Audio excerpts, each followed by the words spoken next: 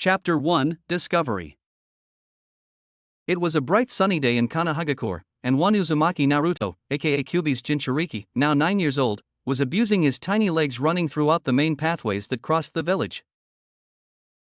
He ignored the dirty looks he received along the way, getting used to them a long time ago. As long as he could remember, the majority of the villagers looked at him like that. He figured that his pranks were the issue. A bright smile could be seen on his face, though, as he had just came back from visiting a beautiful waterfall he had found near one of the training grounds. The mental picture was engraved in his head as he entered the Hokage's administrative building. Naruto ignored everyone inside the building as he ran past the hallways. He almost bumped himself against a man with silver hair that defied gravity, but managed to evade him while running. The Jonin in person looked at Naruto's back before smiling and walking away. Ever since he was 7 years old, Uzumaki Naruto always enjoyed exploring the various sites of the hidden village in the leaves. The Sandaime Hokage shared with him once that a long time ago, before the village foundation, the entire area was a large forest, filled with caves and waterfalls. Every new site Naruto discovered, he would then talk to the Sandaime about it in lively detail. The boy could feel the warmth of the old man's smile when the boy talked about the many sites in Kanahagakure. The boy ignored the protest coming from the Hokage's secretary as he immediately barged inside the village leader's office, alerting the Umbu staff that protected the Hokage. Hiruzen Sarutobi, however, merely smiled at the energetic boy, already used to his antics, especially when the boy wanted to tell him about a new site he discovered in Kanahagakure. Despite it all, he needed to scold the boy a bit for barging inside. "Naruto-kun, how many times have I told you not to come in like this?" "Sorry Gigi, it's just that I managed to find another waterfall today and it's even more awesome than the last one." Hiruzen smirked as he looked at how happy the lad was. When Hiruzen took him away from the orphanage, he was worried about his state of mind. It was his hope that Naruto would have a normal childhood, or as normal as it can be, considering everything.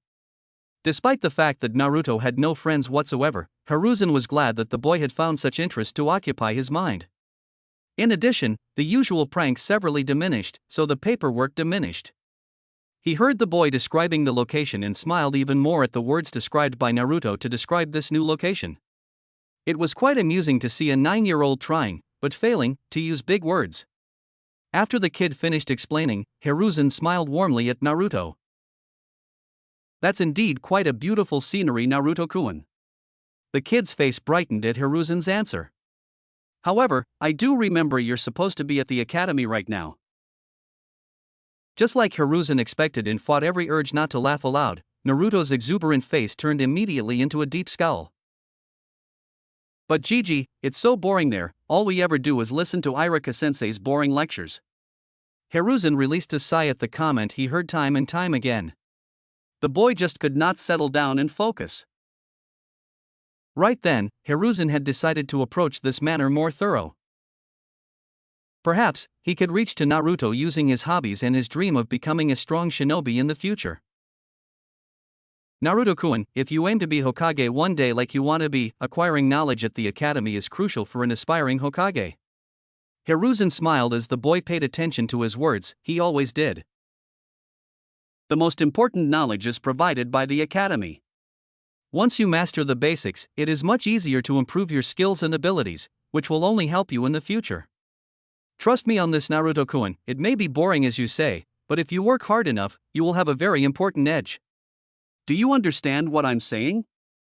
Naruto nodded, but he felt like he was receiving a reprimand from the kind old man to whom he respected dearly. Hiruzen caught on the downtrodden face and gently lifted Naruto's head to maintain eye contact. "There is no need to be sad, Naruto-kun, all I want is for you to apply yourself harder at the academy. Trust me, it will only benefit you in the future." Naruto nodded once more, now with a relieved smile on his face. "I will try, Gigi, believe me. Just you wait. I will be the best student at the academy and I'll make you proud." The grandfather figure smiled dearly, caressing the kid's hair gently. "You already make me proud, Naruto-kun, now go on then. And, don't worry about Irika-sensei. I will explain to him that you had a small fever and could not attend today. Go home and think about what we just talked about. Naruto energetically straightened up and nodded resolutely, before running back towards the door. Hiruzen watched Naruto leave and wondered if the boy truly paid attention to his small lecture about the academy. The boy inherited his mother's energetic behavior, no doubt, but Naruto was also son of the Yondaime Hokage. Hiruzen mused that bright yellow hair and blue eyes were not the only inheritance he received from his father. With Naruto . No sooner had the boy left the Hokage's office than he marched straight to a training ground he knew no one ever used. It was close to his apartment building, so he could see the training ground from his window. The kid always wanted to see awesome techniques, but he never got to, as no one used this location. Taking into account the stuff he saw at the academy, Naruto devised a small training regimen. Like Iruka-sensei instructed before starting physical exercises, stretching the muscles was important. That being said, he did the routine he performed at the academy with a couple of laps around the training ground followed by some sit-ups and push-ups. With that done, Naruto performed the set of katas he was taught at the academy. The training grounds had no targets to practice on, so he settled for the trees instead.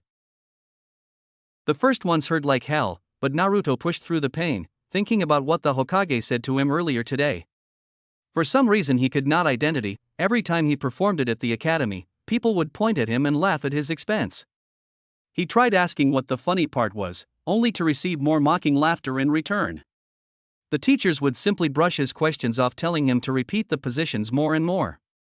Like he was told before, he repeated the exercise, pounding on the thick tree, while trying to ignore the bleeding knuckles in his hands.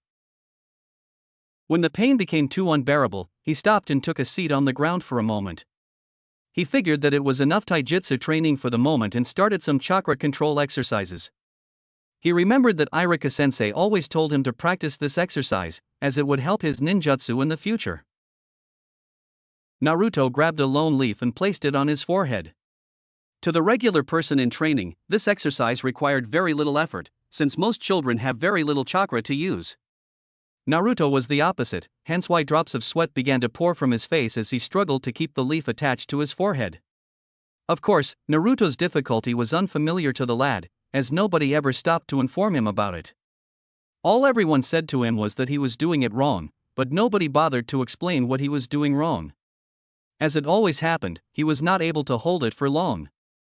The 3 regular ninjutsu practice wasn't much different from the chakra control exercise, as the techniques required very little chakra to perform.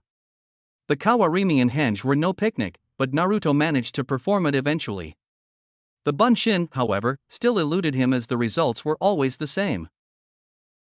Naruto sighed in dismay as he saw the dead-looking clone in front of him. The same experience occurred throughout the day as he tried repeatedly, but with the same result. Eventually, even his chakra reserves were not enough and he collapsed in the middle of the training ground. 3 hours later . When he opened his eyes once more, it was already nighttime. The boy let out a curse at his stupidity as he quickly got up and looked around. Remembering the training, if that could be considered as such, Naruto sighed once more.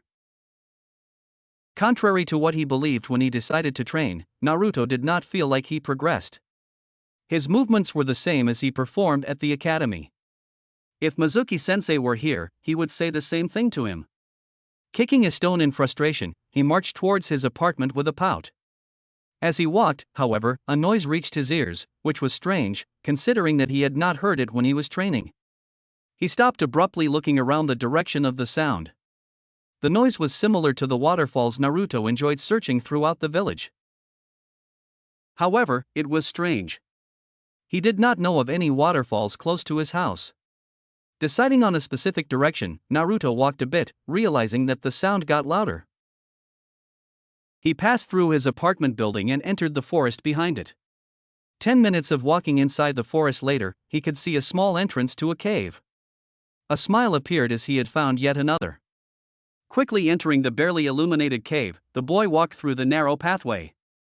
The noise reverberated throughout the passageway. When the walkway ended, Naruto's eyes immediately lost their usual focus as he could not describe it. The area around the waterfall wasn't much to be considered. The water, however, was what caught Naruto's attention. Of course, it was blue just like the others, but Naruto could see directly behind the water. Looking at the lake, Naruto was also shocked to see the bottom without much difficulty. It was a mesmerizing vision as he became hypnotized by the deep azure color. Deciding to spelunk, Naruto looked around the waterfall, but saw nothing in particular aside from the crystalline blue waterfall. As he was about to leave the place, through the same passageway, Naruto's eyes locked on something that did not belong to the scenery. Near the lake margin, one rock was slightly taller than the others were, and the boy could see some sort of dark mark engraved on the stone. The cave lacked sufficient light, so he could not see what it was. When he caressed the marking, however, Naruto became startled as a ledge seemed to open right where he stood. His screams of fear echoed throughout the cave, but no one was around to hear, and once more, Uzumaki Naruto passed out, this time because of a slight head bump. The first thing he saw upon opening his eyes was that he was no longer inside the cave he was spelunking before. This place had the same wall structure, but this time he could see little torches illuminating it. Naruto could see the same black markings he saw earlier, but instead of a big one, he now saw multiple markings sprawled all over the room. When Naruto looked behind him, however, he screamed in fright as he realized he was not alone in this place. "Who are you?" Naruto asked, trembling as he looked at the man, trying to recognize him. He was tall, fair-skinned with white shaggy hair. The man's outfit consisted of dark blue armor, and he wore a different forehead protector bearing the symbol of Konohagakure. His face looked menacing enough, and Naruto felt like the man was looking at his very soul. However, something about his face was familiar to the young Uzumaki. The man in question frowned at the strange boy's question and crossed his arms in irritation. "I'd like to ask you the same question, boy, and how did you find this place?" His voice also made Naruto tremble in fear, and he felt compelled to answer the man. "My name is Uzumaki Naruto." The boy gulped as he saw the man frowning, but answered the second question. "I was exploring a cave when I accidentally opened a ledge and fell. When I woke up, I was here." The man in question stayed silent as he observed the kid for a while. He could not find any chakra fluctuations, meaning that he was telling the truth. In addition, he could tell that it was the kid's chakra that touched the seal array he had left on the top floor. With that out of the way, the strange man immediately lowered his killing intent, allowing Naruto to breathe normally once more.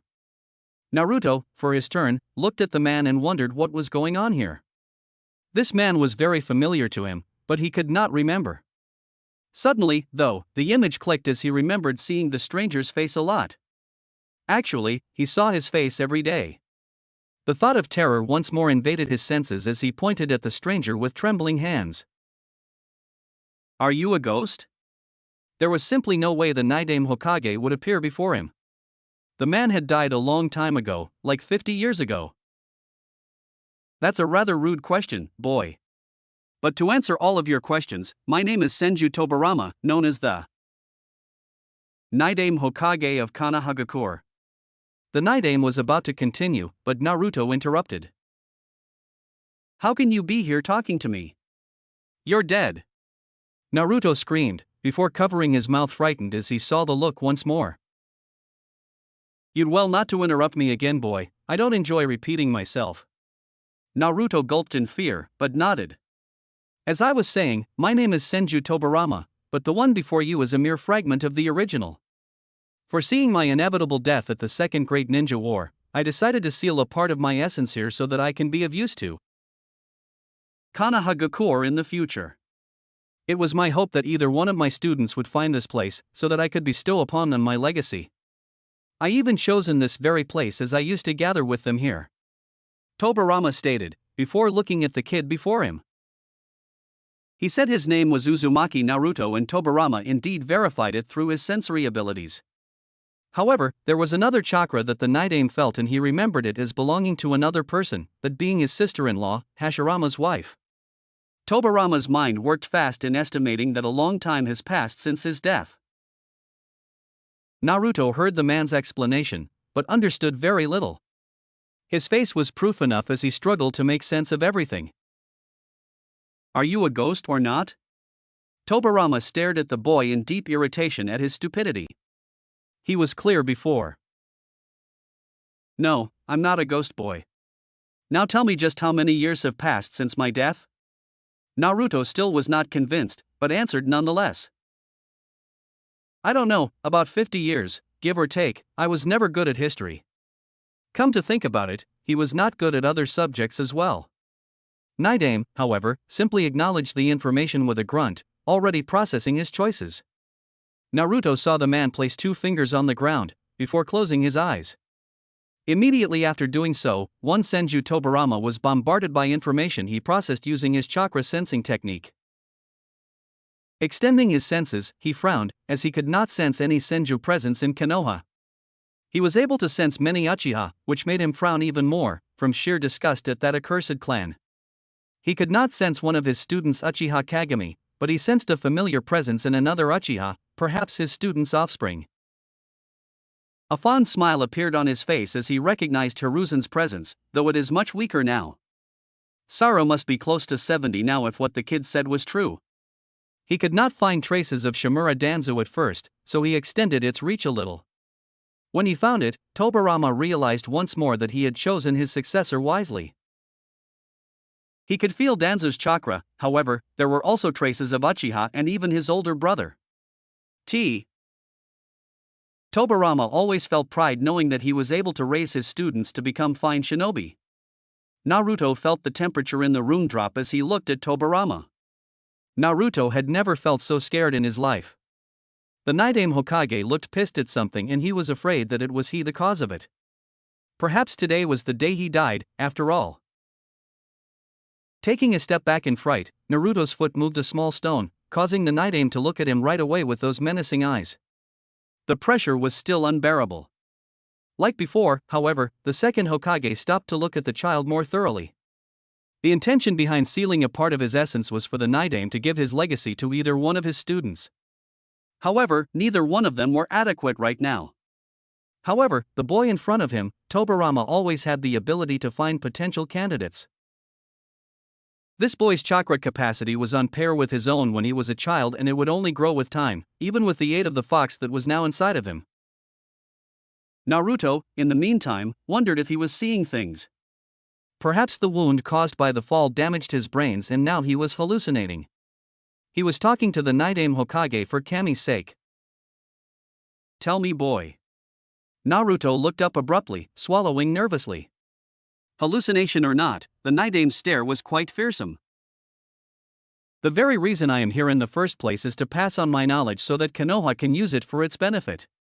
I had hoped that either one of my students would find this place, but they did not.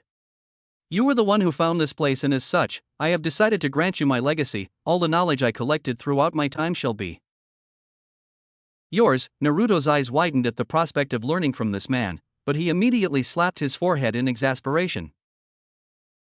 Wait a minute, how could you be real? I don't understand. One minute I fell and hit my head, the next I'm sitting in some sort of cave talking to a man that was killed 50 years ago. Am I going crazy here? Naidame saw the boy pulling his hair frantically. Indeed, to a boy with no knowledge of the intricacies of Fuinjutsu, his sudden appearance like this was incredibly suspicious.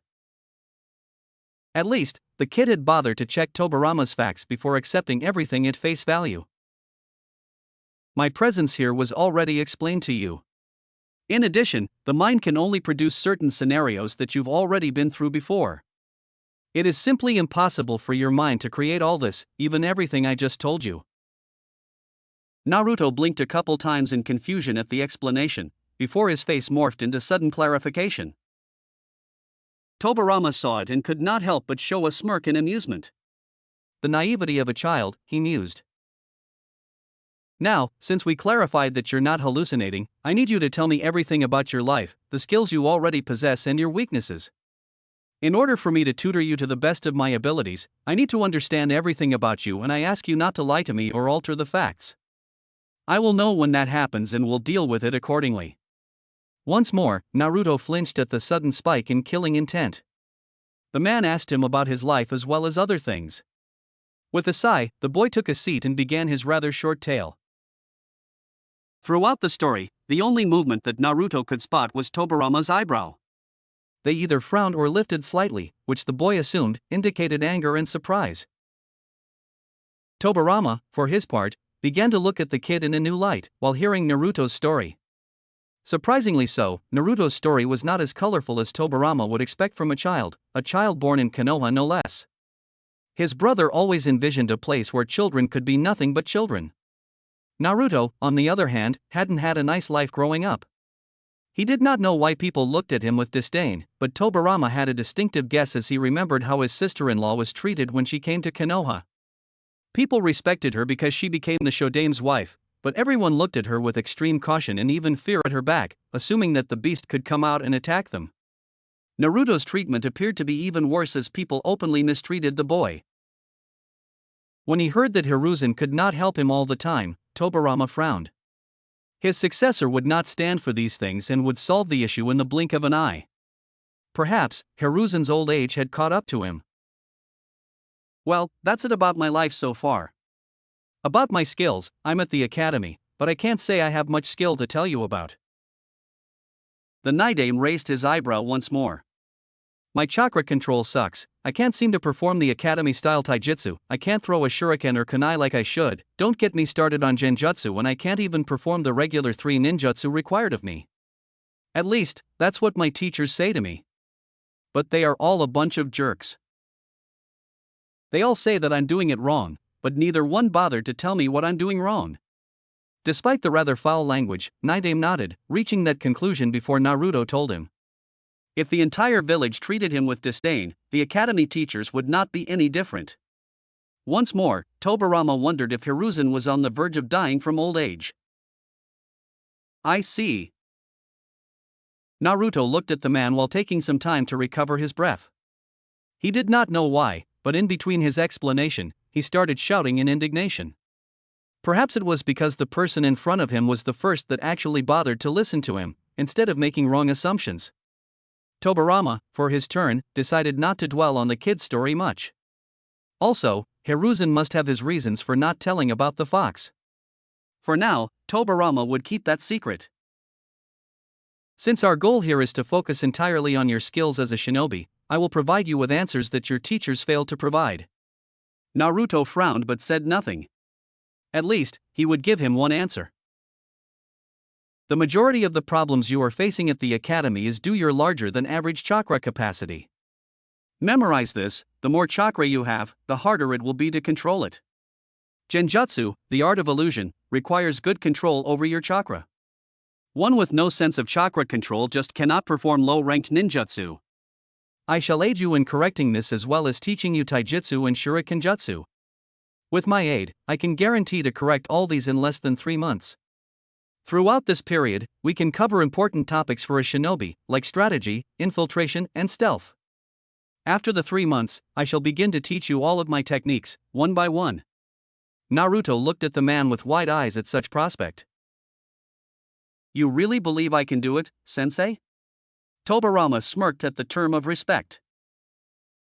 One aspect you'll learn from me is that I don't bother saying anything aside from the pure and logical truth. I would not bother saying so if I believed otherwise. Naruto smiled and nodded in appreciation. Okay, when do we start? Tobirama smirked at the eagerness, but he had to deal with one important issue first. Tomorrow, after the academy, you will come here and we shall begin. However, before you leave, we must take care of something first. When I created the seal, I had stored enough chakra to last this conversation. My extension in this place requires a steady supply of chakra, and I do not have said luxury. Naruto blinked once more in confusion and the Naidame began to understand that perhaps it was best if he used smaller words to explain things. At least for now he would adhere to it, but when they began to cover advanced knowledge, Naruto's vocabulary would have to improve drastically. In simpler terms, I need you to give me some of your chakra every day to sustain me. Ah, you could have said that from the beginning, sensei. But how can I train without my chakra? Naidame nodded in the negative at the question, as absurd as it was. I do not require all of your chakra. Depending on the level of your training, I shall increase the amount, but nothing too extreme. Naruto nodded once more with a smile on his face. He would make the old man proud and he would do so by training with the Naidame Hokage. Chapter 2, A Strict Coach. When Naruto awakened the next day, he first believed that the events of last night were nothing but a dream. He had every reason to considering that he just had a conversation with a man that should be dead for 50 years now. Still, the conversation was fresh in his mind, especially the part when the supposed Nidaime Hokage told me about his high chakra capacity and that because of it, he could not perform most of the techniques that were taught at the academy. That fact alone made Naruto hope that what happened yesterday was not just a dream. If it were, then he would be greatly disappointed. His day started like usual, with a ramen breakfast. He got dressed quickly, without much concern for hygiene routines. The academy was the usual with Irika-sensei focusing on lectures and Naruto doing everything wrong. The teacher did look at the boy with pity, but did not correct him otherwise. The boy thought about talking about his chakra problem with Irika, but he thought otherwise. Naruto did not have anything against Irika, but for some reason, he did not trust the man to keep what they talked about a secret. Hell! Naruto would not be able to explain just how he came up with his high chakra capacity problem. The thought itself became humorous. Telling Irika about his meeting with the Nidaime would only inspire the man to believe that Naruto was making things up. Thus, he endured throughout the academy time. The minute the bell rang, he left as quickly as he could. In no time, the exuberant kid reached the place where he remembered from last time. His smile grown even more at the noise of the waterfall inside the cave. As soon as he entered the room with the waterfall, however, Naruto was surprised to see the Nidaime Hokage sitting on top of the small lagoon. The man had his eyes closed the entire time. Naruto smiled upon realizing that what happened yesterday was not a dream. He was about to run and scream to the former Hokage, when the man opened his eyes and looked directly at the boy. Just the look alone was enough for Naruto to shiver on the spot. Nidaime Hokage got up from the lagoon and walked towards his apprentice. "Now that you're here, we shall begin." Naruto meekly nodded as he watched the man approach with dread. "As you explained to me yesterday, you need tutoring in multiple fields: chakra control, shurikenjutsu, taijutsu, ninjutsu, and genjutsu." Naruto lowered his head in shame at the list of his flaws, but nodded regardless. Nidaime frowned at the sight, however. "Pity is a word I don't particularly enjoy. It is an emotion that will only hinder you in the future, be it pity at others and even self-pity. You said to me yesterday that no one ever bothered to tutor you properly, so the reason you have yet to grasp the basics is due to a gap in your teaching." Naruto blinked repeatedly, trying to grasp what the man was talking about. His confusion was evident on his face. Nidaime released a sigh once more. This kid needed a dictionary fast. "In simple terms, you suck because no one bothered to teach you." "Oh, yeah, hey, you could have started with that, sensei." Naruto showed a pouting face typical of a child to which Nidaime ignored. "I was not kidding when I said yesterday I would take us 3 months to cover everything. Now, time is of the essence here, so let us get started. First, can you explain to me what chakra is?" "Oh, chakra is what we use for ninjutsu, right?" Nidaime stood there waiting for more, but frowned when the boy stopped talking. "Okay, then, from the beginning." "You're partially right, but that's not what I asked. Chakra is essential to even the most basic technique. It consists of mixing physical energy present in every cell of the body and the spiritual energy gained from the mind. Do not worry about memorizing this, as we will be covering throughout your training." Naruto nodded with a relieved sigh. The man sounded just like Irika-sensei and frankly, he was starting to doze off. "It is important that you understand this in a practical sense, not just the theory. Ninjutsu requires more physical energy and less spiritual energy, while genjutsu requires more spiritual energy than physical energy. We will now focus a large amount of time in your chakra control." Nidaime ignored a slight protest from the boy and continued. "There are many suitable exercises to increase your chakra control, the easiest being the leaf balancing exercise. In your case, it would be next to impossible, considering your large chakra capacity. So that's why I burned the damn leaf every damn time. Stupid Irika-sensei for not telling me this." "Precisely for this reason, we shall begin with a more chakra-intensive exercise, in my opinion, right up your alley. It's called tree climbing. Naruto calmly walked towards the cave walls and placed one foot on the wall and then the other. Naruto's mouth started drooling as the man calmly walked up the wall as if he was walking on the ground. To perform this exercise, you need to focus chakra on the soles of your feet using the ram sign and then start climbing. If the stream of chakra is too weak, you will lose your footing and fall. If it is too strong, then you will be pushed from the wall and fall as well. By my estimate, it shall take you 1 week to master this exercise, but when you do, ninjutsu and other chakra-oriented techniques will be much easier. Now get to it.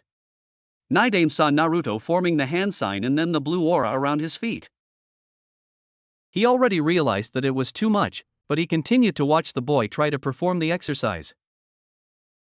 As he expected, the brat took a couple steps before the area, which his foot stepped on, exploded upon contact. Naruto fell inside the lagoon with a splash. You used too much chakra. Try again. The second time it was too weak and Naruto instead slipped and fell once more, cursing the man for falling once more. Naruto attempted the exercise for 2 whole hours but to no avail. The most he got was 10 steps up, before he slipped. Let us move on to another branch of shinobi arts. Try the tree climbing exercise every chance you get, even inside your house. Now, let us start with shuriken jutsu. Now Naruto's interest was piqued. Grab a couple and throw them at me. Naruto grabbed his whole lot of shuriken, before realizing what the man asked him to do. But what if I hurt you, sensei?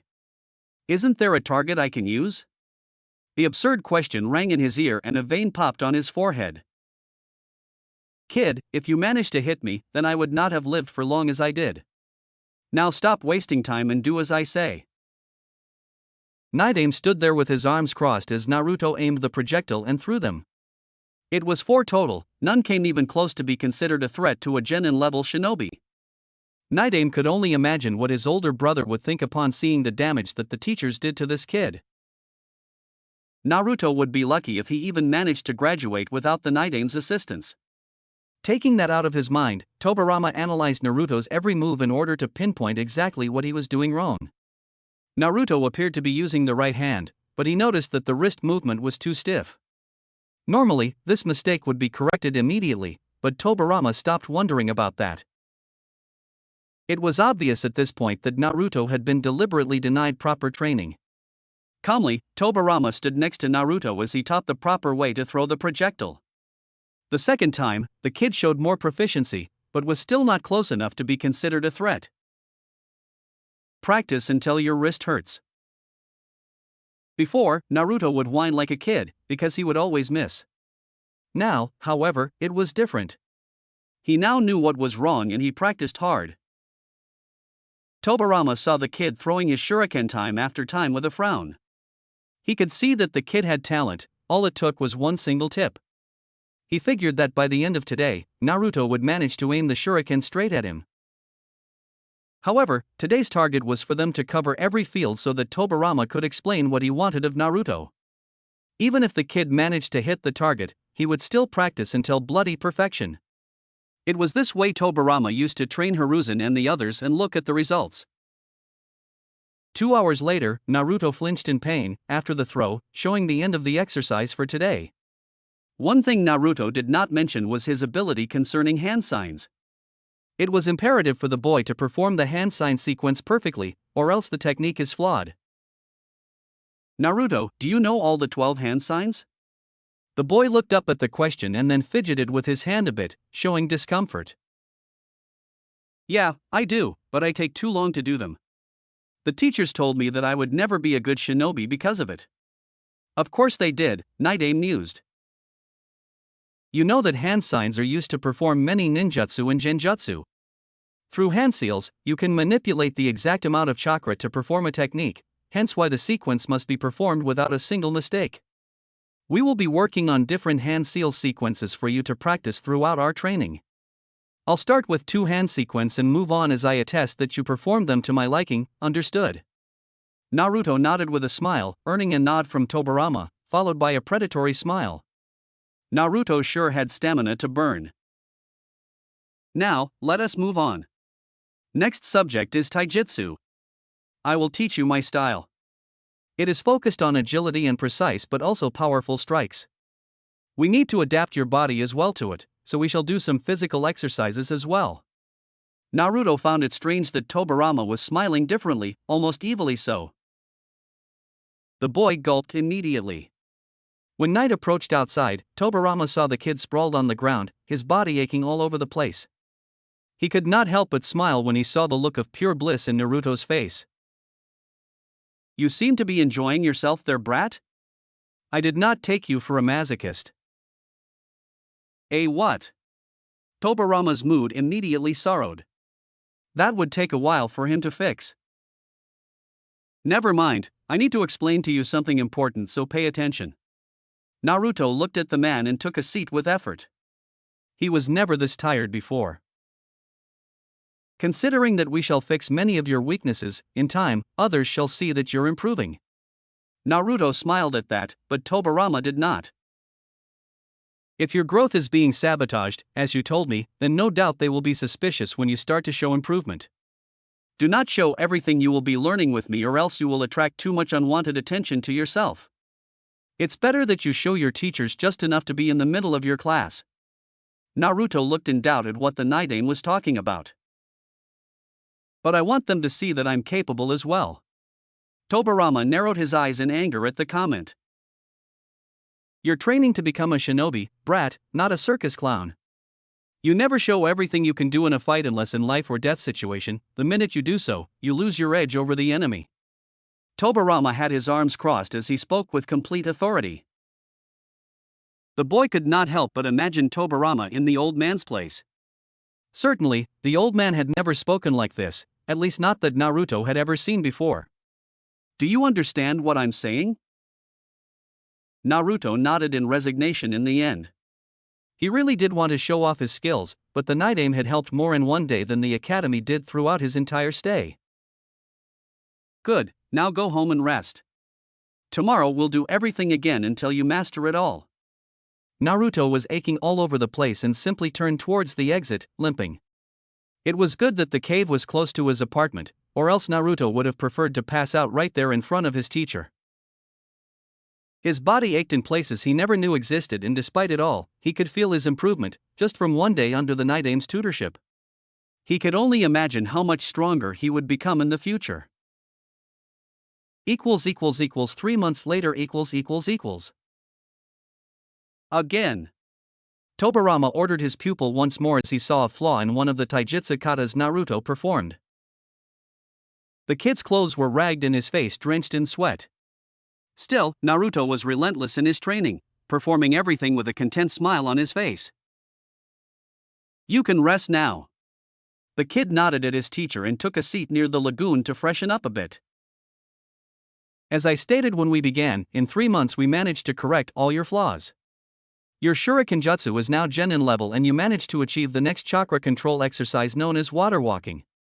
With that, you managed to perform all 3 ninjutsu required by the academy, even though I believe my older brother is rolling in his grave right now at such low-level standards. Naruto came to know a lot about the man known as the Nidaime Hokage of Konohagakure. When Naruto explained to him the requirements for graduation, Tobirama became mortified. He stated that when his brother founded the academy requirements were at least 3 times harder. In addition, Naruto learned that Tobirama valued perfection. He was only satisfied when Naruto performed it to his expectations, or else the genin in training would have to do it again. As I was saying, your taijutsu has improved greatly from that monstrosity you showed 3 months ago. Naruto nodded with a beaming smile. The man promised and the man delivered. Thanks a lot, Tobirama-sensei. The man in question nodded with a satisfied grin on his face. Your practical skills are now adequate for us to step up your training, but first I wish to ask how you are faring in other subjects. Throughout the 3 months, when Naruto became exhausted from the heavy workload, Tobirama would move on to test his mind. At first, the kid complained, but Tobirama silenced him by stating that chakra is a mix of both physical energy and mental energy. Thus, it was important to train one's mind just like one's body. Therefore, Naruto was drilled in history, geography and strategy as well as other related subjects that the kid would need in the future. Of course, the Nidaime could not teach Naruto about the Sandaime and Yondaime's reign, as he was dead before that. Because of this, Naruto struggled a bit at the academy to learn those periods. Aside from this handicap, however, the kid's education improved, much to the Sandaime Hokage's delight. As Tobirama instructed, Naruto rose in the academy rankings, now standing in the middle of the class. Right now I'm in the middle, I'm struggling a bit in academics and I'm improving in taijutsu, ninjutsu and shuriken jutsu. Tobirama cleared his throat and Naruto finished speaking. Not showing it all as you said. Are you observing your teachers and peers like I said? Naruto nodded, remembering how Tobirama would always tell him to observe his surroundings the entire time. The man also taught Naruto how to maintain his observation without letting it show. It was hard for Naruto, because the kid was too exuberant for his own good, despite dimming it down a bit, because of his interaction with the Nidaime. According to Tobirama, Naruto needed to appear aloof to everything while using only his eyes and ears. In theory, it was easy. For a hyperactive kid with the chakra capacity of a jounin, not so much. He eventually corrected a few things, allowing him to maintain his focus without alerting either the teachers of the other students. Of course, a jounin would spot it easily, though. Mizuki-sensei sure looked like he wants to kill me in my sleep. Irika-sensei is pleased with my improvement. The others are the same, I guess. Sasuke is the same as always, broody bastard believes he is Kami incarnated. Tobirama was not surprised, as all Uchiha tend to believe they are gods because of their precious eyes. The Nidaime Hokage was surprised, one day, when he sensed the Uchiha clan dying one by one. He was more surprised when he sensed two Uchiha presences that survived the slaughter. In one of them, Tobirama even sensed traces of his brother's chakra, but it was rather faint. Aside from that, Tobirama theorized that the decision to exterminate the Uchiha clan was not exactly a move he would make. Despite his grievances with the clan, the Uchiha clan acted as deterrent to other villages' advances. Without them, Hiruzen's shinobi force was no doubt severely weakened. If his guess was correct, then Hiruzen was the one who oversaw this manner. A clan as important as the Uchiha would not be extinguished on a whim. Right then, seeing as you now have a firm grasp regarding your chakra and physical abilities, we shall move on and focus more on chakra. There is a reason I keep repeating the definition of chakra to you, my apprentice. Chakra is the mix between physical and spiritual or mental energy. Through the hand seals you now manage to perform to my liking, you can mold chakra into performing ninjutsu and genjutsu, as well as others I shall not focus on right now. This next phase of your training shall involve advanced chakra control, further training in taijutsu, ninjutsu and dispelling genjutsu. I estimate it will take the rest of the year for us to cover everything. Naruto looked quizzically at the man for a while. Why more chakra control? I thought the water walking was the last level, and why can't I learn genjutsu techniques? Nidaime frowned, to which Naruto came to understand differently. When they started training, every time Tobirama frowned, Naruto understood as the man's anger towards him. Later on, the boy realized that the frown was merely the man's discomfort with having to repeat himself. Despite it all, the boy was curious, and he could very well blame the man in front of him for allowing him to be curious. I do not remember stating that water walking was the last level of chakra control. In fact, there are two others, which are more advanced. The next one, which you will be learning and practicing throughout the rest of the year, is the kunai hovering technique. The exercise consists of focusing large quantities of chakra through your hand and lift a kunai using only your chakra. I will explain it more thoroughly, so don't make that face, it's annoying. Naruto wisely stopped and nodded fearfully. Despite the man not having much chakra, he still could control water like no one else. Those water whips hurt like hell. The last exercise is reserved for shinobi whose chakra control must be 100% like medicnines and genjutsu specialists. Since you will never become either one of them, I won't waste time explaining it to you. Now for your second question, your chakra capacity and chakra control are not enough for you to perform genjutsu. However, recognizing and dispelling genjutsu is of utmost importance, considering it is a weakness that the enemy shall exploit. Normally, a shinobi with large chakra reserves is weak against genjutsu techniques. Okay, I understand somewhat. Naruto's face now morphed into a deep thinking one. Tobirama understood that happened upon a sudden realization on his apprentice's mind. What is it? Naruto looked up from his inner wonderings, but his visage was still contemplating something. That last part when you said that people with large chakra capacity are weak against genjutsu. Oftentimes, Irika-sensei would berate me for not answering the questions as I should. He said that in a history question about the Sandaime Hokage, I had instead written the countries that borders with Fire Country. I tried explaining it to him that I answered correctly, but he did not want to hear it and failed me instead. Tobirama frowned at that, theorizing about what must have happened. Still, as he came up with the conclusion, he thought about the reasons why a teacher would go this far just to sabotage Naruto's growth. This time, it was not due to hatred for the Kyuubi, but rather an open intent to jeopardize Naruto's future. This in itself constituted trouble. As you know, Naruto, genjutsu is the art of creating illusions, but that is not the definition of the art. Genjutsu consists mainly in disrupting the enemy's chakra system, in order to make the enemy believe he's seeing or feeling something that's not real. Naruto nodded as he heard the man explaining this before.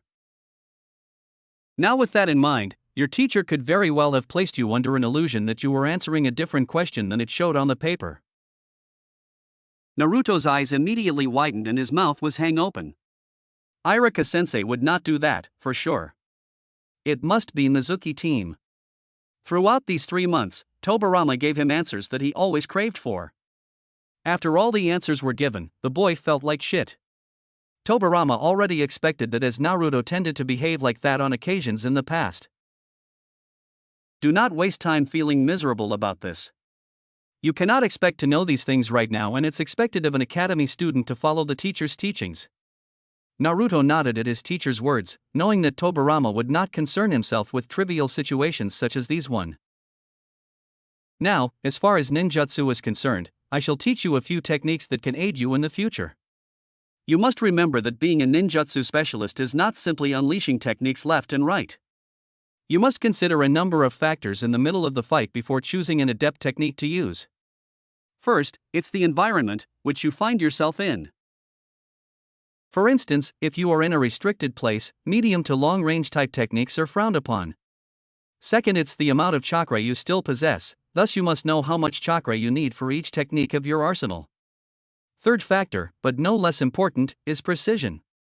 No matter what your choice will be, you must take into account that the enemy will not simply stand still, nor will he give you ample time to perform the technique that may kill him. Naruto let out a giggle at that last one. Tobirama enjoyed speaking with sarcasm. You will need techniques that fit your fighting style. Learning something you will never use in a battle is a waste of time and effort, in my opinion. What about elemental ninjutsu? Tobirama could not help but smirk at the eagerness. That will come afterward, kid. First, you need to understand and control your chakra better, as well as memorize the principles of ninjutsu on the battlefield. Elemental ninjutsu is too advanced, and no apprentice of mine will attempt something he is not a master of. Naruto nodded as he then proceeded to practice his taijutsu for the day. The next phase of his training will start tomorrow after all. Next day. As per Tobirama's instructions, Naruto had a small change in his wardrobe. Nothing major, as it would attract unwanted attention. Instead of his jumpsuit, Naruto kept only his pants, going for a brown t-shirt instead. Since people could still see bright orange, no one thought much about it. The genin in training did his routine at the academy, performing slightly worse than his full capabilities. However, to the trained eyes of the Nara clan, Naruto needed to cover his tracks a little better. Despite being troublesome, one Nara Shikamaru looked at him from the corner of his eye. 1 month ago, he noticed a slight difference in Naruto's behavior. Others did not even bat an eye, but the little genius knew something was off. Naruto was the dead last of their class. He did not show aptitude for most assignments. The change, however, was subtle. He would last 10 seconds longer in taijutsu practice. He would hit the shuriken and kunai target 2 times when before he missed all of them. Even in academics, the boy improved, also in a subtle manner. To the untrained eye, all of this showed nothing but slight improvement. It was bound to happen to everyone, after enough time. Last week, though, his performance improved once more, this time hitting 4 shuriken in 3 kunai. Shikamaru's dad always said that their clan's intellect was above others and that Shikamaru should learn to trust his intellect. After spending time observing the blonde kid, Shikamaru came up with a conclusion. Naruto was more skilled than what he showed at the academy. Sure, Shikamaru did the same thing, showing just enough effort to pass, but he did not expect that the class clown would do the same. Come to think about it, now the Nara genius was at a loss. He did not know whether Naruto did this from the very start. As he watched Naruto throw kunai, he could see that the kid deliberately threw a couple off target. As usual, the others laughed at him, either those who scored less than him.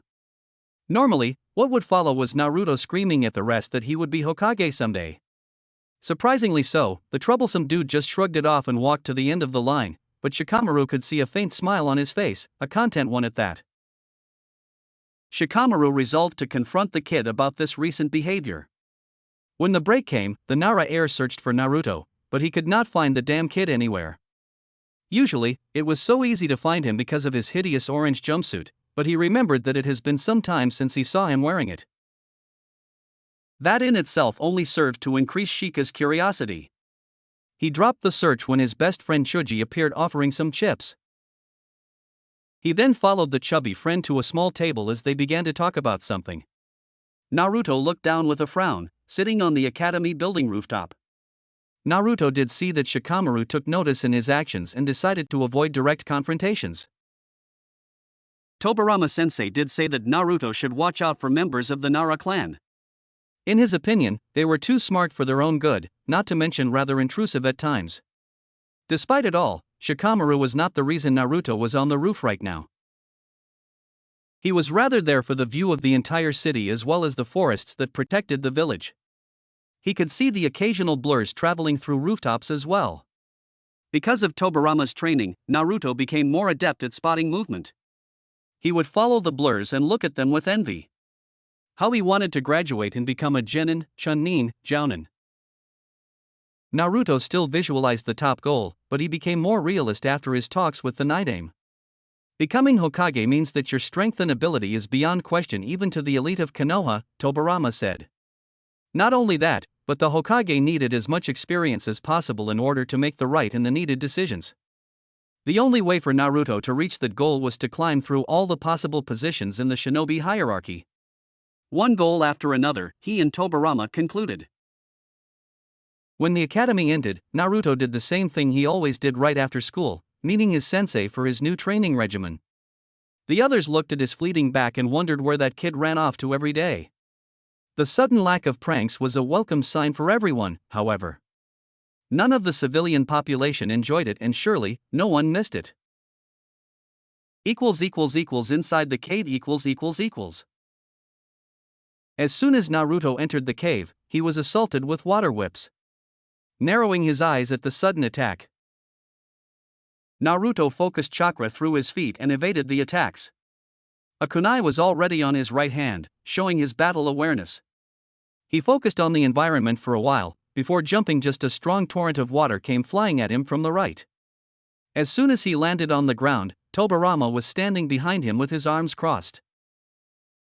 If I was the enemy, then you'd be dead right now. Naruto released a sigh and nodded as he turned to meet his sensei. Do you care to explain what I just did? Naruto looked at a loss, like the man expected. I stated yesterday that a ninjutsu specialist knew how to best use his techniques against an opponent. Through specific water techniques, I managed to lure you just where I was positioned, rendering you useless against a killing blow that would follow, if I was your enemy, that is. This next part of your training, I will teach you how to do just like I did. Remember this, a battle is only won when you manage to control the battlefield. Naruto nodded resolutely at his sensei's words. Now, let us proceed. With Hiruzen . Releasing a tired sigh, Hiruzen, the Sandaime Hokage, slowly massaged his right wrist from signing too many forms today. The man felt every bone inside his body protesting against the onslaught caused the unending paperwork. Hiruzen figured he would focus on something else instead. Smoking his pipe and drinking some tea just did not help him much these days. He needed to find a new successor and quickly. Grabbing his all-seeing crystal ball, Hiruzen tried to locate one Uzumaki Naruto. Hiruzen got wonderful news from Irika that the kid has shown improvement, which meant that the chat he had with the kid 3 months ago bore fruit. However, come to think about it, 3 months was also their last conversation. Truth be told, Hiruzen missed seeing the bundle of energy running around. The ball was taking too long to locate the boy, though, which worried the Hokage. According to Irika, Naruto did not miss any of the classes, so that meant that the boy hadn't gone missing. Still, it should not take this long for the crystal ball to locate the orange bundle of joy. Hiruzen stopped the ball technique after a while, clearly bothered by not being able to find Naruto anywhere. He was about to send someone to investigate when his former teammates and advisors entered his office for their meeting. The Hokage decided to check on him the next day at the academy. Right now, he needed to solve the problem that arose because of the Uchiha massacre. Unaware was Hiruzen that the Nidaime Hokage knew exactly how the ball worked and knew how to block its view. With Naruto . The training started out with his new chakra control exercise, and as Tobirama expected, Naruto was not doing very well. It consisted of hovering a kunai using only chakra from the hand. Too much chakra and the kunai would fly away. Too little and it would not leave Naruto's hand. As expected, Naruto would overload the chakra and send the kunai skyrocketing. The first few times it was rather amusing to see the 9-year-old kid scream in fright at the flying kunai. When the day ended, Naruto felt the immense fatigue of trying to control his chakra to such a degree. He managed to achieve the necessary amount to sustain the kunai, but the projectile only hovered for about 2 seconds.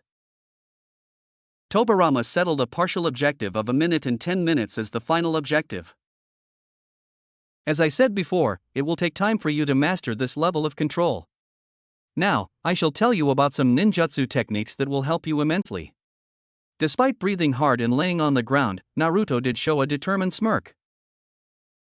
First technique favors agility and shall aid in your taijutsu. It is called Shunshin, body flicker technique. This ninjutsu is a high-speed movement technique, allowing you to move short to long distances at an almost untraceable speed. Tobirama could already cut Naruto's giddiness with a knife. Next one you shall learn is Fukumi Hari, hidden needle technique. As the name suggests, through this technique, you can throw needles at your opponent using your mouth. The best quality of this technique is that the enemy will never suspect it. The blonde showed his disgust at the description, but as usual, Tobirama ignored. Next one is called Dokugiri, poison mist technique. It consists of emitting a poison mist at your opponent. This technique is perfect for multiple opponents and also for when you need to escape. The stupid enemy will attempt to pass through the mist, only to inhale all the poison. The one with the hidden needles aside, bring it on Tobirama-sensei. Nidaime smirked at the kid. He was indeed a training masochist. There is another technique I intend to teach you that is my creation. It will serve you nicely both in reconnaissance and fighting multiple opponents. It's called Kage Bunshin, shadow clone technique. Now, I know what you'll say, so save it. This is not like the regular Bunshin technique, first of all, because it takes more chakra to perform. The regular Bunshin technique is an illusion, whereas the shadow clone is a ninjutsu. You will actually create an identical replica of you with its own chakra capacity and movements. Best of all, however, is that the clone you create can learn just as much as you do. Also, everything he learns will be transferred to you. I hope that your brain can process the implication of learning this particular technique, do you not? Naruto was ecstatic at this point, looking at the man with a big smile on his face. With this technique, he could double his learning time and incorporate more skills to his repertoire. Just this talk alone was enough to give him more energy. As I said before, bring it on Tobirama-sensei. I shall do as you comply. Also, I shall teach you how to detect and dispel genjutsu. I will explain the concept throughout this next training phase. Now go home. The boy nodded as he got up and left. Tobirama looked at his apprentice's back, before turning to the scroll and vanishing. His presence was solely due to Naruto's chakra constantly pumping the seal, so he could not afford to be careless, or else his legacy would be lost forever. The thought alone made him ponder. He needed to make contingency plans and fast. Chapter 3: Learning the Elements. October 10th. Today was the date of Naruto's 10th birthday, and he was walking together with the Sandaime Hokage towards the boy's favorite restaurant. As soon as they arrived at the ramen stand, they placed the orders and conversed while waiting for it. The conversation topics were varied in nature, but most of the topics focused on the boy's small but constant progress in the academy. It was not enough for Naruto to be in the top 10, but now the boy was firmly in the middle of the class in terms of overall skills. Taijutsu and Shurikenjutsu were his best subjects, with ninjutsu and academics following closely behind. Hiruzen even noticed, throughout the conversation, a couple of advanced words in his vocabulary and could not help but praise the lad for it. "I'm thrilled that you are improving in your studies, Naruto-kun. I guess that talk we had really helped you." The boy had his mouth full with ramen and ate it all, before responding. "Thanks, Gigi, yeah, that talk helped big time, you know. I now fully understand the contents in the academy books." Hiruzen nodded, deeply pleased to see that the boy had also learned some manners as well. Normally, Naruto would speak with his mouth full. "That's good. Now as you're working hard at the academy, I wanted to give you something for your birthday." Naruto stopped eating and looked at his grandfather figure with glee in his eyes. "For real, Gigi, thanks. What is it?" "It is your hat, isn't it?" "I knew it." Hiruzen smiled at that, feeling content with the boy's progress and already making predictions about the boy's future achievements. The Sandaime Hokage grabbed from within his robe a small scroll and handed it to Naruto.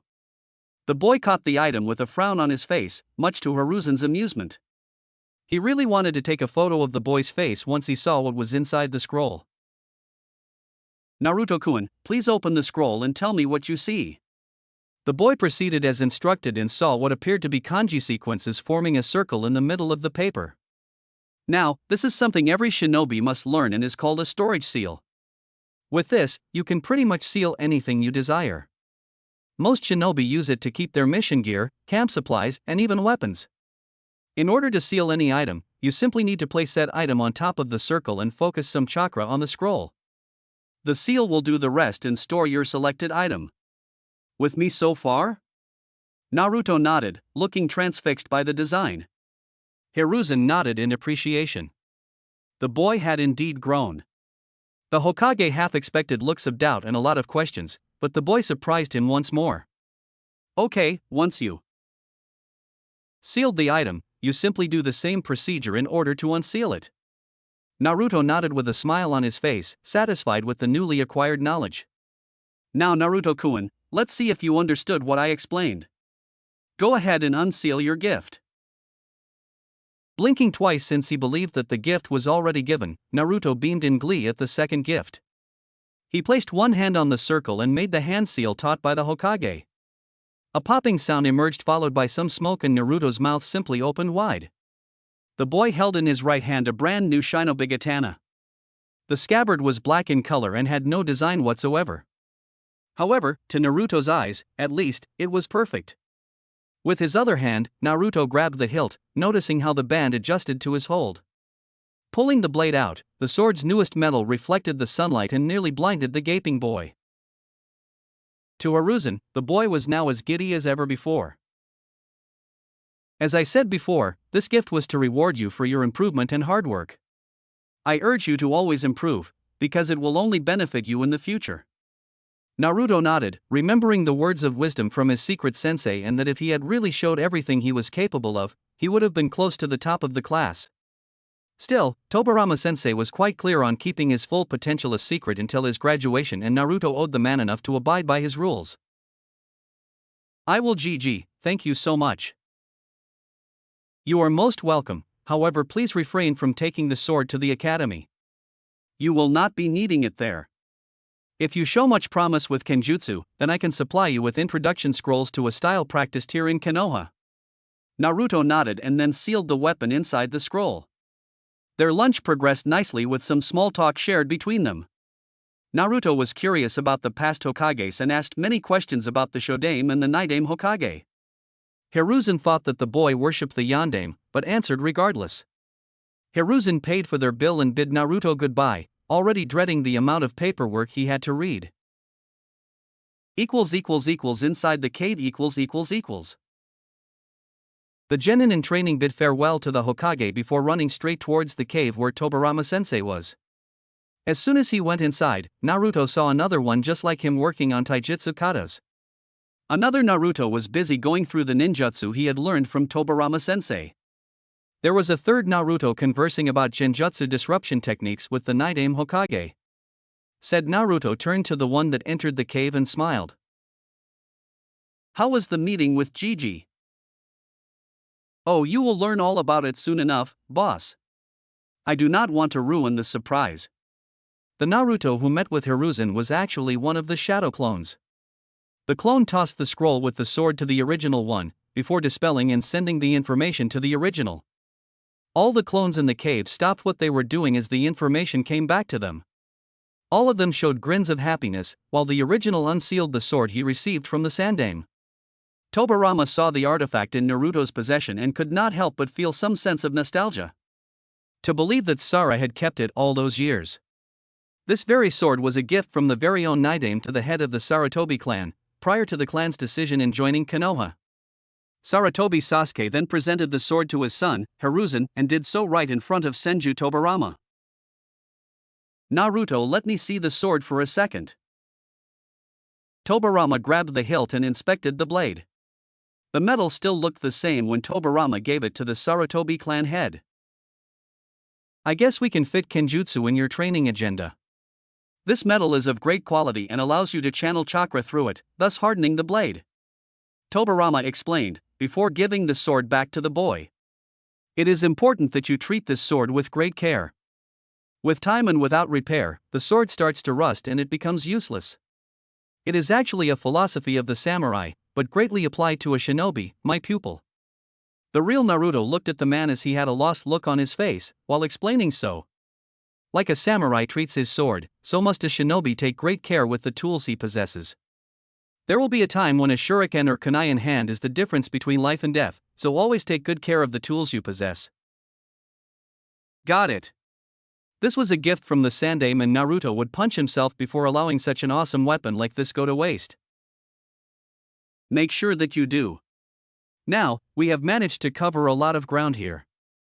You learned the advanced chakra control exercise as well as the 4 ninjutsu I taught you.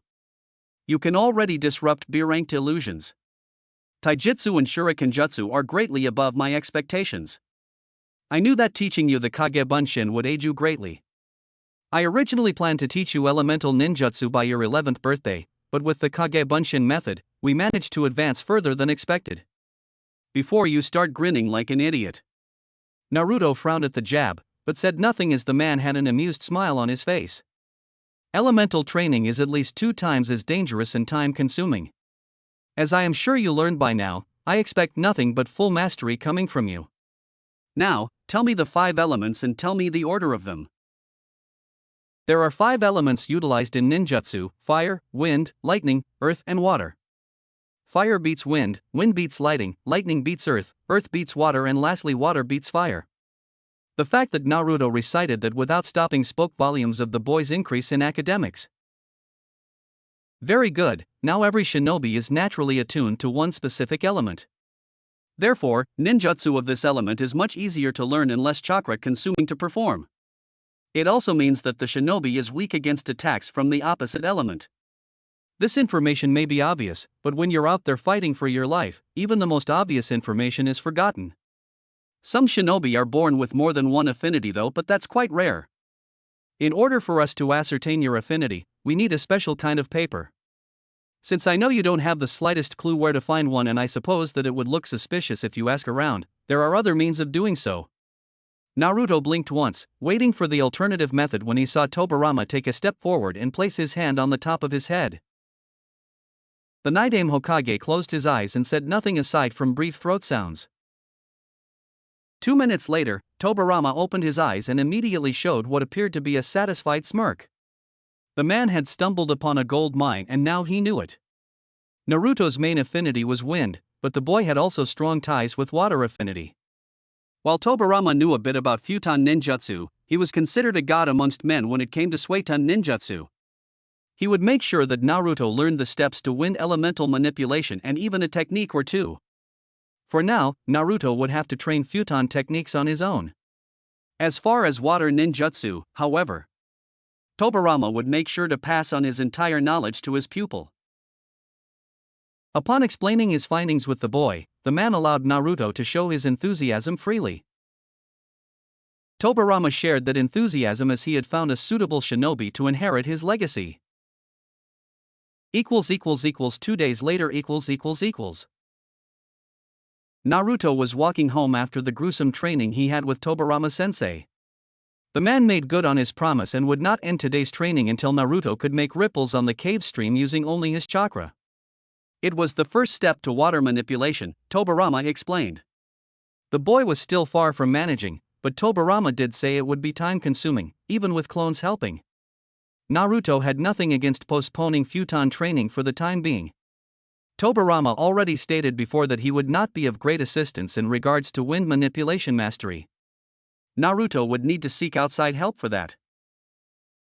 The problem was that aside from the Nidame, Naruto had no one else to seek help to. The Sandame was the only one, but elemental manipulation was considered rare even for genin shinobi to learn. The boy figured that he could find something in the library, but he didn't have his hopes up. Said information was limited to shinobi only and he had yet to graduate from the academy. Naruto was about to climb the stairs of his apartment building when his nose came to life. The smell was simply incredible. He looked to the woods close to his apartment and was startled when he saw a small fire. Acting on his curiosity, Naruto entered the woods and was surprised to see an old man sitting next to the fire, working on what appeared to be a stew of some kind. His nose located the source of the smell and Naruto began to salivate in anticipation. "Oh, welcome, young one, are you hungry?" The voice awakened Naruto and made the boy look at the senior individual. He appeared quite old in Naruto's opinion, perhaps older than the Sandame. He wore a mesh armor shirt under a short brown sleeveless kimono with a pair of gray paints. Referring to his question, Naruto was not so hungry, however the smell alone had brought a deeper sense of hunger. The elder took a plate and poured some stew, before offering it to the blonde.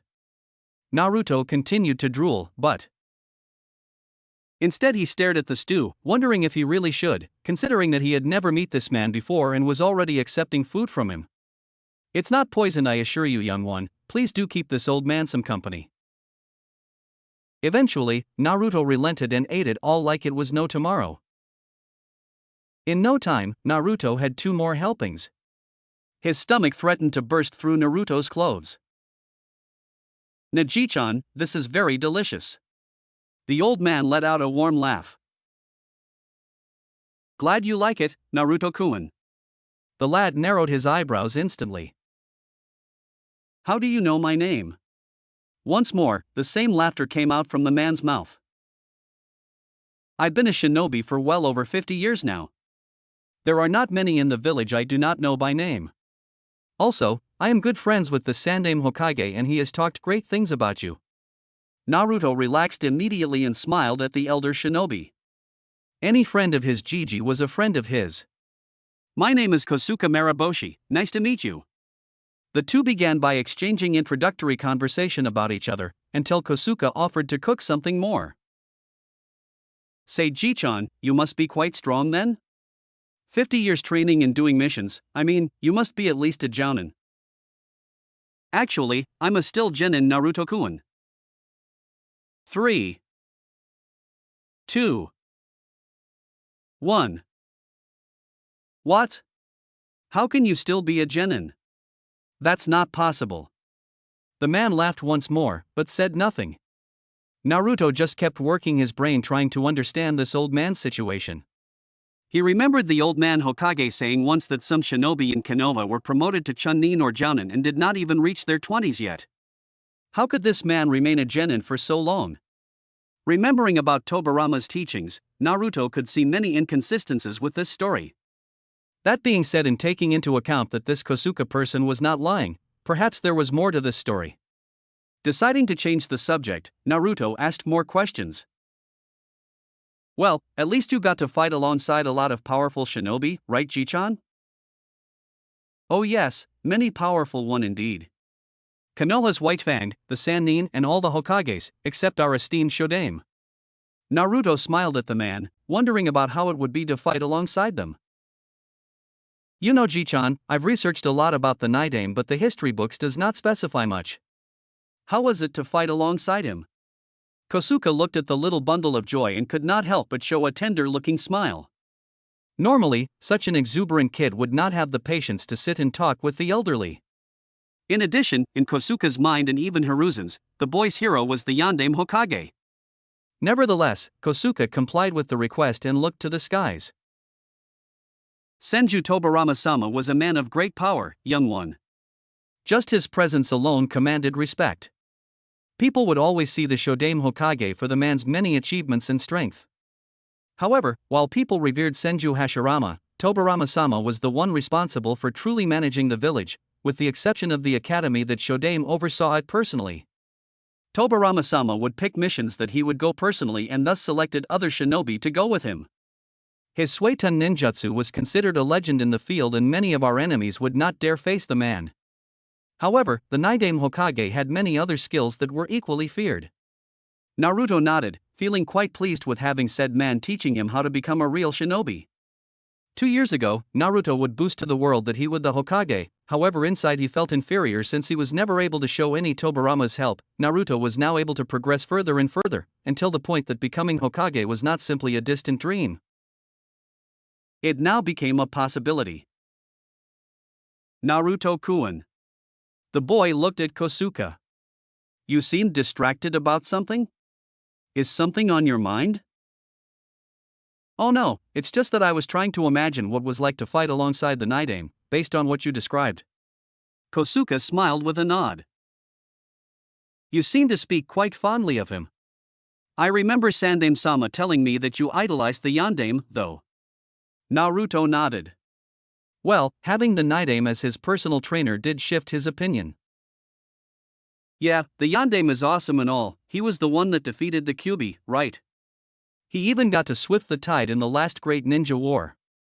However, the Nidaime Hokage's prowess comes from before even the hidden village founding. From the books, in those days, simply surviving as a shinobi was already an achievement. Not only that, but from what I read, the Nidaime Hokage was regarded as one of the strongest shinobi in existence, losing only to the Shodaime Hokage and Uchiha Madara. Kosuke could not help but snicker at the book comparison. Tobirama-sama never did like Madara and certainly, he did not enjoy being compared to Shodaime-sama. Aside from that, Naruto-kun did know a lot about the Hokage's history. You certainly enjoyed reading about the Kage's history. I bet that they would be proud to hear that you took such an interest in them. The boy this time showed a bright smile. Well, I do want to be just like them in the future. Kosuke opened his eyes a bit looking at the kid in front of him, before smiling fondly. Hiruzen was right, Naruto-kun was indeed quite interesting. The conversation continued for a while, before Naruto bid the old man farewell. Kosuke appreciated the company dearly and invited the kid for another dinner anytime. Next day. After the academy, Naruto started his training in earnest, working his chakra through hell and back in order to learn water manipulation as per Tobirama's instructions. So far, the boy, even with the use of his clones, barely learned the first phase, but Tobirama knew it would take time. In his mind, it was better to waste more time in learning the fundamentals, because then Naruto could learn the most advanced subjects faster. It was like an engineering project. It takes more time to design the project than to perform the actual construction. That way, once the construction starts, it wouldn't be hindered by outside interference. Also, the kid had advanced chakra control, so by Tobirama's estimate, he should finish both the first and second steps today. The clones all worked in different sides of the lake, until one short burst of chakra from all of the Narutos managed to form ripples. Senju smirked. Naruto could already perform C-ranked ninjutsu with this level of control, but the man would wait until Naruto learned all 4 steps. It was necessary to reach Tobirama's level. Excellent, now let us proceed with the second step. You learned how to make ripples. Now you shall learn how to manipulate the water into forming a whirlpool like this, watch. Naruto watched as Tobirama landed his hand on the lake and manipulated chakra. The boy saw that around the man's hand, a spiral formed until the entire area became a water tornado. Use your chakra and imagine it swirling around your palm while the palm is on the water surface. Start by transforming the entire lake into one gigantic whirlpool. Your control will improve when you manage to make it smaller and smaller until it barely circles your hand. Get to it. Oh, and I will be taking a bunshin to teach some kenjutsu katas. The clone will memorize it, but it will be up to you to train the movements and perfect them in time. Remember that Kage Bunshin training will not make up for hard work. I know, sensei, I was wondering about my other affinity, wind. How do I get to train it while I'm focusing only on water? Getting stronger is good, but getting ahead of yourself is not. Patience is required in a shinobi's life. Even with the bunshin, learning 2 affinities at the same time will do more harm than good. You won't be able to fully assimilate the intricacies of each element at the same time. It is important that we focus 100% of our time to each task, before moving on to the others. As I told you, while I know of the steps required to learn wind manipulation and even a couple of techniques, I cannot help you as much as I can with water. Perhaps, it will be prudent to leave wind manipulation aside for now and resume once you graduate and is transferred to a Jounin sensei. He or she can perhaps supply you with the knowledge you require. Okay, I understand. Also, after graduating, I can have access to the shinobi section of the library. Tobirama nodded, before seeing the boy return to the task of finishing the second step. That too, now stop wasting time and do it already. I expect you to finish this exercise today. Naruto gulped nervously at the look Tobirama sent him from the corner of his eye. The man was no stranger to the old water whip method of making sure that his student stayed focused. 2 months later . Okay, mold chakra in your stomach and inhale through the nose, hold it in and then exhale it all out at once. Suetun Mizurappa no Jutsu, water release, violent water wave technique. Naruto joined both hands in a praying fashion as he inhaled, before expelling a strong jet of water at the waterfall. Tobirama stood by the boy's side, inspecting the attack while it was performed. In his eyes, the boy was already proficient and will only improve in due time. The second step actually ended up taking Naruto an entire week to finish, due to his large amount of chakra. The third step involved primarily about the level of control regarding the water inside Naruto's body. Aside from this project, Tobirama had also drilled Naruto's clones with different kenjutsu positions and even got to tutor him on battle plans involving the sword. Tobirama now felt confident enough that Naruto was ready for the fourth and last step of water manipulation mastery. In fact, Naruto was clueless, but there were only 3 steps needed to be proficient in water ninjutsu. The fourth step was purely Tobirama's creation as it allowed him to use water techniques even without a nearby water source. My student, you've come quite far in your training and now it is time for me to pass on the first part of my legacy. Follow me please. Naruto nodded as he watched Tobirama step into the water and walking casually towards the waterfall. As I explained it you, water is an abundant element of nature. You are able to find it in almost every place you look. Suetun ninjutsu divides in 2 types of techniques, the ones where you use the water within your body and the ones you use outside your body. A true master of Suetun ninjutsu, however, does not need to rely on any nearby source of water, and I shall pass on this knowledge to you, so that it may once more benefit the village. Naruto nodded as the man took a seat right below the waterfall. The heavy water bombarded the man's blue armory, but he did not appear discomfort. The fourth step to mastery is to learn how to use water ninjutsu by using the water molecules saturated in the air. Naruto looked ignorant of the subject, but the man learned his patience. Naruto was a fast learner. The air molecules are composed mainly on 2 chemical substances, called hydrogen and oxygen. Both these substances together form water molecules, which for a Suetun master is an unending source to be used. Now, come sit by my side and focus on your chakra. The boy did so and immediately flinched at the water pressure. Close your eyes and spread your chakra through the entire lake around you. The key to this exercise is to become one with the very element. Naruto did as his sensei told and closed his eyes, attempting to ignore the discomfort. According to his sensei, the water element was unlike all the other elements. Its nature was calm and serene, but anytime and if used properly, it could become quite fearsome. It took a while, but eventually Naruto got used to the waterfall bombarding his shoulder.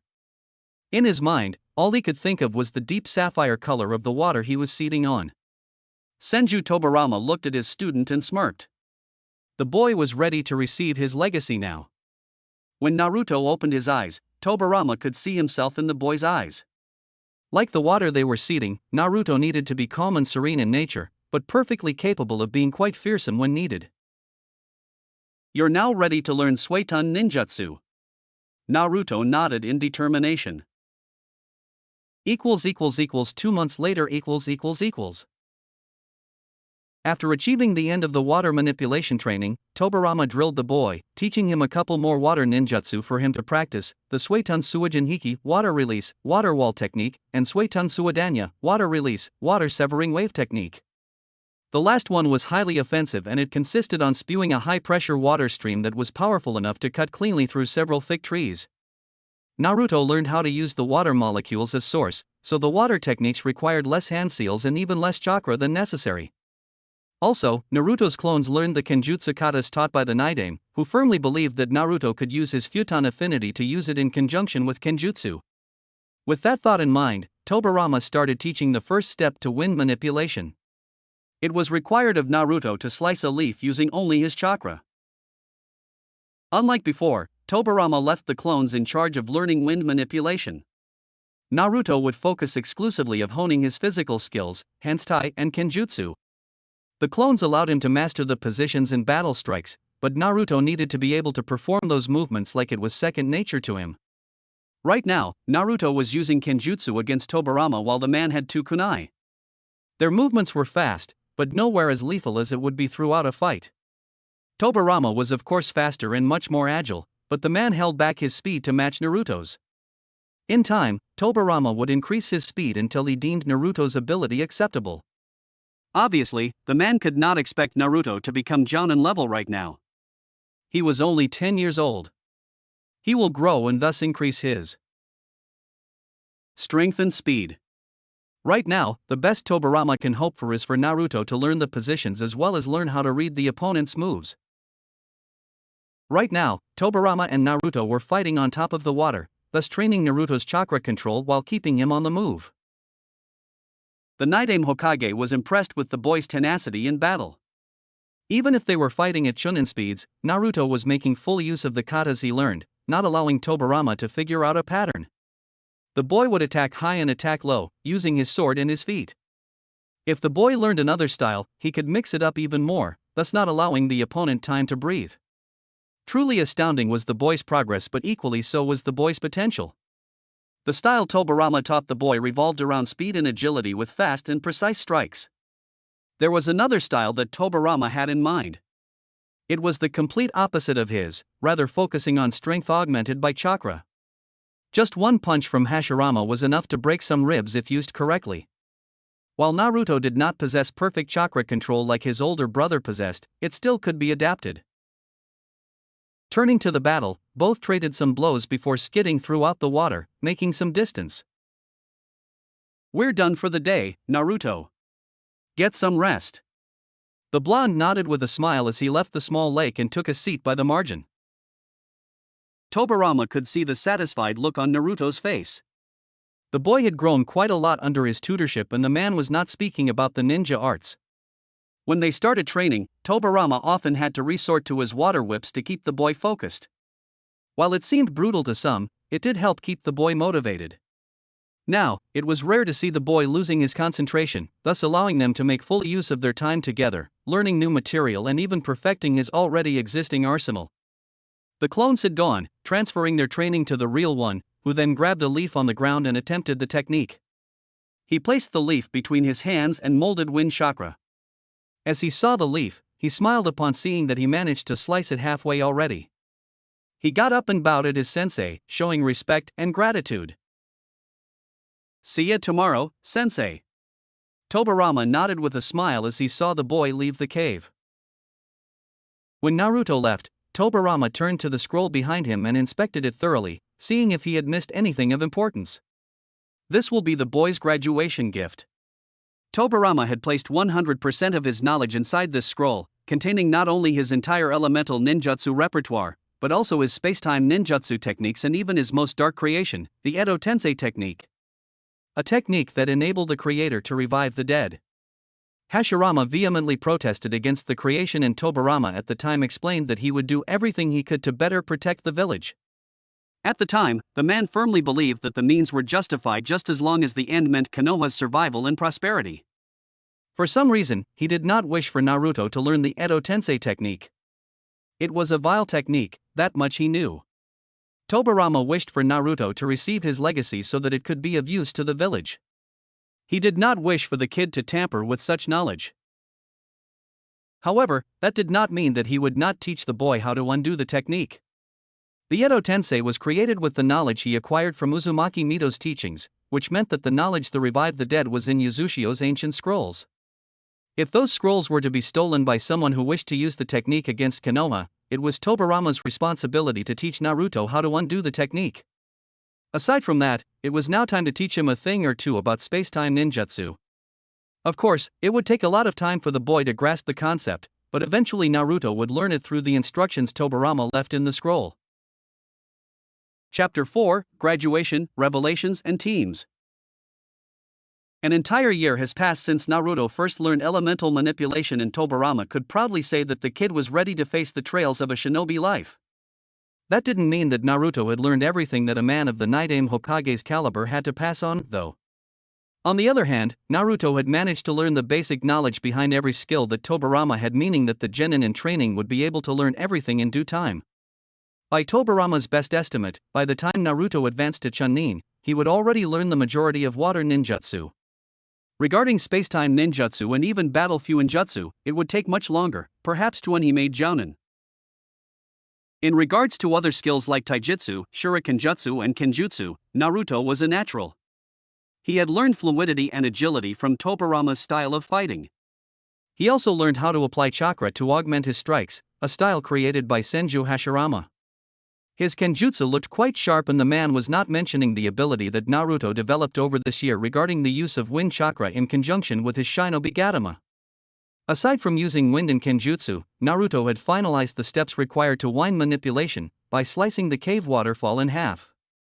After that, Tobirama taught Naruto the only wind techniques he knew: Futon Repushu, wind release, wind gale palm technique, and Futon Tapa, wind release, great breakthrough technique.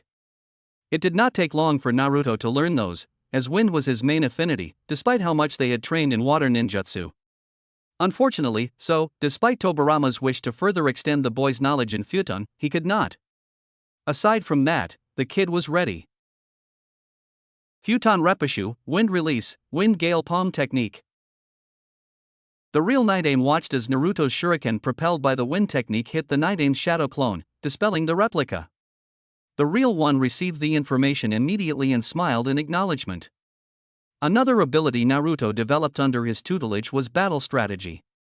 At the beginning of the fight, they engaged in kenjutsu, but the Tobirama clone had used superior speed, forcing Naruto to abandon his first strategy and create a small distance with a couple of well-thrown shuriken.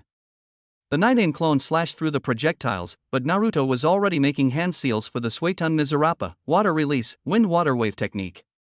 The clone evaded the water attack and cast a disorienting genjutsu on Naruto, who managed to dispel it, before evading a barrage of kunai.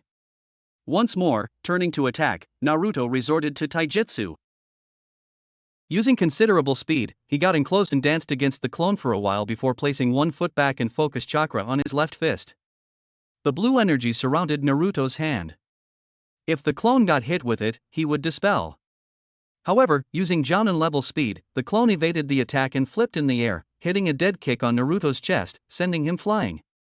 The kick disoriented him a little, but eventually Naruto managed to flip in midair and initiate the combo that took the clone down with shuriken and futon ninjutsu. Overall, it was an impressive match for a genin or even a chunin, in Tobirama's book. Well done, Naruto. You've come very far from that brat 3 years ago who could not even use his chakra properly. I believe you are ready to face the trials ahead as a shinobi of Konohagakure. Naruto bowed in respect to the older man's acknowledgement of his skills, but if one were to look closer, a big broad smile was evident on his face. A side project in this training consisted in teaching the boy how a shinobi should act, on and off mission time. Of course, Naruto was still Naruto in personality, hence the grand smile in recognition. Naidame had just added a few points here and there. Analytical skills were tampered when emotion overruled judgment. While on the mission, emotion just did not belong. In Naidame's time, even genin were penalized for allowing emotion to jeopardize the mission. Emotion was only allowed in off-mission times. Naidame always preached about the balance between light and dark, or yin and yang. He had 2 examples in the past that he constantly explained to Naruto. Sarutobi Hiruzen was the light. He could handle somewhat fine in the dark, but not as much as Tobirama preferred. Shimura Danzu was the complete opposite, 100% comfortable in being the dark and not at all used to being in the light. Tobirama had chosen Hiruzen as the Sandaime Hokage for precisely this reason. Naruto came to learn a lot about Tobirama's strongest students in the past and how they acted in general. Lastly, but no less important, Tobirama focused on trust. A shinobi should learn that the consequences of whom he trusted. In a mission, even allies could turn against you. Naidame did not tell Naruto not to trust anyone, focusing instead on tutoring him into playing caution when meeting someone you do not know 100%. Enemies oftentimes use trust as a weapon to get close and perform the killing blow.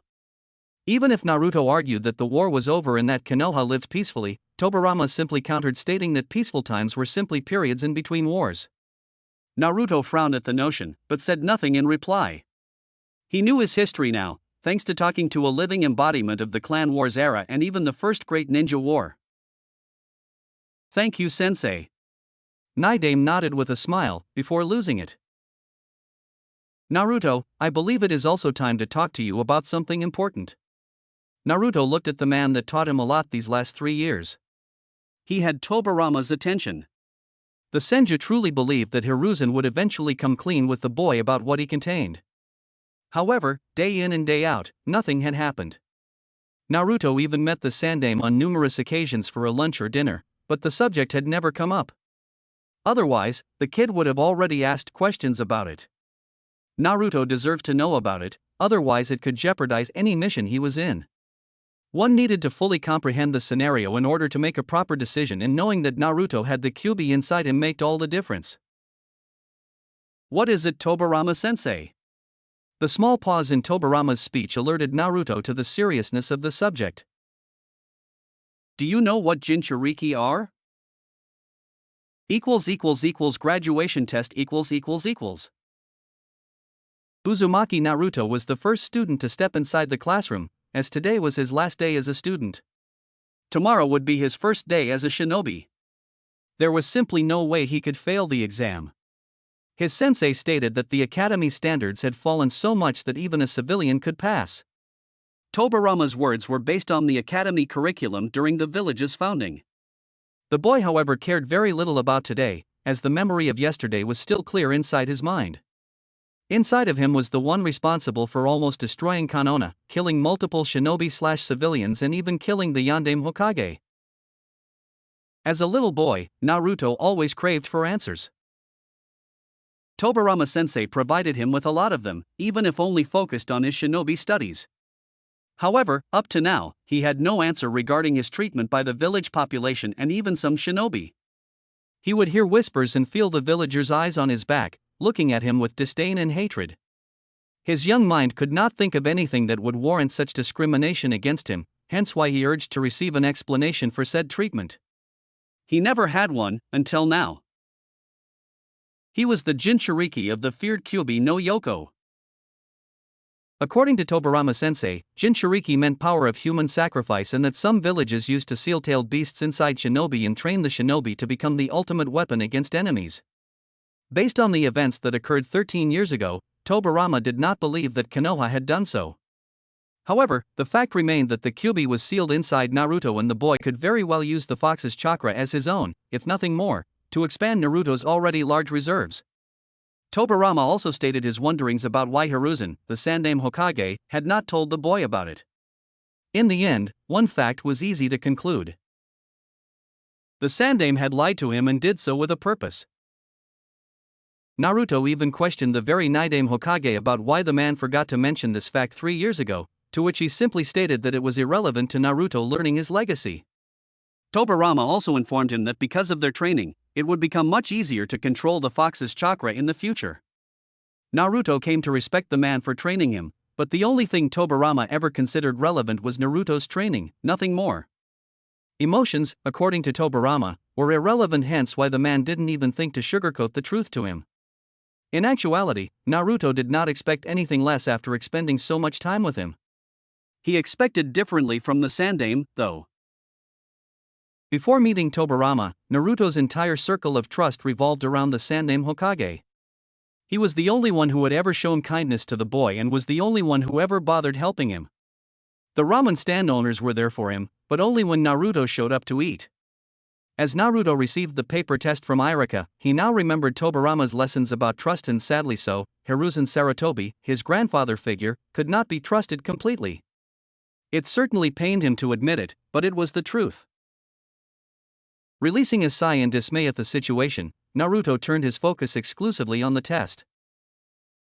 Some of the questions were easy, others not so much, but Naruto went through them all, answering the easy ones fully and giving his best on the hard ones.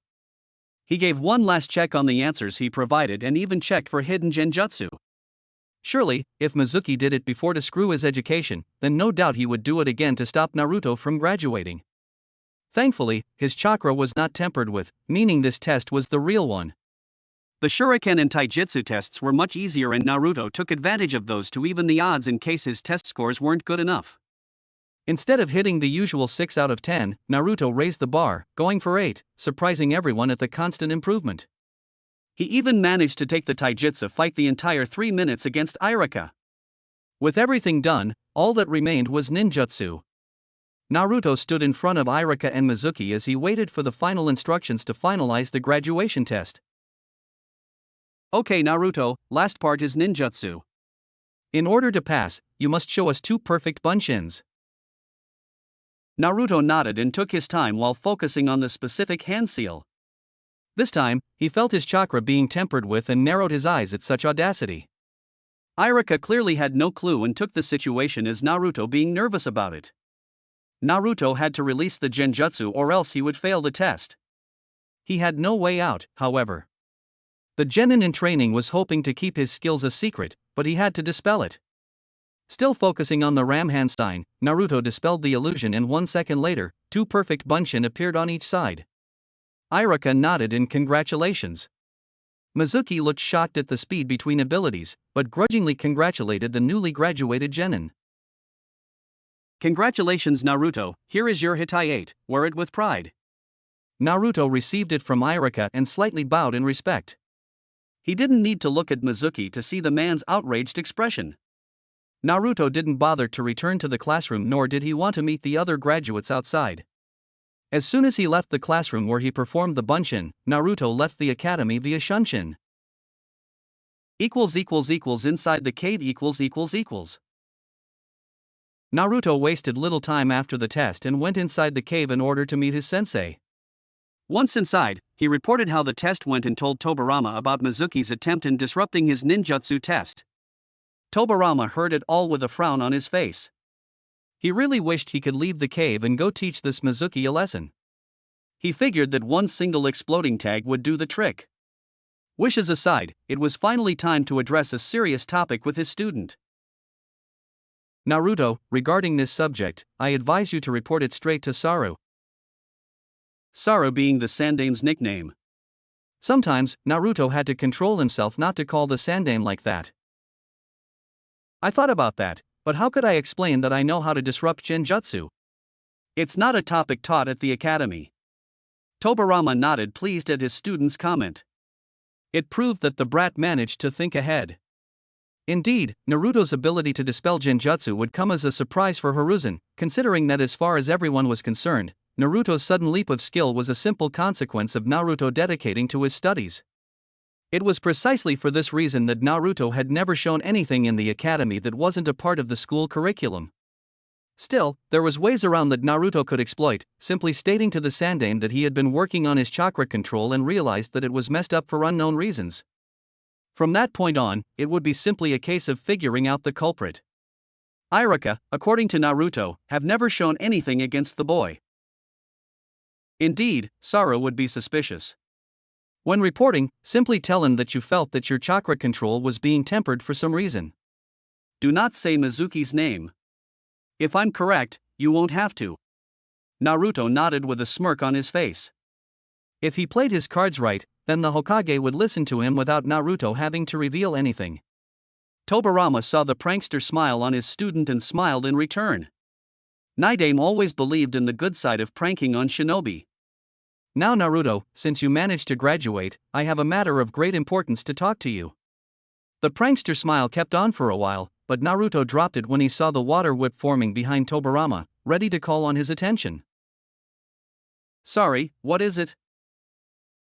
Since you managed to graduate and have reached an acceptable level of my teachings, there is no more need for me to remain. Naruto's eyes widened, but Tobirama crossed his arms. I've told you from the start that my being here had one single purpose. I have already bestowed upon you my legacy, my student, and I'm sure you will only grow in time. Naruto could not control the tears that suddenly escaped from his eyes right now. Yeah, the man focused only on training. His water whips were also a pain in the ass to deal with, but for 3 whole years, Tobirama-sensei gave him so much. Naruto just could not fathom the possibility of never seeing the man's grumpy expression again. Why would you leave, Tobirama-sensei? You said it that it would take a while for me to master everything. A simple snort came in reply. I stated as such, sure. However, I also informed you that you've learned all the necessary basics of my legacy in order to perfect them in time. Now, lose those tears or you will know firsthand how truly frightening water ninjutsu can be. Naruto complied immediately, but he still looked at the man with pleading eyes. Now, the Naruto released a sigh in order to explain further. That won't mean, however, that you will be on your own from here on out. Throughout the time we've spent together, I have synthesized all my knowledge into the scroll you see behind me. The scroll is and will be available to your eyes only. I've placed a blood seal for this very purpose. If anyone ever attempts to open, the consequences to said person will be quite severe. Naruto looked at the scroll and his eyes widened once more as he saw the scroll slowly closing. As such, Tobirama's essence began to waver. However, Naruto became startled when he saw a different smile. Naruto, since this is the last time we shall meet, allow me to say with great pride that you were the best student I ever had. Use the skills I taught you and the ones you will learn to protect Konohagakure. Naruto still cried, but he returned the smile with gratitude for everything they've been through. Naruto bowed at the man one last time and vowed to train hard and be of great service to the hidden village in the leaves. The scroll fully closed and Naruto listened the reverberating echo of the waterfall with a smile on his face. Quickly grabbing the heavy scroll, he left the cave towards his apartment, but not before he bowed one last time to the man he came to respect even more than the Yondaime Hokage. With the Hokage . Like Tobirama instructed, Naruto appeared before the Sandaime and told him about the events of his exam. He was there to take a picture of his shinobi file as well.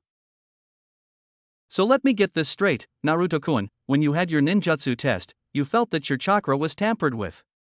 And that despite it all, you managed to complete the technique to graduate. Naruto simply nodded at the conclusion, saying nothing else. He also kept his composure under Hiruzen's leveled stare. Strangely so, it looked similar to Tobirama's. Naruto silently mused that Hiruzen's actions as Hokage mirrored his predecessor. This is a serious accusation, Naruto-kun. So I must ask once more, are you certain of what you felt? I know you have improved greatly since our talk 3 years ago, but you do have a large chakra capacity. Naruto felt the urge to scream at the man for the very reason he had a large chakra pool, but maintained a clear head. The old man was only being cautious. I am sure Gigi. Of all the techniques I learned at the academy, the bunshin was by far the most problematic.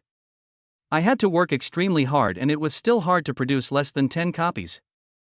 I had spent no less than 6 months reducing it one by one, until I could produce one bunshin. When I performed the technique in front of Irika-sensei and Mizuki-sensei, I felt the same as when I could only produce 10 clones. Hiruzen kept the stare for a while, before he nodded at the kid. Surely, for someone with such large chakra capacity, producing 2 bunshin was the equivalent to a normal shinobi using medical ninjutsu. Releasing a sigh, he smiled to the boy. Okay, Naruto, I don't doubt you. I will look into this matter. Now, it fills me with pride to see you graduating. No doubt, you worked hard and earned the headband. Thank you, Gigi. Just you wait and see, I will take that hat of yours in no time. Hiruzen chuckled warmly, before seeing Naruto leave his office. As soon as he heard the door closing, Hiruzen flared his chakra once, calling for his Umbu force hidden inside the office. Tori, assemble your squad and capture Chunnin Tuji Mizuki. Send him to Ibiki for questioning. The Umbu nodded and left the room. Hiruzen found Naruto's news troubling, and only 2 people could have tampered with Naruto's exam, those being Irika or Mizuki. Irika's record was beyond reproach, as the man would constantly smile upon reporting on Naruto's improvement. Mizuki's record, on the other hand, was not entirely clean. Hiruzen feared that messing with Naruto's test scores was the least of the worries that was soon to come. Next day. After delivering the Hitayatesh to the genin, Umino Irika went home in order to figure out the genin teams. He had to think long and hard in order to form cohesive genin units. If, for instance, Naruto became the deadlast like he was 3 years ago, Irika's job would be quite simple. Now, however, it seemed that it would be impossible to divide the genin, using a single mission spec in mind. Konoha had many types of missions, but all of them were combined into 3 major categories. Frontline fighting/escort, tracking/infiltration, and demolition/interrogation. Many clan members who graduated this year were better suited for particular mission categories.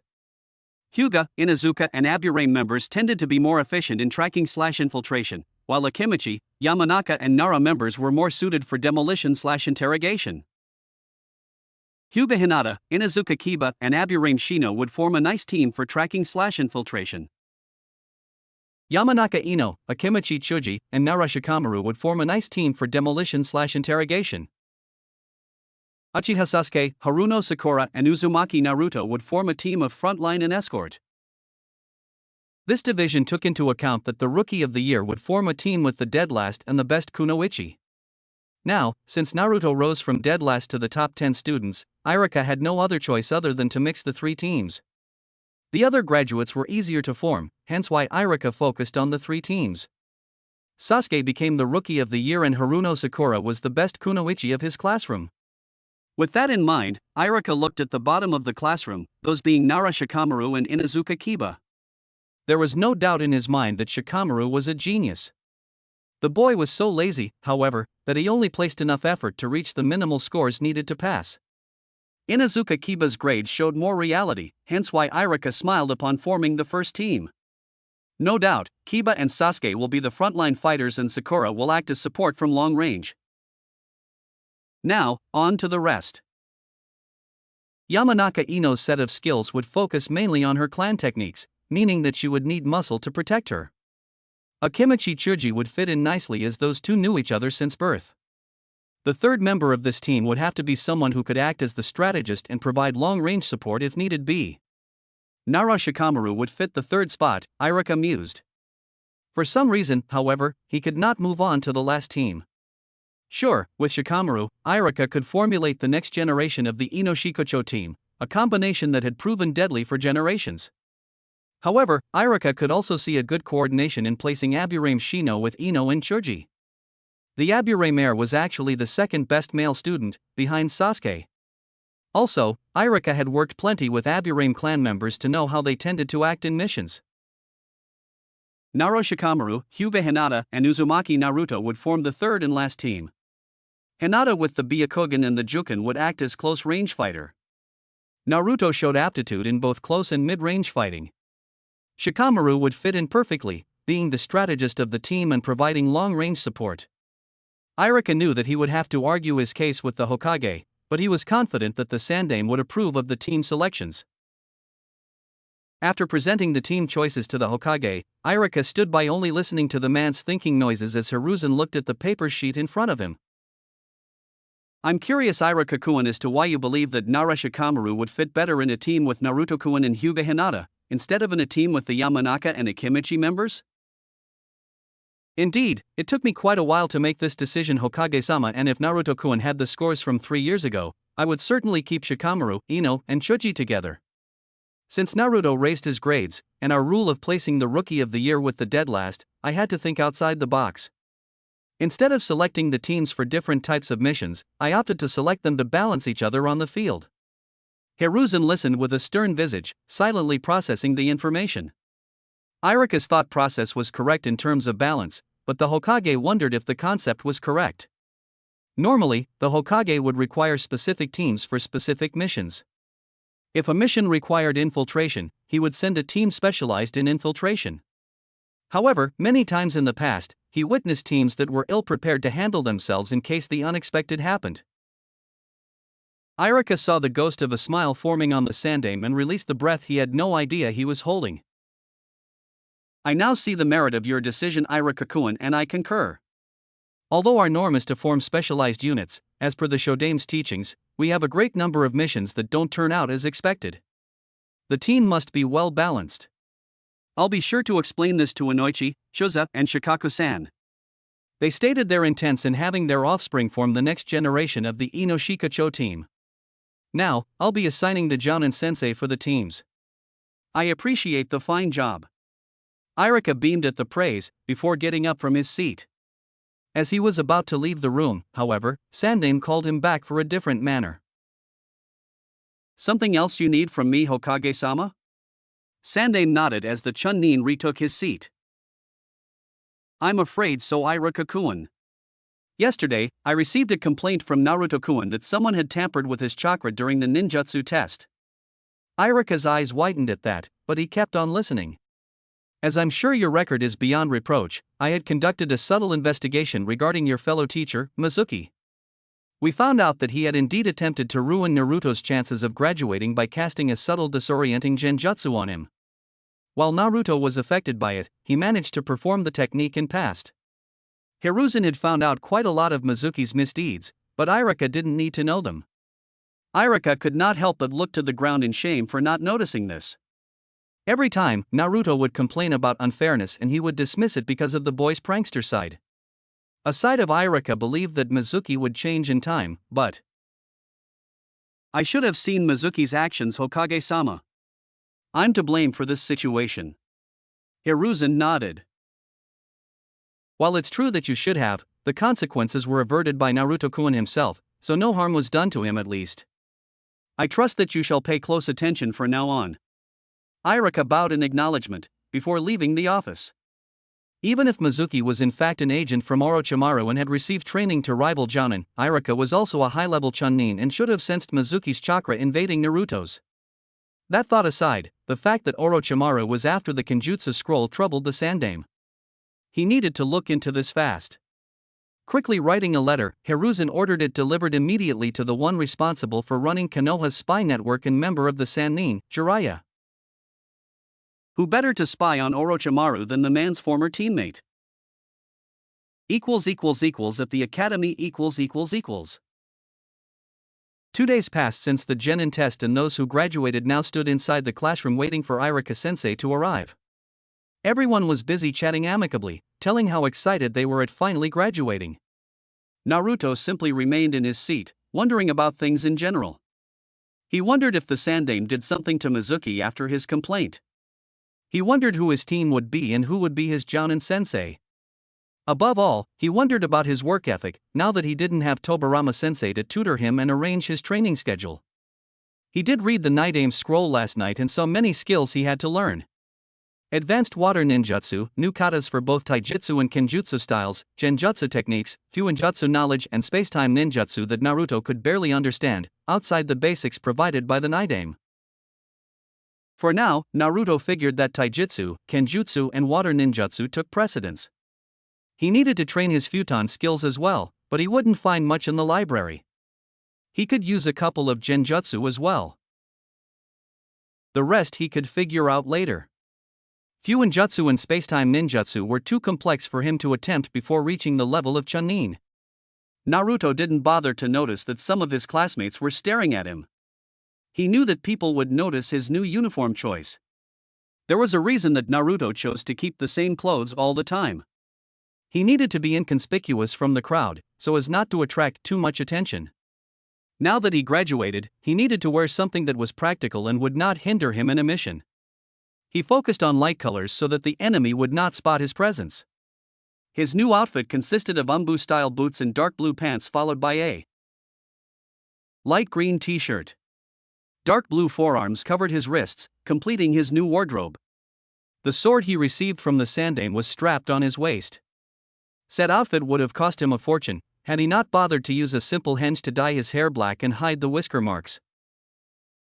Naruto's wonderings ended as soon as Irika entered the classroom and ushered everyone to shut up. Before he could begin, however, Sakura lifted her hand. "Irika-sensei, what happened to Mizuki-sensei?" Naruto perked at the question and looked at the man's eyes with a smile on his face. He didn't need to hear the answer to conclude what happened. "Mizuki is otherwise occupied, Sakura, and won't be able to make it." "Now, listen up all of you, to everyone here who now wear the Konoha headband, congratulations. All of you worked hard to become genin and I'm sure that you will only grow. Know that this is just the beginning of your careers, however. The Academy's goal is to better prepare you for the shinobi life out there." Naruto had to snort at that, remembering what Tobirama thought about it. "With that out of the way, you'll be forming a 3-man cell team under the leadership of a Jounin sensei. I now shall announce the genin teams and the names of the Jounin, so listen up. Team 1. Naruto blocked the names out, until he would hear his name. It would be irrelevant to pay attention right now. Team 7 is composed of Uchiha Sasuke, Inuzuka Kiba, and Haruno Sakura. Your Jounin sensei is Hatake Kakashi. At the mention, Yamanaka Ino deflated on her desk while Haruno Sakura gloated. Team 8 is composed of Akimichi Chuji, Yamanaka Ino, and Aburane Shino. Your Jounin sensei is Yuhei Kurenai. Once more, Yamanaka Ino complained at having to be in a team with a guy who housed bugs. Team 9 is already in operation, so Team 10 is composed of Hyuga Hinata, Nara Shikamaru, and Uzumaki Naruto. Your Jounin sensei is Sarutobi Asuma. Naruto nodded at the names. Shikamaru was constantly on his tail following him around. Now that Naruto didn't need to hold back his skills, it was no problem. Of course, he would not use elemental ninjutsu for now, but he had taijutsu and kenjutsu to rely on most missions he would undertake. He had nothing against Hinata and fighting alongside a Hyuga was a plus in his book. He did wonder about the name of his Jounin sensei.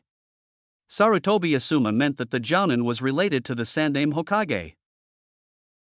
After Irika finished announcing the teams, he released everyone for lunch and telling them to come back in 2 hours to meet their Jounin sensei. Naruto saw Shikamaru mutter his favorite word and then walked up the class stairs to face Naruto. As troublesome as it is, I think it would be best if we had lunch together to learn about each other a bit more. Naruto nodded at the Nara clan member. Sure, what about you, Hinata? Are you in? The girl happened to be seating next to Naruto and blushed like a tomato at being addressed by her crush. Throughout the last 3 years of the academy, Hinata always tried to search for Naruto. Before, she was always able to follow him when he went to train or when he searched for the sites in Konoha. She considered herself weak and she had used Naruto's determination as a drive for her to feel better. Now as Naruto had improved greatly during the academy, she could not help but feel down. Sure, she was happy for him and all, but for some reason, she could no longer see the same qualities she saw back then. To her that Naruto died and another took his place. Looking at his eyes, Hinata could no longer see the glow that she was drawn to in the past. Now, the look resembled a more reserved and collected human being. Ramen stand . The newly formed team left the academy towards the ramen stand as per Naruto's suggestion. Shikamaru found it too troublesome to argue and Hinata didn't mind. Once everyone ordered the respective dishes, Shikamaru turned to Naruto in order to study the troublesome blonde for a good 10 seconds. What he saw staggered him. Naruto's improvement at the academy was shocking enough, but this one before him had changed even more. His posture exuded confidence and he could see that the boy was always alert to his surroundings, even if Naruto appeared busy eating his noodles. The clothes change was a bonus to the huge question mark inside Shikamaru's head.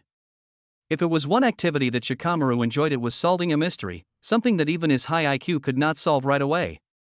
He needed to solve the riddle that was Uzumaki Naruto, and he had found the first item to focus on. Say Naruto, what's with the sword? I had no idea you used one. Naruto finished eating and looked at Shikamaru before looking at the sword. It was a gift from the Sandaime Hokage after I managed to improve my grades. I've been practicing with it for 2 years now, I think. I just didn't bother to bring it to the academy, since I wouldn't use it. Quite impressive how you improved in such a short time. I almost dare say that you just pretended to suck at the beginning. Naruto released a long laugh at the comment. If only they knew. I did suck back then for sure. Back then, I had a long talk with the Sandaime and he explained to me that if I were to aim the Hokage position, it was imperative that I worked hard at the academy, to master the basics. Let me tell you, at first, the academy books were like a foreign language to me. I had to purchase a dictionary just so that I could understand what the book said. Also, there was the fact about my chakra capacity. What about your chakra? This time it was Hinata who asked. Naruto was laughing like a hyena from the inside. His sensei would be proud of him for directing the conversation. At first, when we started learning ninjutsu, the kawarimi and the henge became easy enough with practice. However, for the life of me, I couldn't perform the Biunshin. It turned out that the reason I could not perform it was because I happened to have a large chakra capacity and not enough control. Because of this, I went to the Hokage for tips and he taught me how to improve my control. From that point on, with enough hard work, I managed to perform the technique and improve my grades. Funny, isn't it? Shikamaru merely frowned at the new information and wondered why neither of the teachers bothered to point this to Naruto. The academy measured the amount of chakra of all the students. He was about to ask Naruto more questions when Naruto opened his mouth. But enough about me, though. Tell me, Shikamaru, how was it that your scores were so low? I found a history book in the library and it said the Nara clan were known for their high intellect. It was too troublesome. I placed enough effort to pass. I don't have any qualms about showing off and I certainly don't aspire much in the future to really apply myself beyond the bare minimum. Wow, the book also said that the Nara clan were known for their laziness, but I thought it was exaggerated.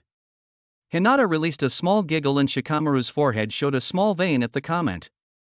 Even it was true, no book would ever say something like that. Naruto's laughter afterward only proved it was a joke. What about you, Hinata? I read a lot about the Hyuga clan as well. Your Byakugan and Juken are quite feared, huh? I can't wait to see it in action. Hinata blushed at the praise, while Shikamaru frowned. In this little conversation, Naruto showed a lot of knowledge regarding the clans in Konoha. He had no doubt that he knew about the rest as well. Well, I'm not that good in the Juken as my cousin and my younger sister. Naruto frowned at the response. He didn't realize that a Hyuga knew humility. How come? I've seen your moves at the academy. Looks pretty great to me. Hinata blushed once more at the praise. To Shikamaru, was clear as well that Hinata's confidence in herself was lacking. I don't know, father always berates me in our practices. Naruto and Shikamaru looked at their teammate as she looked on the ground in sadness. Well, I still have doubts about that. I know what I saw after all. Hinata smiled at the comment, but the memory of her father was still fresh in her mind. Shikamaru observed from the sidelines for a while. Hinata needed to work on her confidence or else things will be quite troublesome to manage. The team finished the rest of their meals in silence, before paying the bill and returning to the classroom. It was time to meet their Jounin sensei.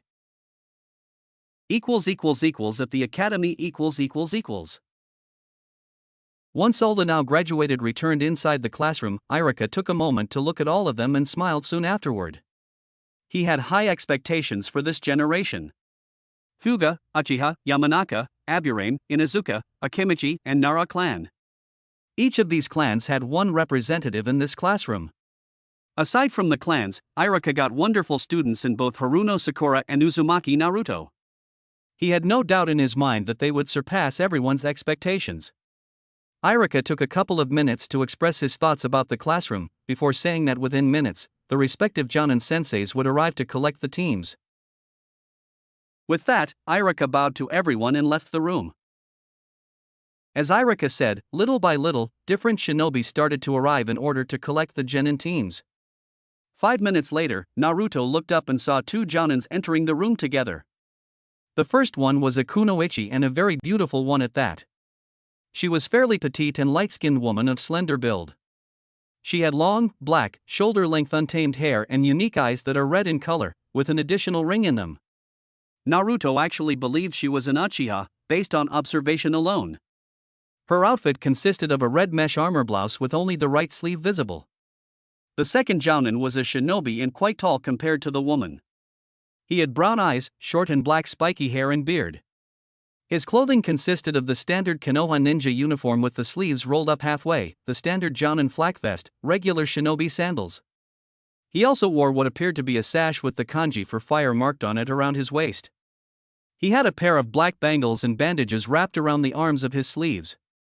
Not to mention the uncanny resemblance to the Sandaime Hokage. So that's our sensei, interesting.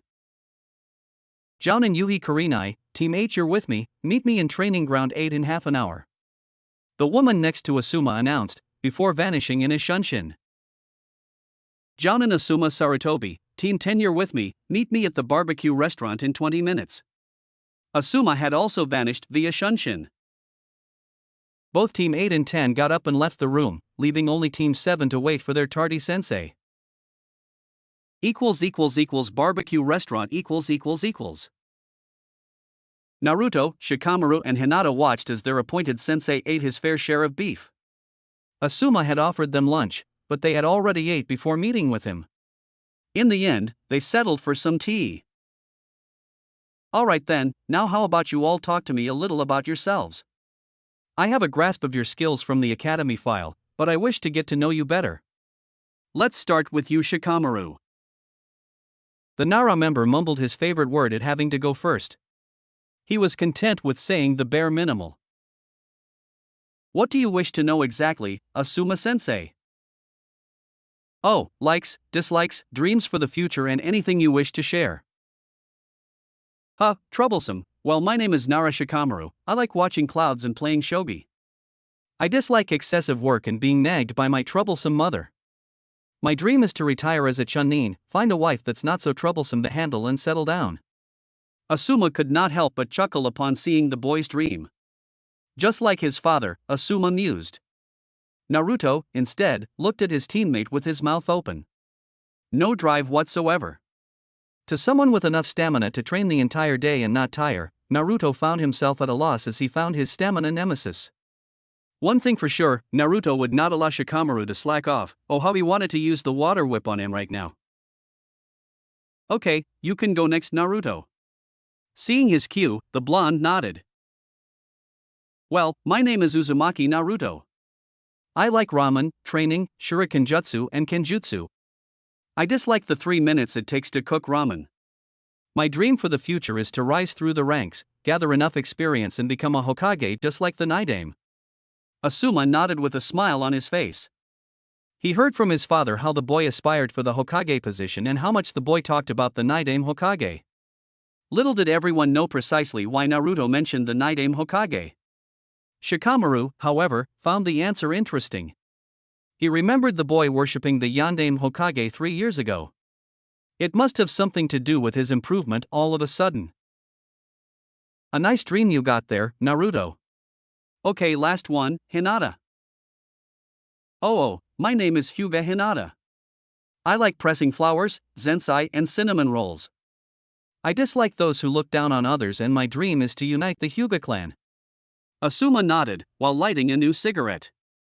Naruto already counted 3 since they arrived at the restaurant. He supposed that all members of the Sarutobi clan enjoyed having a smoke here and there. The Sandaime did enjoy that pipe of his. Asuma released the pent-up smoke and Team 10 instantly coughed like crazy, earning a smirk from the sensei. Okay, now that we got to know each other, all of you are dismissed for the day. You're to meet me at Training Ground 10 for one more before you can be called genin. Asuma merely waited for the response. Troublesome. Shikamaru groaned in reply. Other test? What do you mean? We are not genin right now? Now, Naruto entered into a completely different conversation. Asuma merely smiled and explained. The academy test had one purpose only. It served to show which of you had the potential to become genin. It is up to the Jounin sensei to determine whether you receive the title or not. The test will begin at 8 o'clock tomorrow morning. The genins nodded while Asuma paid for his tab. After that, the team left the restaurant and each went on their separate ways. The sun began to show its descent as Naruto reached his apartment. Tomorrow would be the first real test of his life and he could not wait.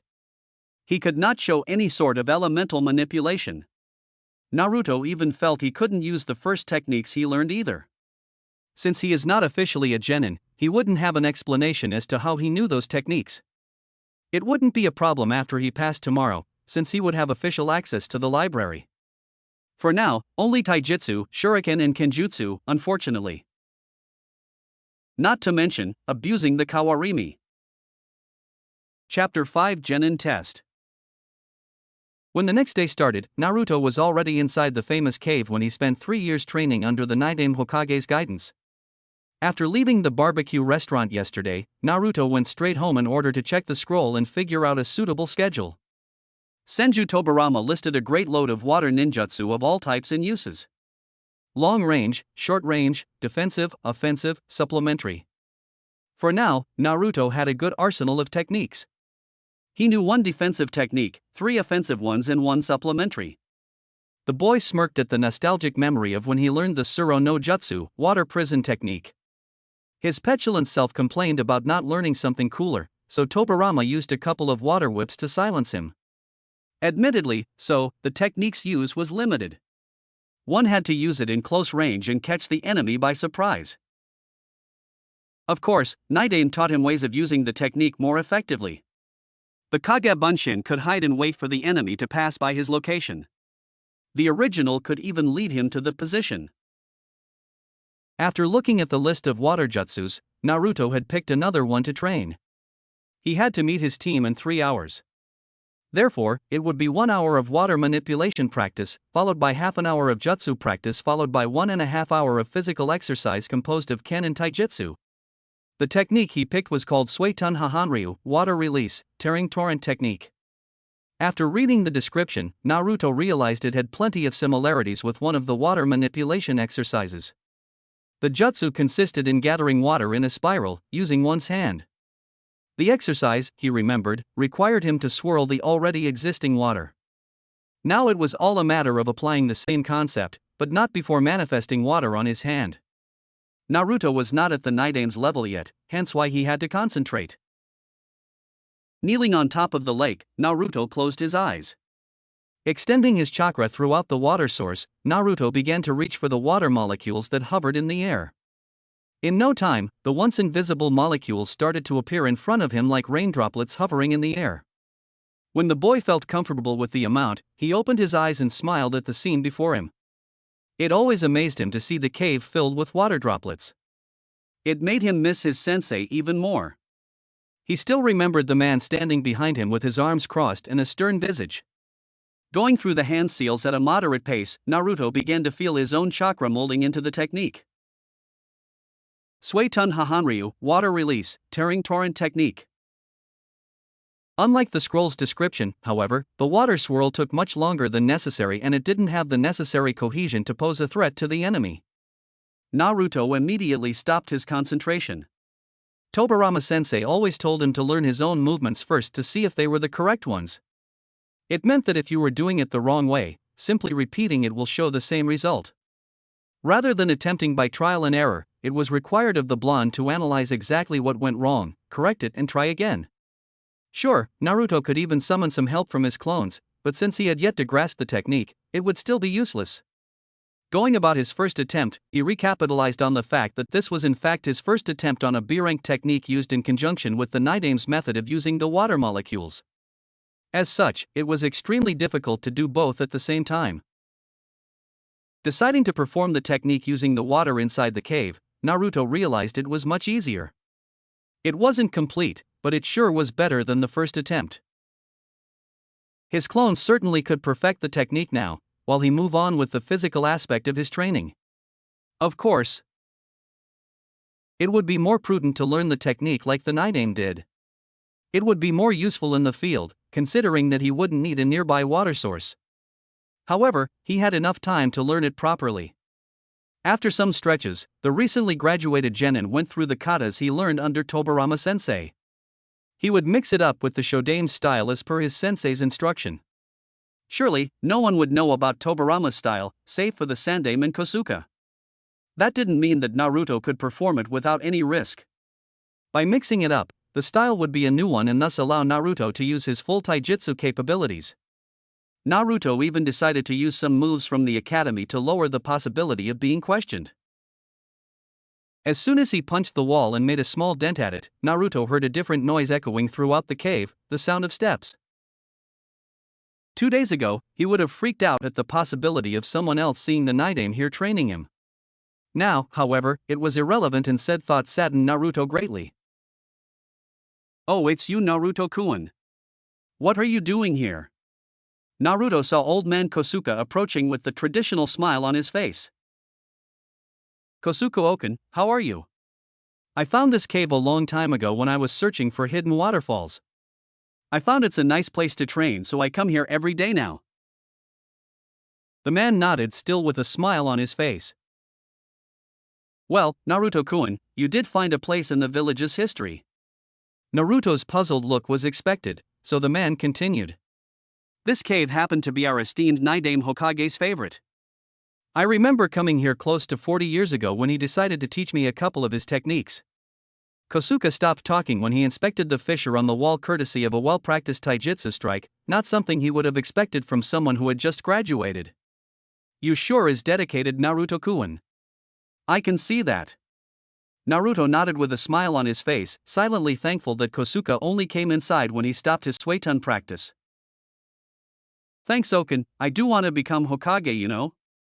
I'm just doing some exercises before I have to meet with my team for another test." "Oh yes, I remember, so who is your Jonin-sensei?" "Saratobi Asuma is his name, don't know much about him except that he looks a lot like Sandaime," Naruto said as he returned to his practice in taijutsu followed by shuriken throwing. Tobirama always taught him that the best way to train was to picture yourself against imaginary opponents. Obviously, it would not be the same as practicing against an actual shinobi, but it allowed Naruto to understand different scenarios and adapt his skills accordingly. Kosuke seemed engrossed in nostalgic memories, though, so Naruto kept on training until it was time to meet with his team. He quickly gathered the tools he used inside the cave and appeared in front of Kosuke. "Sorry, Kosuke-oken, but I need to get going." The elder looked at the blonde and nodded with the usual smile. "Good luck out there, Naruto-kun, and remember, never forget what our shinobi's main base of strength is." Naruto blinked once, trying to understand it, before a determined smile appeared. Oh, he understood that all right. He heard the same thing from both the Nidame and the Sandame on multiple occasions. He sprinted away from the cave towards the training ground where his sensei and probably his teammates are waiting for him. When he arrived at the training ground, he was surprised to see everyone already there, but he couldn't have been late. It was barely past 8 o'clock. He calmly approached the training ground, taking a silent look throughout the site in anticipation of whatever assignment his new sensei would propose. This training ground had many trees to work with, he reasoned. Not to mention plenty of leaves and tree logs for him to utilize while fighting. Asuma was quietly talking with Shikamaru when the man looked up towards the latecomer. "About time you appeared, Naruto. I was already thinking that something happened." Naruto nodded apologetically.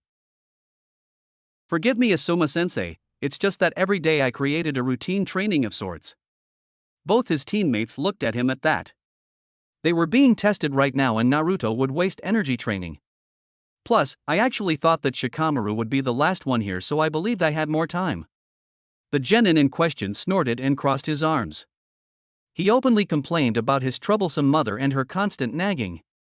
He actually got here earlier just to avoid her altogether. Hinata giggled at her teammates while Asuma smiled as well. He, of course, knew a lot about who wore the pants inside the Nara residence, and certainly it was not Shikamaru's father, Shikaku. Alright, now that everyone is here, let us begin. The genin all stood at attention as the man spoke. For today's test, you three shall face me in battle. There is one rule to this test. You must hit me at least 3 times.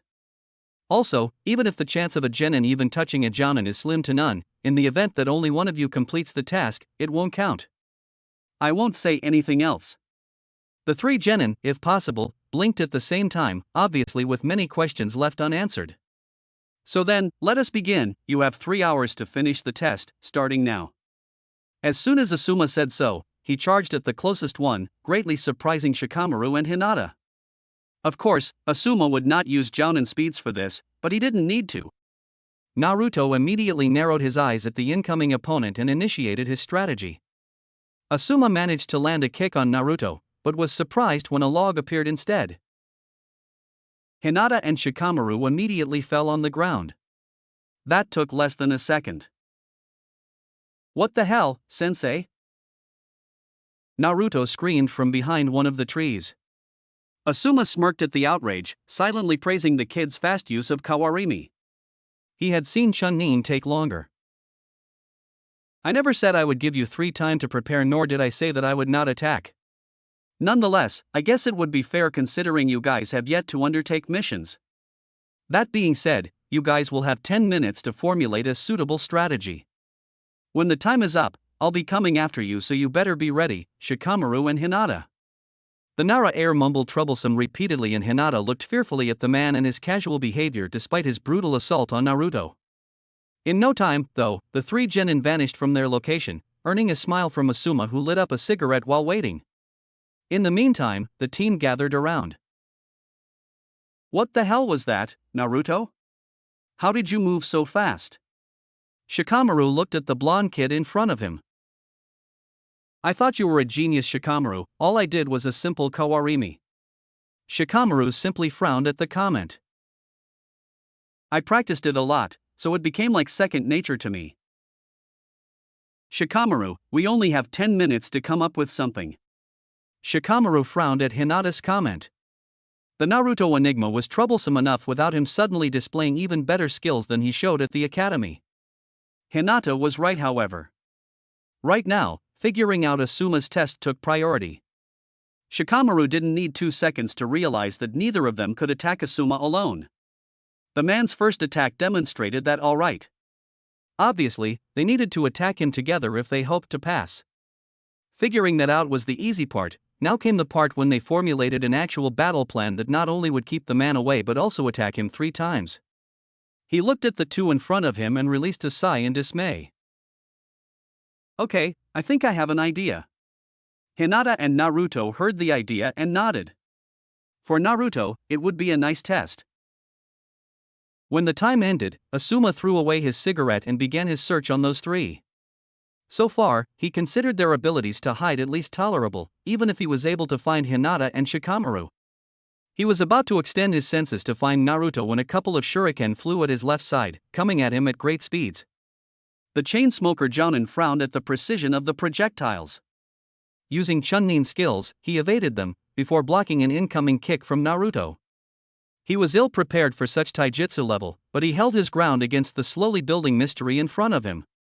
From what he observed from Naruto's stance, it focused on agility, but his arm felt considerable power behind the strikes.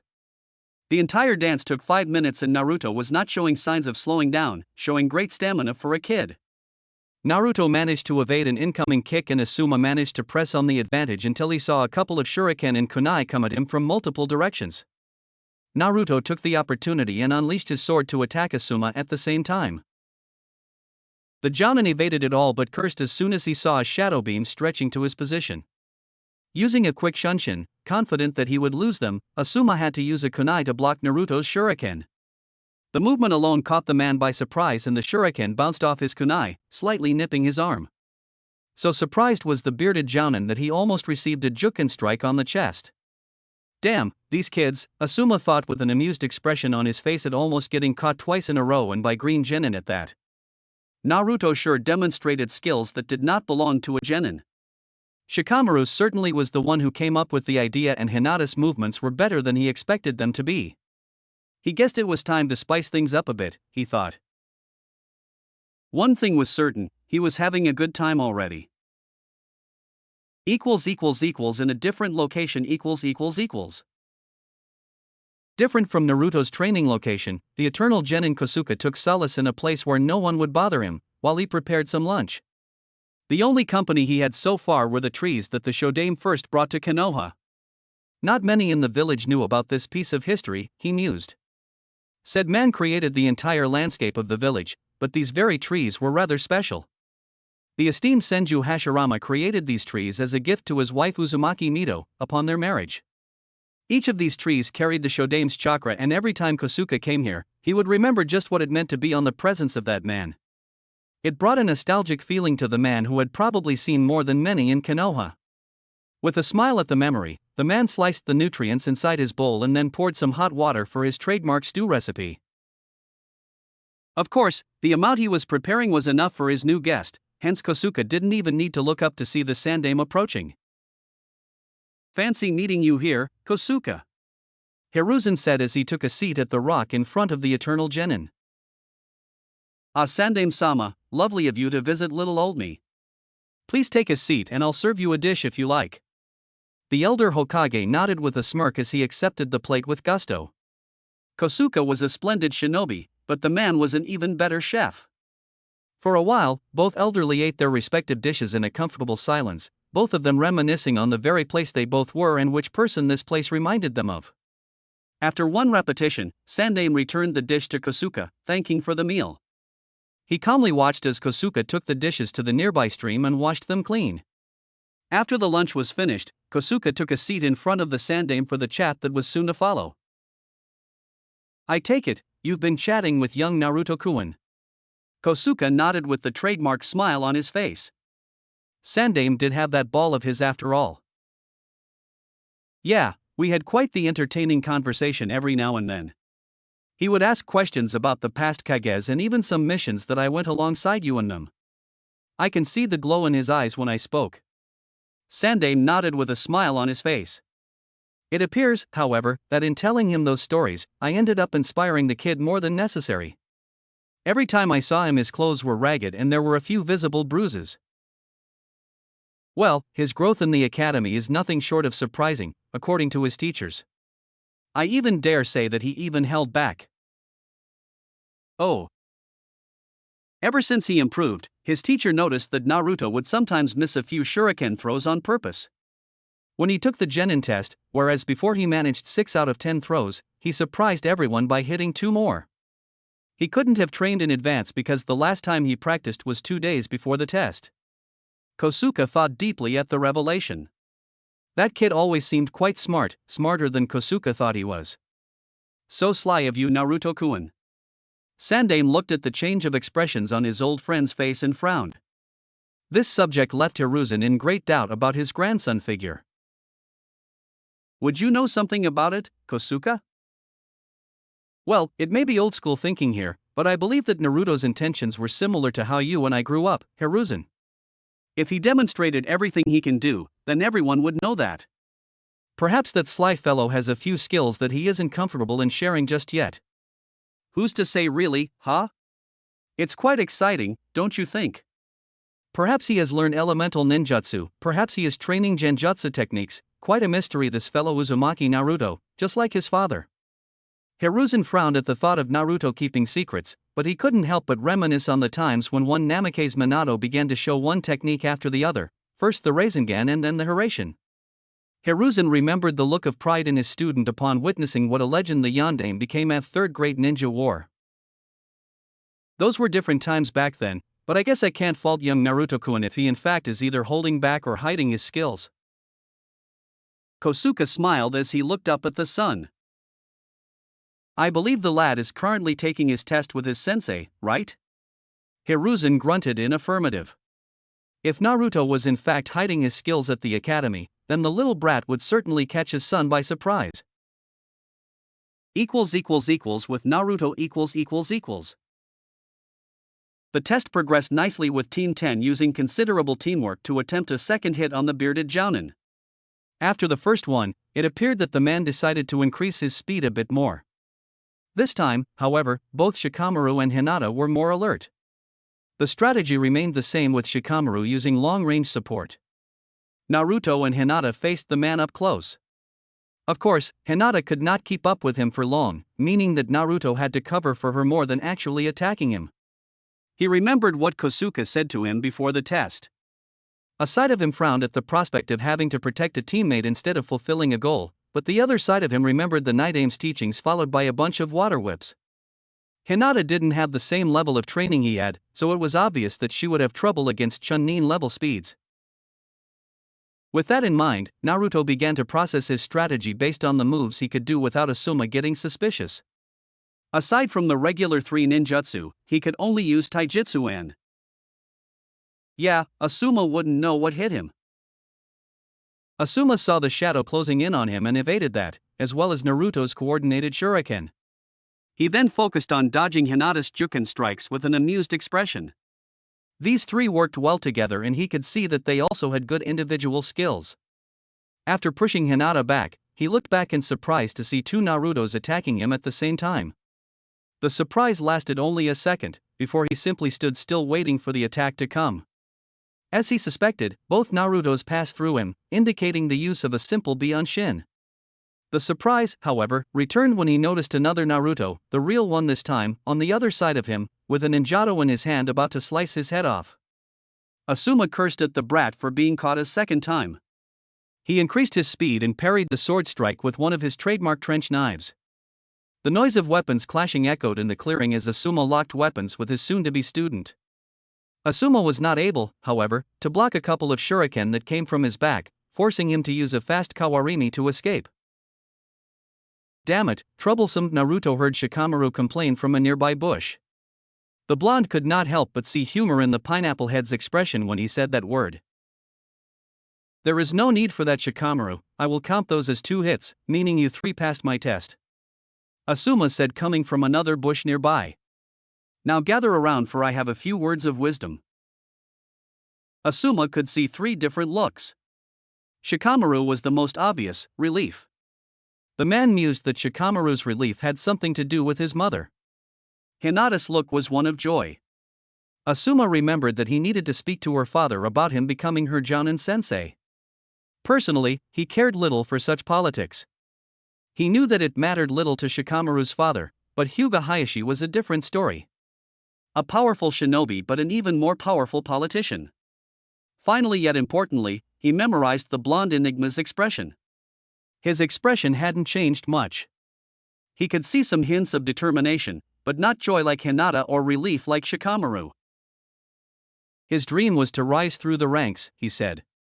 Perhaps, he is already looking ahead. Asuma thought as the now genins sat around the big man. Alright, as I said before, you guys are now members of Team 10. You all impressed me with a considerable level of teamwork. Even your individual skills are worth mentioning, which is good since you all just graduated from the academy. For now, we will assume a simple schedule. We will meet here every day at the same time to train. Throughout the fight, I noticed areas you need to improve, so we will focus on that amongst other things, of course. After training, we shall take missions. I am guessing 2 missions per day just to get you all started. All 3 genins nodded, earning a smile from the bearded jounin. He had a feeling these guys would be an even better team once he had his way with them. Now, all of you are dismissed for today. See you all tomorrow. And Naruto, please stay for a moment. Naruto nodded, saying his goodbyes to a smiling Hinata and a frowning Shikamaru. The Nara heir couldn't help but suspect that something was off with him. Perhaps he could ask his father about it and see what he had to say. Asuma and Naruto now stood alone in the training ground. Naruto, I asked you to stay behind, because unlike Shikamaru and Hinata, you don't have a family to rely on. The saddened look caught the man by surprise, before he realized that he could have rephrased that in a more tactful manner. Sorry about that, it came out wrong. What I meant to say is that when it comes to training, Hinata and Shikamaru will either be training with us or with their clans. You will be training only with me, so I will be focusing more on your skills than them. Also, if you have any doubts about something, feel free to ask me anything, okay? The blonde nodded enthusiastically, before getting up from the ground, dusting his clothes a bit.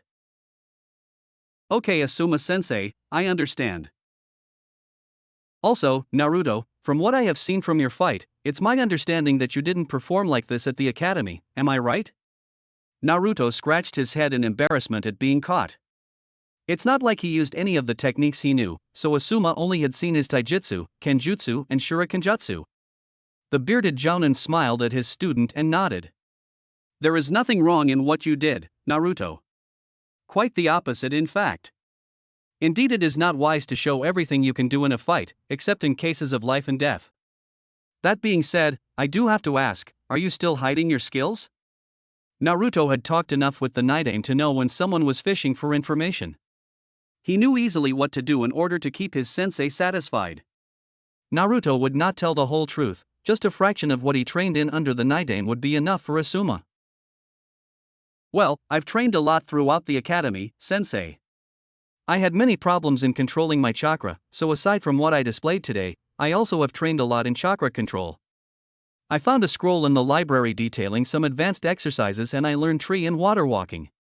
The jounin worked his brain for 2 seconds to remember if said material was accessible to academy students, but he had drawn a blank. That thought aside, it was impressive. That's quite impressive. Asuma for some reason became giddy at the prospect of training a genius. That will certainly aid us in your ninjutsu and dare I say genjutsu training, if you want it. For now, we shall focus on getting you up to speed in taijutsu and kenjutsu. Your moves are solid from what I could see, so we will just keep practicing it. Even if you trained a lot like you said, there is no better training than fighting against real opponents. You'll be sparring with both me and your teammates on a regular basis. I could even get you to spar with others, but we'll cross that bridge later on. Any questions? Naruto simply negated with a smile. Nope, everything's fine, Asuma-sensei. I have to say, though, I'm quite eager for the missions tomorrow. Asuma smirked at the comment. Naruto's excitement will surely end once he learns what type of missions they will have tomorrow. After saying goodbye to his student, Asuma left in a shunshin towards the Hokage's office in order to report on his team passing, leaving Naruto alone in the clearing. With a smile, Naruto did the same thing towards his own apartment. Today, he figured it was high time he learned a genjutsu technique. To this day, the only aspect he trained in genjutsu was the concept behind both illusion casting and disruption. Nidaime taught him how to manipulate his chakra in order to disrupt the opponent's chakra. He also taught Naruto ways of interpreting and dispelling the illusion. Now, it was up to Naruto to learn the actual techniques. Nidaime's repertoire of genjutsu was rather limited compared to the others. The man may have been an all-around shinobi, but he had the areas he enjoyed focusing on more. Genjutsu was not one of them. At the Hokage's office . All the jounin sensei had just reported on their respective teams. As per usual, the index of graduated students repeated with only 3 teams passing, teams 7, 8, and 10. The rest either were not ready to become genin or did not have the right mentality. The only out-of-the-ordinary event was that one of the 3 teams were passed by a man to whom people believed would never pass a team. The Hokage believed it would be a good thing that Kakashi became a jounin sensei. However, it has been 2 or 3 years since he left Umbu and still nothing had come from it. The man had failed each and every genin team he came across, every time with the same excuse, that they lacked teamwork. This time, however, he passed one team, but Asuma believed it had something to do with the fact that one of the team members had the Sharingan and Kakashi would be the only one equipped to teach him, overall. Now he was sitting in front of his father, enjoying a cup of tea while chatting amicably. Chakra control, you say? Asuma nodded as his old man repeated what he had just said about one Uzumaki Naruto and how much better he performed than what he displayed at the academy. About his problem with chakra control, I'd say it was nice that he thought about it, but for me, I don't know, it seems rather convenient. Hiruzen nodded in contemplation. My thoughts exactly. An increase in chakra control sure could have allowed him to fight more efficiently, but no academy student would think that far ahead.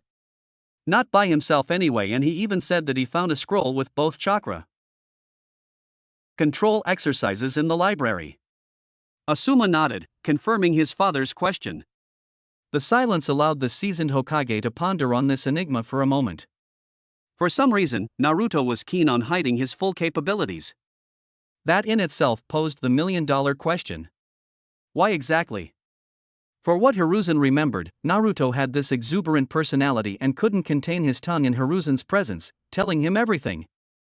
The lad started changing pretty much the same time his grades had improved in the academy, which meant that whatever happened to him, it was back then. The one thing Hiruzen was afraid of was not that something happened to Naruto, but rather someone. As great as his improvement at the academy was, the fact that Naruto of all people focused on chakra control was mind-blowing. He would expect such discipline from a chunin, not from an academy student. Meaning that perhaps someone pointed him in said direction. You're spacing out on me, old man. What are you thinking? Hiruzen blinked once and looked at the amused expression of his eldest son. I'm considering the possibility of Naruto receiving training by someone and that it started 3 years ago. Asuma frowned. Of course, it was not forbidden for a shinobi of Konoha's corps to be interested in an academy student and thus give him or her a couple of tips or even outright focus on training. The problem relied in the fact that the Hokage not knowing anything about it, especially considering Naruto's tenet. Because of the fox being inside of him, any sort of training would have to take it to consideration. Certainly, the Hokage needed to keep tabs if someone decided to help the village's Jinchuriki. Do you have a name in mind? Hiruzen shook his head. I know that Kosuke sometimes talk with Naruto on occasion, but he would know better than to train Naruto without at least telling me about it. Asuma knew a bit about said man, known as the Eternal Genin. He knew that the only reason the man remained a genin for that long was because of a failed mission a long time ago when the Night Aim ruled Konoha. The man's skills were easily jounin level. He could have supplied Naruto some tips. Well, he could have taught Naruto about chakra control exercises, so Naruto's story would match. Asuma pondered out loud, earning a contemplative nod from Hiruzen. Perhaps you're right, though I still believe that Naruto is more capable than what he shows. I can't allow instinct to guide my decisions, but so far my instinct is all I'm counting on here. What do you want me to do then? Asuma at times was afraid of asking said question to the village leader. After all, the man was obligated to make decisions that could affect the village. If the Hokage perceived a threat, then he would ask one of his jounin to handle the situation. Asuma simply stood there waiting for a response anxiously at the possibility of his father deciding that perhaps one Uzumaki Naruto could become a potential threat to the village. For now, just keep your eyes open, considering that both his teammates will receive training from their clans, you will focus more on his training than the others. The young Sarutobi nodded. He had said that to Naruto. Depending on the material you decide to teach him, it's possible that he secretly already knows. Nevertheless, if he's keen on hiding what he knows, then he will act as if he doesn't, but I'm sure it won't take long for him to show a complete exercise. Asuma looked at his old man as if the man had grown a second head. Do you really believe that something is far ahead for an academy student, even a genin at that, such as elemental ninjutsu could already be under his grasp? Hiruzen let out a snort at that. From what you told me, he had displayed prowess in taijutsu, kenjutsu and shurikenjutsu. He even told you that he mastered both tree walking and water walking chakra control exercises. If he were a seasoned genin, I would say that finding his affinity and teaching him elemental ninjutsu would be right up his alley of skills. It's not a far-fetched notion, Asuma. If he is indeed receiving training from someone, then it's hard to believe that he would drill Naruto in chakra control and not bombard the kid with ninjutsu. Asuma found himself nodding at every word. With Naruto's chakra capacity and his now considerable chakra control, Naruto could become a ninjutsu specialist in no time. I understand what you're saying too, San, and I will keep my eye on him. But tell me, what is it that you're more concerned about? Hiruzen found that his son asked the best question of the night. Whoever is training him doesn't believe that I should be made aware of it. I can count only one individual in Konoha that does things behind my back. Asuma did shudder at that as one name stood out instantly. Shimura Danzu with Naruto .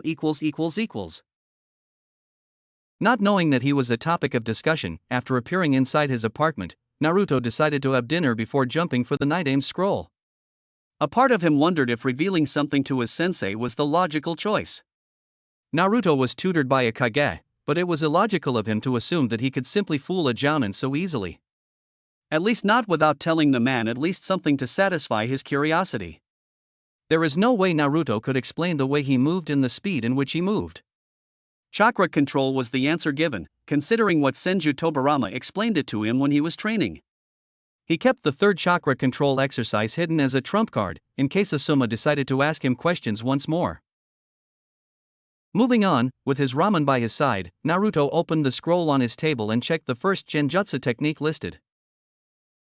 Megan, Kokoni Arezu no Jutsu, Demonic Illusion, False Surroundings Technique. According to the scroll, it was a low-level genjutsu that focused on tricking the opponent into mistaking the place he was in for another. Of course, the use was rather limited in an open battlefield, but in close quarters, it could be highly effective. After about 15 minutes of reading, Naruto felt nostalgic. He felt this way every time he read Tobirama's scroll. Every time he read, he would imagine himself sitting inside the cave while the man lectured him about a technique or two. Even better, the man would explain the theory in much detail, going as far as to run different battle scenarios. Tobirama did so in order to teach experience, as the man put it occasionally. The scroll before him was no different, hence why every time Naruto read it, he could feel as if the very Night-Aim Hokage was in front of him with his arms crossed in grumpy attitude. Naruto missed the man like crazy, but he sure would not miss those damn water whips of his. With a nostalgic smile, Naruto returned to the scroll and read the passage with great attention.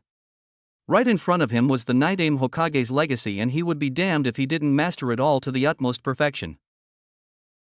With Shikamaru .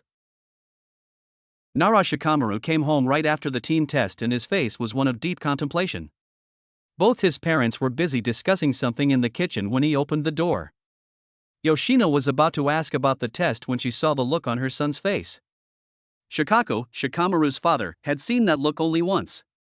They both knew their son was an intellectual genius, and there was not much in the academy that came close to making Shikamaru struggle to understand. His son had just came back from Asuma's test.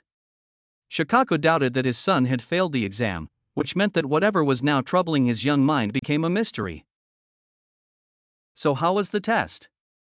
Shikamaru looked up from his wonderings and found his parents there staring at him. It was the most troublesome experience of my life, that's for sure. Shikako lifted his eyebrow in question as Shikamaru explained his perplexity, starting from the academy and finishing with the exam. Both his parents looked at him dumbfounded, since this was the longest monologue they had heard from Shikamaru since forever. He always found that talking and long explanations were troublesome and not worth his precious relaxation time. Eventually his parents understood their son's plight. However, at least in Shikako's analytical and 10 times more experienced mind, the answer was obvious. So obvious that he wondered why it bothered his lads so much. Based on what you're telling me, I'd say that Naruto did the same thing you did at the academy, Shikamaru. The young Nara blinked a couple times, looking at his father incredulously. You mean, he was only showing enough to pass? Shikamaru came up with this idea because he didn't care 2 cents about the academy workload.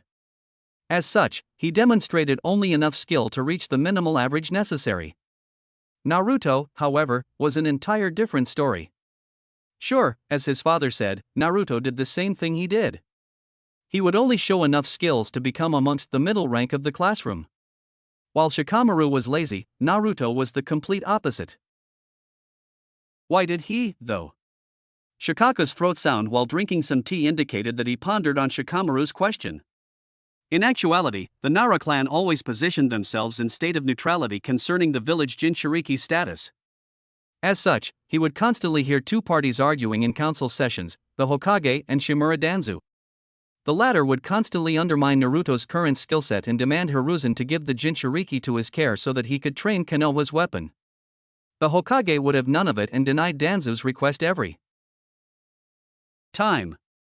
Those discussions ended, however, as soon as Naruto's surprisingly improved grades reached the council's knowledge. Danzo still wished for Naruto, but his demands diminished with time, until he stopped talking about it. In fact, if Shikaku recalled, the last time it was 6 months ago. Perhaps, he believed that it was wise not showing his full capabilities. I could remember a lot of shinobi in our corps that did the same thing. Hatake Kakashi and Uchiha Itachi comes to mind. Shikamaru remembered the first name as one of the Jounin sensei and the other being the one responsible for the Uchiha genocide.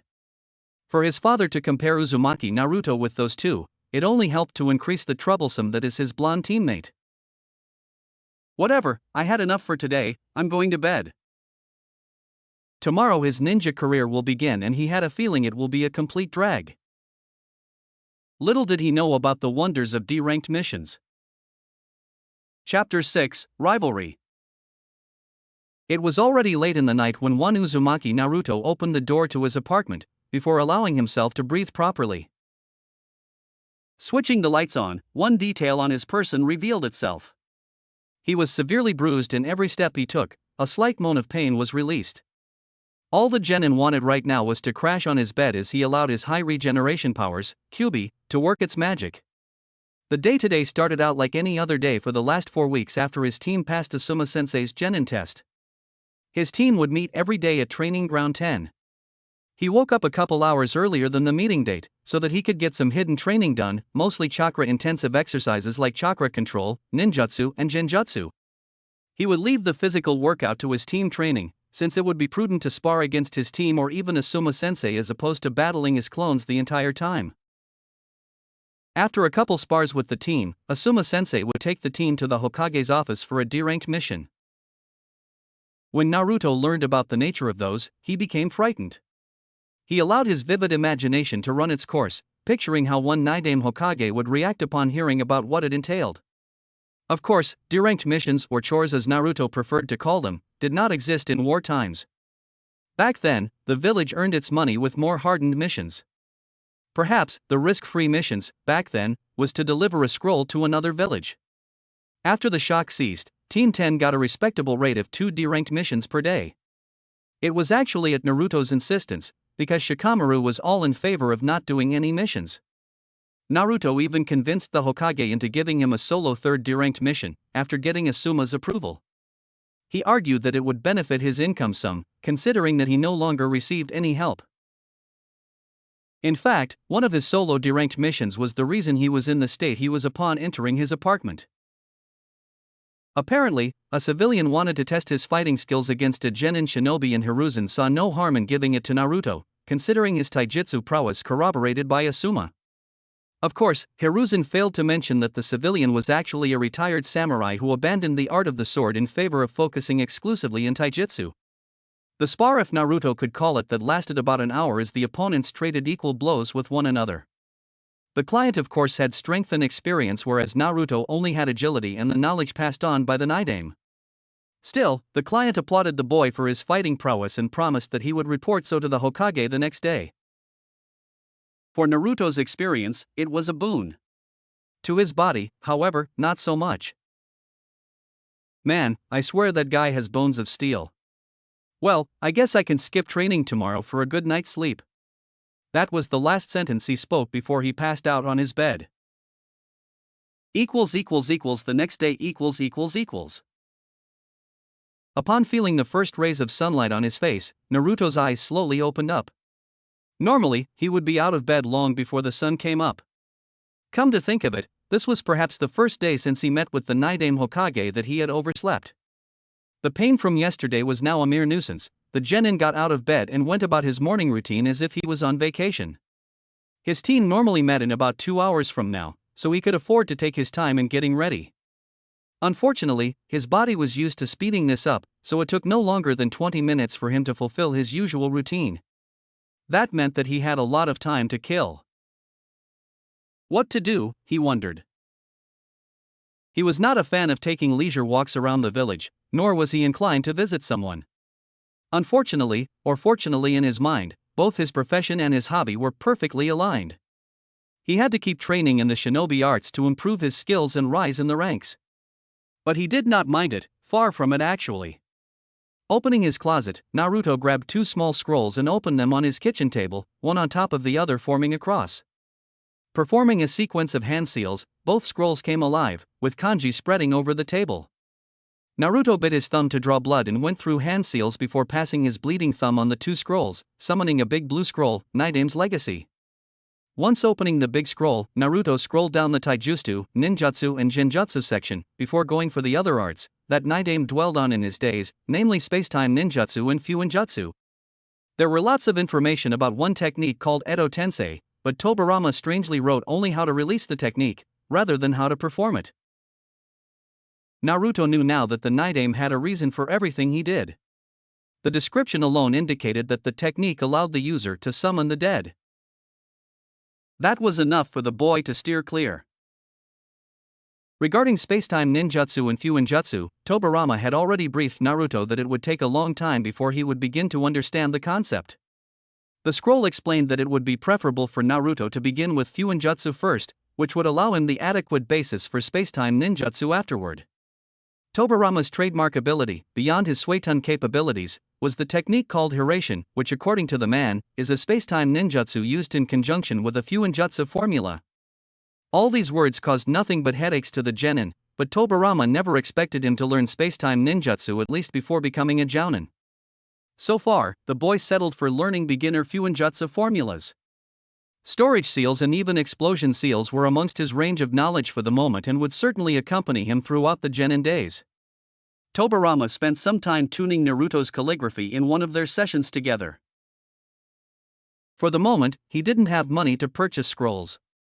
That would have to wait until he performed C-ranked missions. Also, Tobirama instructed Naruto to spend some time in the library researching about the theory behind fuinjutsu. Therefore, Naruto expected a few trips to the shinobi library after today's training. Looking at the clock, the boy sealed Tobirama's scroll and left his apartment. Choosing to simply walk towards the location, Naruto wondered about the road ahead of him, regarding the challenges and the expectations placed upon him by the very own Nidame Hokage. It was one thing when said man was around to guide Naruto throughout the training, but now Naruto had to make do with the knowledge imparted on the scroll. What if? The thought stopped as soon as those words initiated, and the boy couldn't help but shiver at the memory of Tobirama vividly explaining to him that thinking about the what-ifs was a complete waste of precious time. The man always enjoyed using those water whips of his. Training ground . Arriving on time, Naruto walked straight to his sensei, who was calmly smoking his cigarette with an aloof smile on his face. Ever since they became Team 10, Naruto's relationship with his second sensei slightly improved. The boy enjoyed their training sessions, even if he could not use his full arsenal of skills at the moment. In their spars, Naruto would use taijutsu and kenjutsu with a couple shurikenjutsu as well. Ninjutsu was limited to the usual 3, however, much to his internal chagrin. Aside from constant spars with his sensei and his teammates, the latter always won by Naruto, their team got started on learning chakra control exercises. Asuma used this opportunity and passed the ball to Naruto. Since he had learned it, Asuma urged Naruto to teach the craft to Shikamaru and Hinata, showing the first signs of laziness in Naruto's book. Unsurprisingly so, Hinata got it right on her 3rd try. The Hyuga clan were prodigious in their use of chakra. The Juken required precision more than anything else. Shikamaru was not bad, but he did test Naruto's patience by requiring 3 days to get to the top. However, the Nara clan were highly renowned for their intelligence, not their work ethic. His lazy teammate understood the concept the minute Naruto explained it. When applying theory into practice, however, Shikamaru just did not bother to apply himself 100%. As such, Naruto kept complaining the entire time, much to Hinata and Asuma's amusement. A couple more taijutsu drills were run, before the team would go to the mission room for those same old boring D-ranked missions. The boy could not complain much, considering that it was his main source of income, but sometimes he just wished to vent out his frustrations on the man who created these types of assignments. As per usual, the team grabbed their 2 D-ranked missions for the day and quickly took care of that. Normally, Asuma would dismiss his team for the day, but today he had a different idea. At the barbecue place . He gathered his team for a nice barbecue dinner for some much-needed conversation. Well, it's been 4 weeks since we started and I feel inclined to discuss a very important subject with all three of you. It is my job as your sensei to guide you and train you into becoming accomplished shinobi and kunoichi. However, that does not mean that I can simply choose what I believe is right for any one of you. You three have a great deal of different skills to choose from, and it's important to consider them all so that you can choose just which type of shinobi you will be in the future. For example, I chose to focus in training my ninjutsu affinities and to develop a unique fighting style using my trench knives. While it was adamant that I learn other skills as a jounin, I have always stayed true to my choices as a shinobi.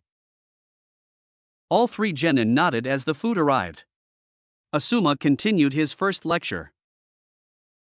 That being said, I understand that both Hinata and Shikamaru have clan techniques to fall back on, but that doesn't mean you cannot learn different skills. In fact, I believe it's prudent, considering that your clans are very well known throughout the elemental countries. The Hyuga clan are powerful, but more so up close-range fighting.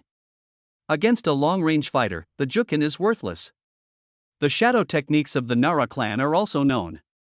Hinata and Shikamaru nodded solemnly, both knowing bits and pieces about their fellow clan members dying because of said weaknesses. Troublesome, I understand that, sensei. Asuma showed an apologetic smile.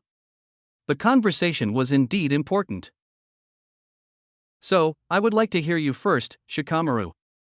As a Nara, your intellect is your most cunning weapon.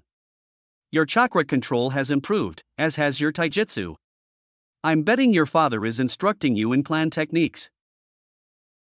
Mendokasi, my clan jutsu have many uses and also a lot of different ways to use them. The enemy may know about them, but they can't know for sure what I will do. But then, I'm talking about enemies close to my level here. Asuma nodded at that. Shikamaru continued. Like you said, sensei, my mind is my most cunning weapon. So, I was thinking about skills to complement my clan jutsu, like genjutsu perhaps. Naruto remained quiet throughout the entire ordeal, savoring his meat instead. When he heard Shikamaru's choice, he couldn't help but applaud his choice. Who would have thought that the lazy ass would apply himself with such a demanding art? It required great chakra control, however, above his intellect. Asuma made a thinking noise after hearing the Nara. Genjutsu an interesting choice. You can use your clan techniques as primary offense complemented by illusions. Not bad, I guess I can give you the basics and then perhaps ask a few favors from a specialist. Asuma actually believed it would be better if Shikamaru went for offensive techniques, like taijutsu or even ninjutsu. Then, he flinched at the memory of a rather heated discussion he had with said specialist about the usage of genjutsu. Okay, good, Hinata, how about you? Upon receiving the spotlight of 3 set of eyes, the timid girl flinched a little bit, before rubbing her fingers together. Asuma frowned instantly at the display. He remembered his conversation with Kurenai about how Hyuga Hayashi treated his eldest daughter and that her shyness was a direct byproduct of how she was raised, especially after Hinata's mother perished. She was improving her confidence gradually in training with Naruto and Shikamaru, though. Both boys realized and made every effort in helping her ever since. Well, I was thinking about training in long-range skills, perhaps archery. She looked at both Naruto and Shikamaru for reassurance and relaxed upon seeing them smile and nod at her. Archery, A fine idea, Hinata. With your Byakugan, you could be quite lethal from a distance. Most impressive. If you want, I can accompany you for the necessary supplies so that you can practice. I am sure your teammates will aid you, especially Naruto. If you are able to hit him while he's moving, then you're good to go. Naruto was smiling at the timid girl, until that part. Asuma had an amusing expression on his face as he observed the quiet boy frowning at him. Oi, what do you think I am, a living target? I may be fast, but I don't like the thought of being hit by her arrows on a daily basis, you know. Hinata giggled at the display. This would be training for you too, in agility. With her Byakugan, her precision will no doubt be top-notch. Once the arrow flies from her bow, you will have little time to dodge. The man barked in laughter as Naruto mumbled incoherent cursing at him. Oh come on, Naruto, don't be like that. I am sure that Hinata here won't target your vital organs, so you are safe. If she is able to hit you, then that means that you're not fast enough, that's all. The grumbling never ceased. And to think I was beginning to like you, sensei. Asuma laughed at the comment. He was enjoying this team more than he thought he would. Okay, enough teasing. How about you, Naruto? Asuma asked the question, but from the inside, he was actually waiting for the answer in anticipation. The kid was gifted, way more than a seasoned genin. His chakra control was excellent, his ninjutsu and taijutsu prowess were outstanding. Asuma had a prodigy in his hand and Naruto could simply specialize in anything, he mused. Naruto, for his turn, had a clear choice in mind, but he also had side projects of his own and none of those would be revealed until later on. The boy allowed himself a small second of amused thinking, though, answering that he would want to specialize in spacetime ninjutsu and fuinjutsu. Yeah, highly amusing would be his sensei's face. I would like to find out my ninjutsu affinity and master it. Asuma nodded with a smile. With his prowess in the battlefield, Asuma had no doubt that the boy will be a force to fear. Elemental ninjutsu, you say? That's quite advanced stuff, though with your chakra control, it's not impossible. Most shinobi takes a lot of time to learn an element. Say sensei, how can I learn my element? Asuma was surprised at the sudden question. With time, the Hokage's suspicion lessened, but it was still there. Nonetheless, Asuma saw no point in not answering, considering that both Shikamaru and Hinata were also interested. He really wanted his students to learn ninjutsu to fall back on, and this was the perfect opportunity to instill said knowledge in their brains. Who knows, maybe Hinata and Shikamaru would take an interest. There is a special paper to determine one's affinity. Actually, I happen to have it with me. Hinata and Shikamaru, do you also want to know about yours? Depends on the amount of work I have to do. Both Asuma and Hinata had giant water drops on the back of their heads. Naruto almost molded chakra for the water whip after the comment. All you have to do is simply focus your chakra on this piece of paper. I prefer to explain the rest after I see the results. Hinata, you go first. The Hyuga nodded and closed her eyes while holding the paper in her hand. When she opened her eyes, she felt water in her hand. Asuma nodded, but said nothing, urging the lazy genin up next. Shikamaru's paper ignited and turned to ash. Naruto's paper split in two and both halves became moist. Asuma hid his surprise at Naruto's result. His father would like to hear this. Okay, then, Hinata's affinity is towards water ninjutsu. Shikamaru has fire while Naruto, surprisingly so, has both wind and water affinities. Quite rare for a shinobi to have two affinities, I must say. Naruto showed a surprised face, followed by a happy one, while Hinata complimented him. Asuma allowed for the genin to partake in conversation over their elements, while he pondered on what he had just discovered. His focus was on the Uzumaki enigma instantly. A jonin of his caliber had a lot of experience in knowing when someone is not telling the truth. Naruto's elation, however, at knowing about his elements struck him as quite odd, considering the Hokage's suspicion. If someone was indeed tutoring the boy from the shadows, then no doubt Naruto would have already found his elemental affinity, considering his potential. So, Shikamaru wants to get genjutsu training, Hinata needs help with archery, and Naruto with elemental ninjutsu. I will see if I can pull some strings for genjutsu training. The archery material, I believe, won't be hard to find. I guess that there are at least 2 or 3 stores in Konoha. As for you, Naruto, I'm afraid I'll have to consult with the Hokage first about you learning elemental ninjutsu. The boy did frown, earning an amused smile from the sensei. Elemental ninjutsu's mastery is as hard as it is dangerous, especially if unsupervised. I believe the Hokage will accept it, though, considering who your sensei is. Asuma could not help but inflate his chest in pride at that. What do you mean? The boy felt his hopes of getting wind training draining by the second. He just did not consider that Asuma would need to run by the Hokage first. I'm considered one of the best wind users in all of Konoha, and since you have an affinity for it, there is no one better suited to teach you.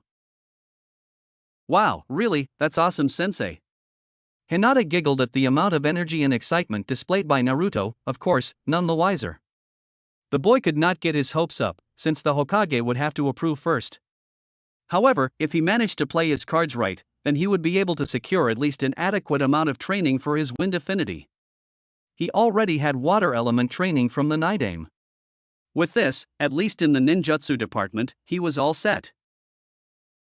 Eventually, the team left the restaurant and split towards their respective homes or the Hokage's office. The Hokage's office .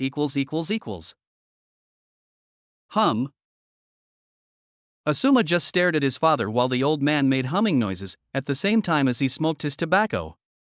Asuma wanted nothing more than to know his father's thoughts right away. He admitted into being quite enthused about the prospect of passing his craft to the boy. However, for that to happen, at least right now, he would need the Hokage's consent. In addition, there was the problem of how exactly the boy got so good and without a parent's supervision.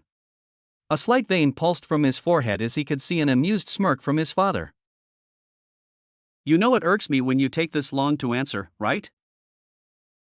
Yes, well, as per Naruto's situation, it's indeed quite rare for him to have two affinities, wind and water. Though I guess it's only natural that he had inherited it from his father and his mother. If I recall, Minato had wind and Kushina had water, though neither of them chose to venture on their affinities. Minato's style was more in Fuinjutsu and spacetime ninjutsu, while Kushina preferred close-range fighting with her chakra chains. Asuma, what can you tell about his chakra paper? Asuma frowned at the question, knowing all about what his father wanted to know. Indeed, the chakra paper allowed one to discover the elemental affinity. However, when a shinobi possesses a high affinity for an element, the paper behaves slightly different. His wind is the dominant affinity and quite strong one at that. His water element is not a weak affinity, though. Hinata's paper became moist, but the halves of his paper were soaked. Hiruzen caressed his chin. Interesting, Naruto-kun's future gets brighter and brighter. And how he did react to the news. He was excited, dare I say that he was clueless before, which struck me as odd considering the suspicion that someone is training him. Hiruzen nodded. Indeed, perhaps we can attribute his surprising growth to him simply applying himself harder. It pains me to consider the possibility that Naruto-kun was hiding from me, but I had to look at the situation from all possible perspectives. Hiruzen allowed himself some time to look down in shame over his actions. When the boy was not doing well in the academy, he wished that the boy would apply himself. In the end, he did apply himself, but Hiruzen was caught wondering if someone did help him. In truth, all he did was believe that Naruto alone did not possess the necessary skills to grow as a shinobi. Well, the fact remained that Naruto did improve, and he did it by proving everyone wrong, even Hiruzen himself. Okay, Asuma, I'll allow you to start his wind training, but only the theory and elemental control exercises for the moment. Asuma nodded and got up from the chair. Would I be wrong in assuming that you're no longer interested in investigating his situation further? Hiruzen nodded with a resigned expression. Thus far, he has never demonstrated anything beyond exceptional skills in what was taught at the academy. The two chakra control exercises aside, his skills are centered in taijutsu, kenjutsu, and shurikenjutsu. If someone else were in fact tutoring him, he would certainly possess a more varied arsenal of skills already. Yes, there is no reason for us to keep looking anymore, Asuma. I can tell that he will only grow as a shinobi, and it's our duty to guide him. Good to know, because I'm enjoying my team more and more. It would be a shame to disrupt their growth, based on assumptions. See ya, old man. Asuma saluted him with a wave, before leaving in his shunshin. Hiruzen, now alone, stood over Naruto's shinobi records, pondering. If the boy showed as much prowess in the ninjutsu department as he had with taijutsu, then by all accounts, Naruto would be a prodigy. In the same path as Minato's son was Kakashi's student Uchiha Sasuke. Hiruzen was optimistic already for this new generation as all the clan heirs graduated. However, while all of the clan members showed promise in their families' respective abilities, Naruto and Sasuke were the only ones so far that displayed promise in overall skills. Naruto more so, considering that he had no one to assist him and still shown such promise. Right now, Sasuke had the slightest advantage, because his family taught the lad fire ninjutsu. However, that will change once Naruto gets the hang of his element. Hiruzen had no doubt in his mind about the boy's immense talent. As such, he knew that the boy would catch on very quickly, even something as advanced as wind manipulation. The next day The next day came and the team began their morning routine like usual. After 2 hours of practice and spars, Asuma gathered his 3 genins. Okay team, we'll now go to the Hokage for a mission. Now before we do that, I would like to follow up on our conversation last night. Starting with you Shikamaru. Since you are interested in learning genjutsu, I asked a favor from another Jonin who's specialized in the field. For now, she believed it prudent to first learn the theory behind the art of illusions, so here you go. Asuma tossed a scroll for the pineapple-haired genin. In that scroll, she detailed not only the basics, but also some chakra control exercises. Genjutsu requires great chakra control to perform, after all. Of course, Shikamaru would release a sigh in dismay thinking about the amount of work he would have to do. Man, is it too late to change my mind about this? I get the feeling it's going to be quite troublesome. Naruto snorted at that comment. It took him a lot of time and effort for him to be able to use genjutsu. Naruto also had the night aim to thank for, giving input so to speak. Asuma, for his turn, just smirked at Shikamaru's comment, before moving on. Naruto, you wish to learn wind manipulation, so like Shikamaru, you'll start with the theory first and then we shall move to the practical exercises. It will take plenty of time for you to start learning techniques, but you have plenty of time for that. From the inside, Naruto groaned, but from the outside, he smiled and took the scroll. He opened up the scroll and started reading it right away, blocking his attention to the outside world.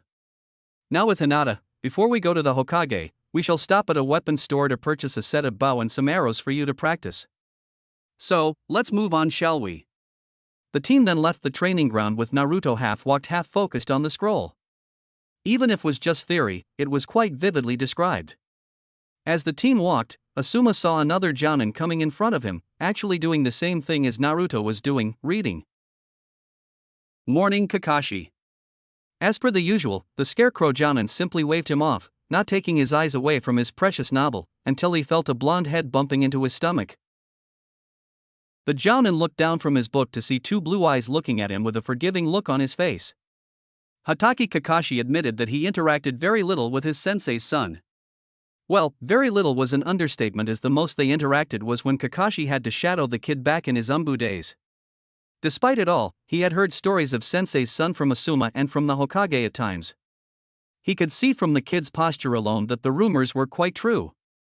Asuma came up to him 2 days ago, stating how skilled Naruto was and that he wanted to measure his skills against one Uchiha Sasuke, the Rookie of the Year.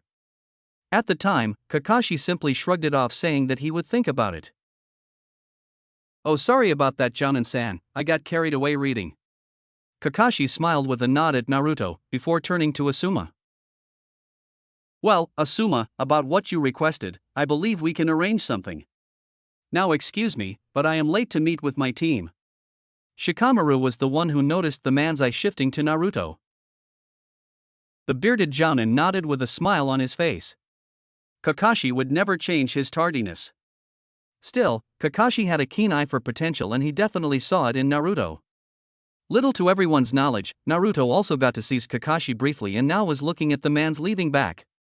The Nidaime Hokage had imparted some sensing capabilities in his student. While not a born sensor, Tobirama taught him a couple of things by using your own chakra, so that Naruto can learn more about his enemy before the fight began. He did so with Asuma when they first met and now he did it with this guy Kakashi. While Asuma had more chakra capacity than Kakashi, Kakashi's chakra felt denser. His chakra coils are perhaps more developed than Asuma's. Asuma-sensei, what was it that this Kakashi said? Shikamaru asked, earning an amused laughter from his sensei. Oh that's nothing, just a silly bet between Jounin. Now, let's keep moving. In no time, the team got inside a weapons shop and waited for Hinata to purchase the needed material for her craft. Shikamaru spotted a chair placed by the counter and immediately took a relaxing seat while Asuma helped Hinata with her choices.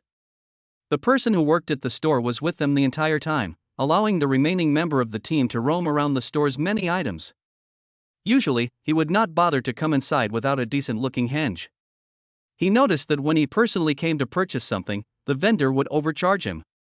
However, when he simply came in as a brunette individual, no whisker marks and a chunnin vest, he even got discounts and promotions. Of course, he could simply go to the Hokage or his sensei to complain, but then he simply didn't want to bother himself with such nuisance. In addition, it was good practice as most of these vendors had at least genin shinobi training. With everything taken care of, the team marched towards the Hokage Tower for their mission. Mission assignment office. The Hokage chose this specific day to join the Chunnin board responsible for the mission assignments. It was not required of him, but he did so in order to address his shinobi personally from time to time. This morning, a few of the genin teams had already came by and left with their assignments. The rookie squads, however, have yet to appear. He knew that Kakashi's team would be the last, but Asuma's and Kurenai's didn't usually take this long to show. He smiled, however, as soon as he heard footsteps approaching. It looked like Asuma's team came out in first today. The genin came in front with Asuma in tow as they lined up in front of the Hokage. Team 10 reporting for duty, Asuma proudly announced, earning a nod from the Hokage. Well, I was wondering when you'd appear, Asuma-kun. Your team usually comes much sooner.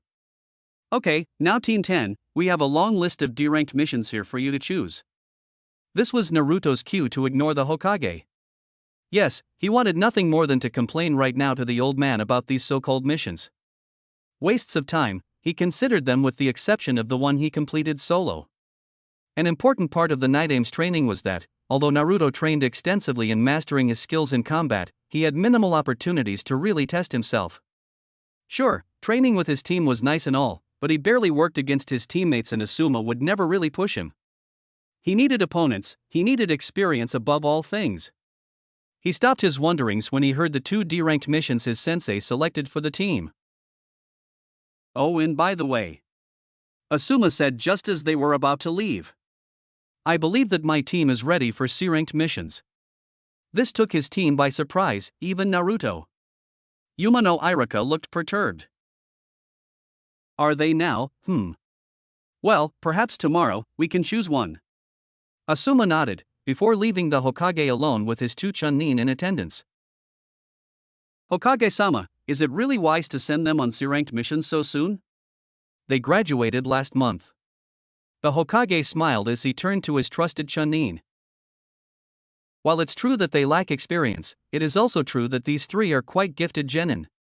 Shikamaru is quite the genius and strategist of the team, and Hyuga Hinata has a solid grasp on her Byakugan. Last but certainly not least, Naruto-kun is perhaps the most gifted genin of his generation. According to my son's reports, Naruto ranked very high in pretty much all there is for a fresh genin to know. I am sure that he will reach great heights in his career. That's precisely why I have allowed them to participate in C-ranked missions. Naruto-kun is skilled, but like you said, he lacks experience.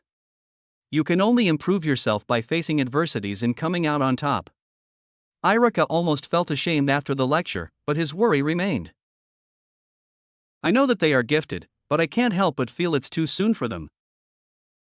The Hokage only smirked at the man. He had chosen wisely in placing Irika at the academy. That goes to show how much you care for your students, Irika. However, it is now time for them to venture outside the confines of our great walls and meet the world outside. Do not worry, though, I don't plan to send them alone.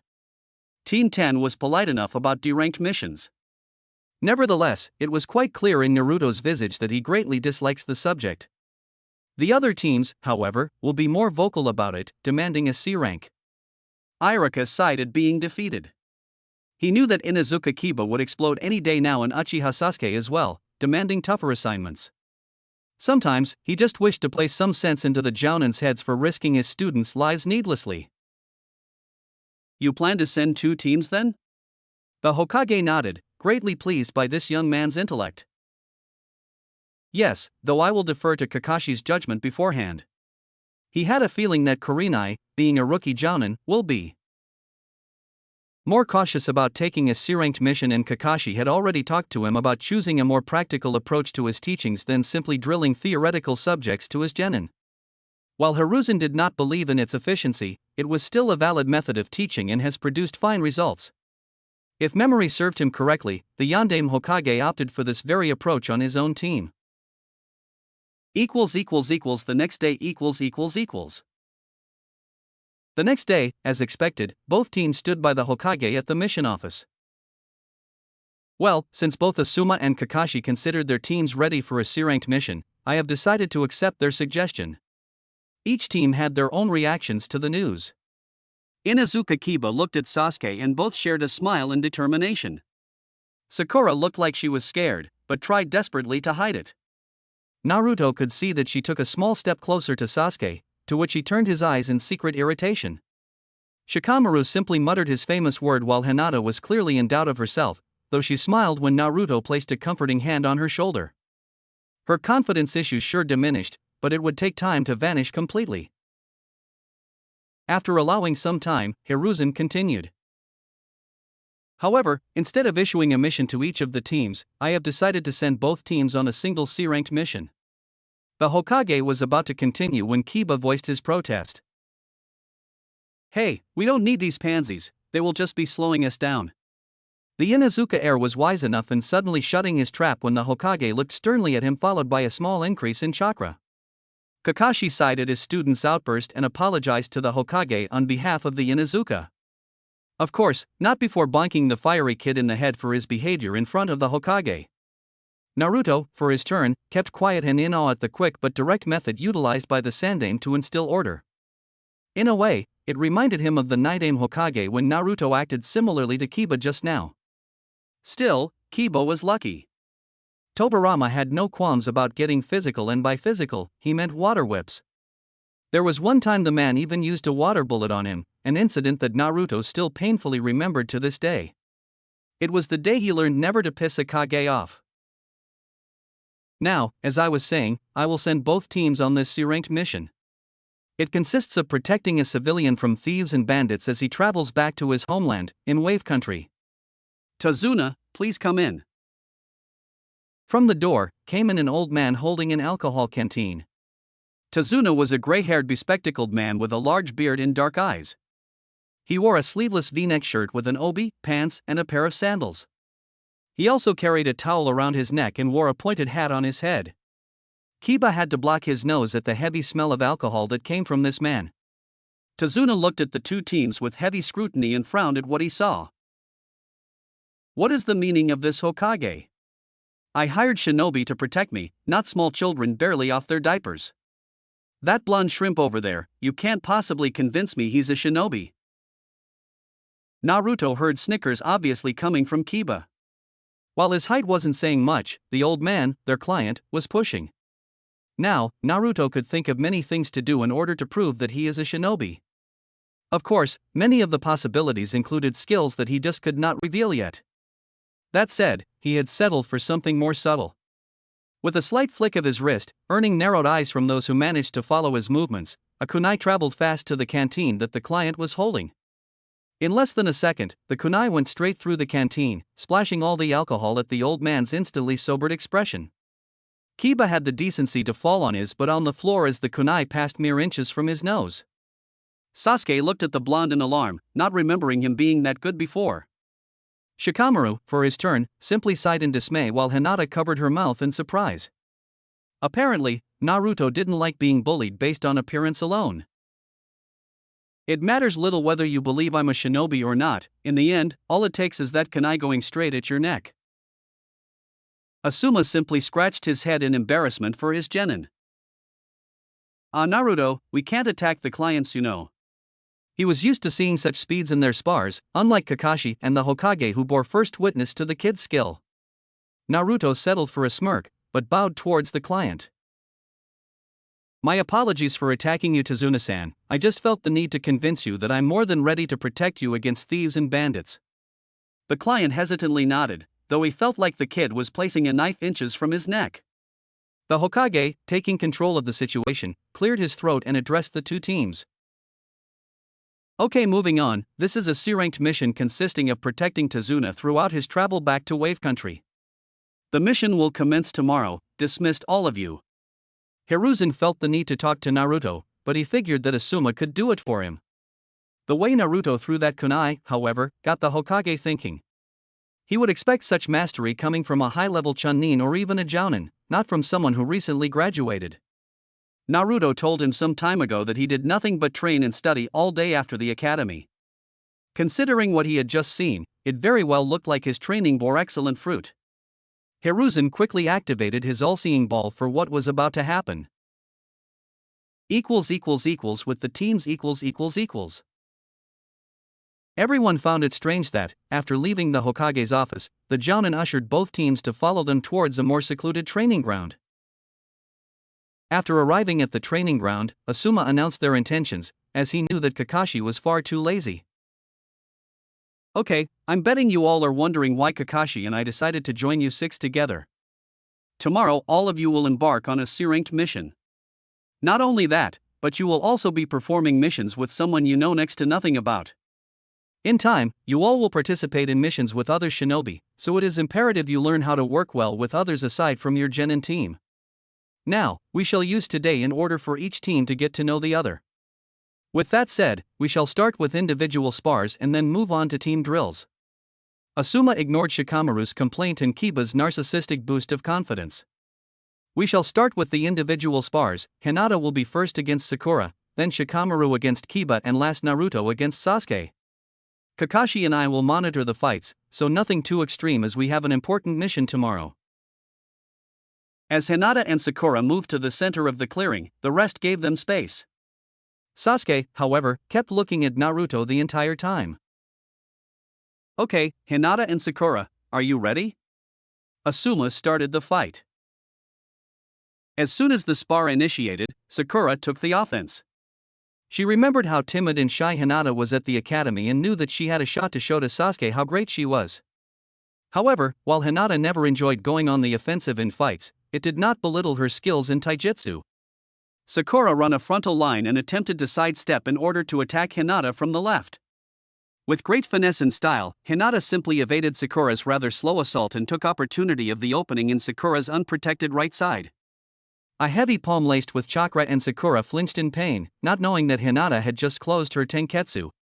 Sakura tried to stand and give more of a fight, but she just could not control her chakra, in order to use the Academy 3 ninjutsu she knew. Another frail attempt at taijutsu failed, with Hinata hitting the stomach this time, thus ending the spar rather quickly. Are you okay, Sakura? Hinata opened her tenketsu and got her up, earning a pained smile from Sakura. Wow, you're really strong, Hinata. The Hyuga blushed at the praise, while Naruto looked ready to go bloody murder on the pink-haired girl. He would imagine that she would show more after 1 month. Alright, now is my turn, prepare to lose Shikamaru. Kiba and Shikamaru stood now face to face with each other. Kiba looked smug, while Shikamaru couldn't look more bored as he grabbed a kunai and held it. Naruto could not help but smile at Kiba's clueless smirk. The Jounin also noticed it, but Kakashi simply chose to read his book to save him embarrassment. With an amused smile, Asuma announced the beginning of the fight. Kiba, still smiling like an idiot, prepared to attack, only to realize that he just couldn't move his body. Not even Akamaru could move, considering that the little puppy was also caught in the same technique. The Inuzuka remained baffled and snarled at the Nara. What did you do to me, bastard? Shikamaru only sighed in dismay. He didn't feel like explaining much. Why don't you look down and tell me what happened? Kiba did as instructed and indeed saw that his shadow was connected to Shikamaru's. Suddenly, Shikamaru extended the arm that he was holding the kunai, forcing Kiba to do the same, except that his hand was holding nothing of the sort. A couple of steps later, Shikamaru stopped walking. The kunai stopped inches from Kiba's chest and would keep coming. The Inuzuka snarled at losing, but conceded. Kakashi felt the need to explain to his clueless student. The Nara clan specializes in manipulating their shadow. It has many uses, one of them involves binding the opponent by capturing your shadow. Kiba listened to his sensei speak while Naruto and Sasuke got into position against each other. The rest already gave the boys some room. In Sakura and Kiba's mind, Naruto would no doubt lose. He may have shown improvement in school, but he had graduated in the middle of the class, while Sasuke was the top student. Meanwhile, Shikamaru and Hinata doubted that Naruto showed his best at the academy, merely showing enough to graduate. It was not to say that Naruto was stronger than Sasuke, only that one could not base Naruto's skills according to his display up until 1 month ago. Kakashi and Asuma stood side by side as they silently conversed with one another. The first two fights were indeed for the teams to know each other, but this last fight was actually a bet formed between them as to whom was the strongest genin of this year. Sasuke, meanwhile, looked at his opponent and remembered how fast he moved back at the Hokage's office. It had been a month since he last saw Naruto fight, and back then, it was completely different. Sasuke Uchiha's blood pumped inside his veins and he felt excitement over the upcoming battle. If he improved this much, then Sasuke may have found a worthy adversary to test his skills against. Kiba was okay in the taijutsu department, but the Inuzuka just could not offer Sasuke more than a few minutes of a fair fight. Naruto, for his turn, looked at Sasuke while remembering what the Nidaime said about the Uchiha clan. Even if Tobirama focused more on the Sharingan, he did share some intel on their way of thinking and how they behave in the battlefield. Their taijutsu style focused mainly in anticipating the opponent's movements. Even without the Sharingan, the Uchiha had trained their eyes and body to adapt according to the enemy. That being said, it will always appear that an Uchiha is faster than he actually is. Aside from that, though, Naruto saw this as an amazing opportunity to gain experience. Asuma took a couple steps further and announced the beginning of the fight. Naruto went on the offensive immediately, hurling a group of shuriken at impressive speeds. Sasuke reacted instinctively, not much expecting a long-range assault in a spar. He evaded the projectiles and charged at the Uzumaki, using chakra to increase his speed. He was within Naruto's guard in less than 2 seconds, before aiming a brutal punch at Naruto's face. Naruto, for his turn, quickly turned his body and redirected Sasuke's punch with his arm. He followed up with a sidekick, but Sasuke managed to evade by keeping his momentum. Using the blonde's own move, Sasuke quickly grabbed a couple of shuriken and threw them at Naruto. From such close proximity, the shuriken were unavoidable, piercing his arm and stomach. Naruto flinched in pain for a second, before smiling as smoke surrounded him. Sasuke, instead, pierced a log instead. Naruto came from his behind, but he was not alone. By his side, 5 bunshins mirrored his every move. Sasuke quickly threw shuriken at them, dispelling the bunshins. However, since they were too close, Sasuke could not avoid a direct punch to the stomach by the real Naruto. The sound of the impact made everyone in the vicinity wince as Sasuke lost his entire breathing capability for a short period. He had to move quickly as Naruto was not done. Jumping back a few times, he managed to create a distance to breathe again. He had never taken a hit that strong before, and the way Naruto moved was a lot more coordinated and precise than back at the academy. Getting a new resolve, the Uchiha charged once more and started a close-range fight with Naruto, neither showing dominance over the other. Their movements were fast, faster than genin level easily. The spectators, at least the genin, were surprised, or in Kiba's case, speechless. He could barely follow those movements. Sakura simply stopped trying altogether. Indeed, Naruto was quite skilled, as you said, Asuma. The bearded jounin smiled while lighting up a cigarette. So is Sasuke, but Naruto normally moves faster. Remember that he has complete mastery of his chakra, but so far he is not using it to fight Sasuke. Kakashi looked at Asuma from the corner of his eyes and focused on his old sensei's son, and indeed Asuma was right. Back to the fight, Sasuke found that, at each passing second, that Naruto was slowly but surely increasing his pace as well as the strength behind the blows. To compensate, Sasuke focused more chakra into his limbs, but he could feel his capacity diminishing, whereas Naruto barely looked fazed.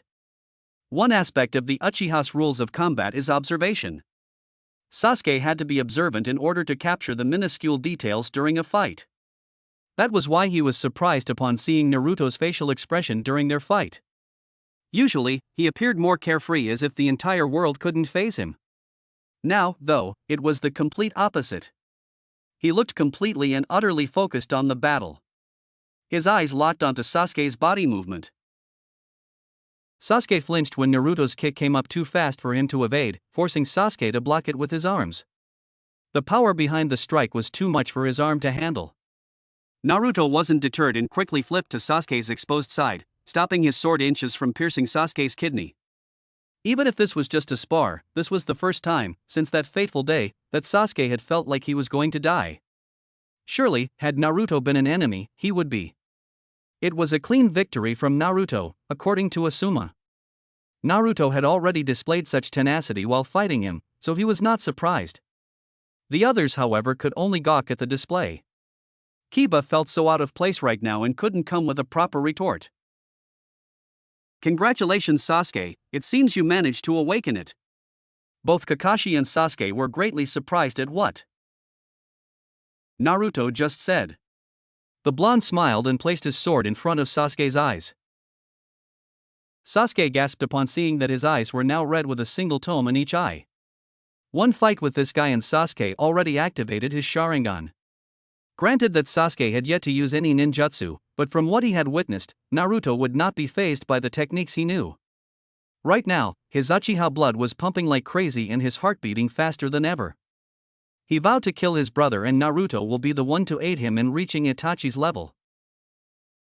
Chapter 7, Kiri no Kaijin. Naruto shuffled through his scrolls shelf in search of his extra set of sealing scrolls. After all, he was going to his first mission out of the village in 10 hours.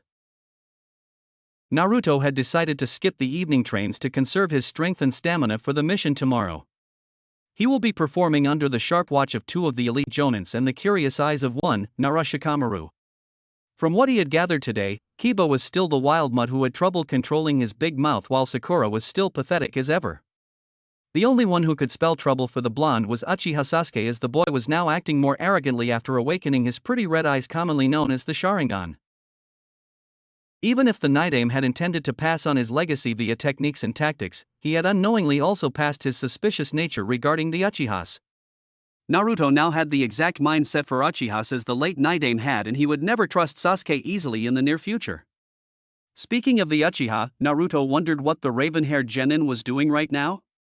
Maybe he was sitting somewhere in the Uchiha district, planning how to kill his traitorous brother. Shaking his head to get Sasuke out of his wondering thoughts, Naruto decided to focus on the task at hand. He will be needing a change of clothes as well because he wanted to perform splendidly on this mission, because even if he was trying very hard to keep his training a secret on he and the deceased Night Aim knew, he also knew that catching the eye of someone such as Kakashi will prove to be a beneficial factor in his growth as a Konoha nin. Kakashi was no douche, and thus he will know instantly that Naruto was trained in the past. Even if the man tried to look lazy as a Nara, but his brain was more similar to the famed clan than his laziness, and that could very well give rise to questions in the mind of the said Jonin as well as the Sandaime. Naruto will have to be careful in choosing which abilities he wanted to reveal in front of his teammates for the next mission. Not only that, Team 7 will see those abilities as well, and now that Sasuke had awakened his Sharingan, Naruto wasn't too keen to let him copy any of his precious techniques that he learned from the Night Aim via hard work. He will have to meditate for a while to gather his thoughts and come up with the next day's course of action, otherwise he was sure he will receive a big question mark in his shinobi file after this mission tomorrow. Kiba and Sasuke were stupid enough to charge in any battle head-on, while Shikamaru and Hinata will waited for orders, and even on getting them he wasn't confident that they will indeed join the battle directly. Shikamaru was a Nara and thus specialized in shadow-related jutsus of his clan, which will make him a backwards fighter, not a brawler such as him. Hinata, on the other hand, was a Hyuga and relied on the gentle fist taijutsu style of her clan, a style which required users' confidence, something Hinata clearly lacked. Massaging his head with his right palm, Naruto looked out of the window of his bedroom and gazed at the full moon shining outside in the bright sky of the night as the moon stared at him back, soothing the turmoil in his head as Naruto allowed himself to be relaxed by the surprisingly chilly wind of the July's night. Naruto, a shinobi's duty is to his village and village alone. Atoning one's sins isn't the only way to feel cleansed. You can always try to bring yourself forward in the time of need for the village and let the enemy face a true patriot, a true hero, a true shinobi. Never forget the reason why those villagers feel afraid of you. It's the fear of the unknown that drives them in committing such monstrous acts to a child such as you. Let them see you, let them hear you, and most of all let them feel you. Show them that you aren't the unknown needed to fear, no, you are the known needed to respect, to show love, to show affection. Naruto, there may come a day when you will find yourself on an intersection of choices, a lone shinobi and a powerful one at that, such as yourself always have to go through such tests of faith and will. Follow my teachings, follow what your instincts tell you, but most of all, follow your heart. Naruto closed his eyes as the words of Tobirama resounded in his head, words of his teacher, his secret well-wisher and his most helpful family member. A small yet vibrant smile made its way on his face as the Uzumaki smiled at the words Tobirama had chosen that day to help him come out of his sorrow after the revelation of his status as the Kyuubi's Jinchuriki. Those words were the helpline Naruto had received from the Senju, words that pulled him out of darkness and sadness. "Don't worry, sensei, I will do everything in my power. Stay the Naruto you made me. Before meeting you I was just a confused child scared of his situation.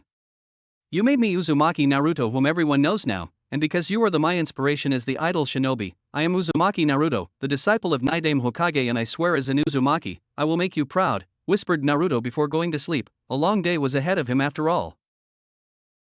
The next day Naruto reached the north gates at the exact time allotted to both teams the last day. There he saw Hinata standing in a corner, looking from side to side as she twirled with her fingers. Shikamaru stood on her left while leaning on the village wall, his head tilted a little, signifying that the Nara had probably fallen asleep with the wall as his support. Walking over to his teammates, Naruto wondered where their sensei in Team 7 was. Not willing to waste any more of the mission time, he made a beeline in Hinata's direction.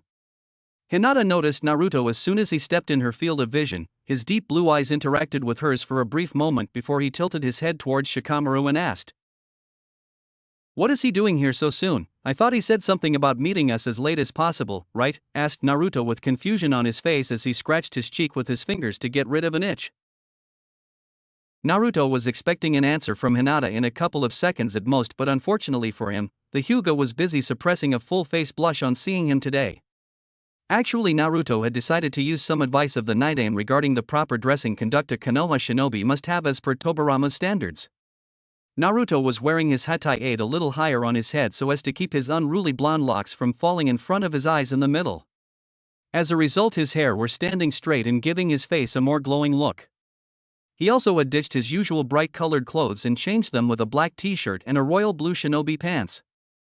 A high-collared black haori was also included to hide his weapons pouch and his other utility scrolls from the enemy's view. Tobirama had made sure to drill it in his head that no matter how strong a shinobi was, if he couldn't see what his opponent was about to use as a weapon, then he was at a big disadvantage, a disadvantage that could prove fatal for him. Hiding your kunai hustler was not the only thing his haori did, it also worked to hide Naruto's feet moments in order to help him with surprise dashes and dodges.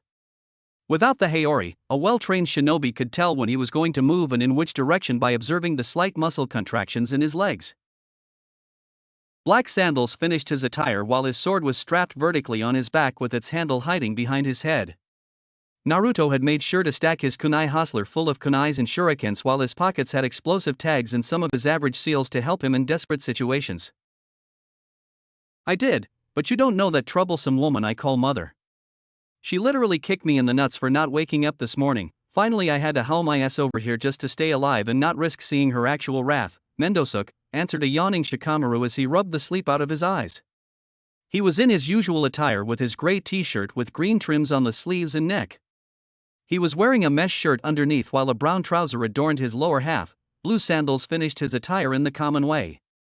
However, Naruto actually saw the full kunai hustler and utility pouch on his thigh and back respectively. Shikamaru, now a little awake, stared at the blonde before looking at the blushing Hyuga before deciding to ask Naruto about his change of wardrobe. "So why the sudden change in clothes?" asked the Nara. "Oh, I felt a change of clothes was in order, and as a shinobi going on a foreign mission, I must dress like a real shinobi, right?" chuckled Naruto as he spotted the remaining members of their team arriving. Kakashi was reading his book while Asuma was smoking a cigarette without a care in the world. Guess even the most serious shinobis had some way unique to them in which they relaxed. Sasuke was glaring murderously at any pedestrian who dared to greet him on the way. As for Sakura, she was doing what she did with 99% of her time, pestering Sasuke for a date. Unfortunately, Sasuke was ignoring her completely as always and grunting to show his irritation. Kiba was whispering something to Akamaru on which the dog would bark again and again to support his master's words. In the center of the group was the client, Tazuna the master bridge builder, a bottle of booze in his right hand while a small bag in his left as he stumbled after every 3 steps, clearly drunk in the morning. "Ah, sorry team, I forgot to tell you that we had to collect the mission scroll and the client from the Hokage Tower," Asuma apologized as he blew a cloud of his smoke in Kakashi's face, forcing the said Cyclops to fumble with his little orange book.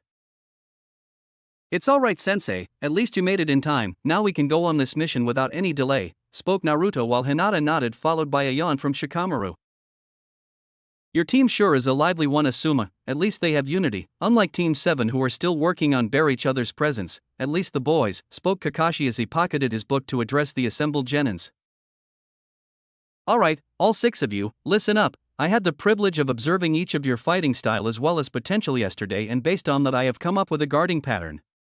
Asuma and Sasuke, both of you will be in the front of the group, Sakura and Kiba will be on the left, Shikamaru and Hinata will be on the right, and me along with Naruto will be in the back. Any questions? Ordered Kakashi while looking at each of the said genins.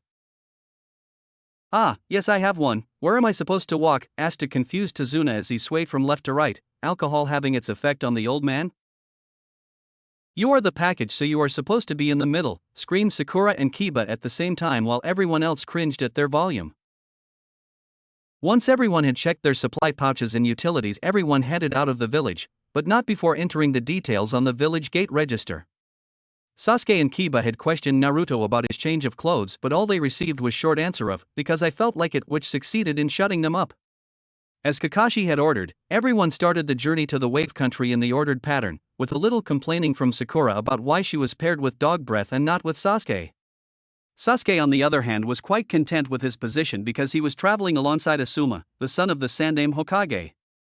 He had deduced that it was Asuma who had trained Naruto in becoming stronger than him. With that in mind, he was planning to get something out of the smoking jonin in the span of the trip. An hour later. So Naruto, Asuma told me that you have 2 natural affinities, is it true? Asked Kakashi as he kept his eye on the book in his hand while his other hand stayed pocketed. If someone saw the copy ninja now, they'll probably think that the jonin was relaxed and had no care in the world. In reality he had his chakra spread around the area around them to stay alert, a technique only a few shinobi could learn. Yeah, that's what Asuma-sensei deduced after my chakra paper got split in half and before getting drenched, answered Naruto as he grinned a little while scratching the back of his head. So a strong affinity of Suiton and Photon, both are quite dangerous and rare, especially the later, commented Kakashi as a matter of fact glancing towards Naruto from the corner of his visible eye. I am luck, I guess, said Naruto while keeping a straight face, not letting any uneasiness appear in front of his face. Kakashi narrowed his eye dangerously as picked up some slight twitches in Naruto's posture.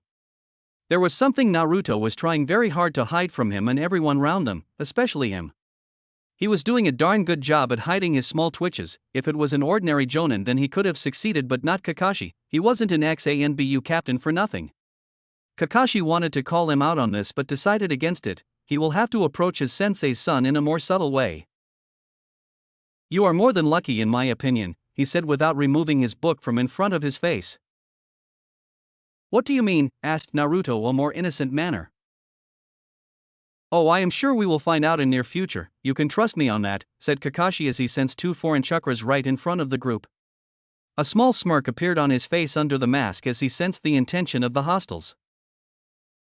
Fighting in a spar is something else, a true fight against enemy shinobi is quite another. Let's see how they handle themselves, thought Kakashi as he prepared himself for what was to come. The group reached a small puddle of water in the road when they all felt a sudden burst of chakra. 2 shinobi appeared out of the puddle with 2 gauntlets in their hands, connected to a single chain. Masks were covering their face while scratched Hatai 8 of Kirigakure shone on their foreheads. These were Meizu and Gozu, the demon brothers. The 2 Kiri Nuke sprang into action as they spotted Asuma in front of the group. In a swirl of moment they wrapped their gauntlets chain around the jonin as Asuma's eyes widened in surprise as the 2 brothers smirked before tugging at the chain with their full power.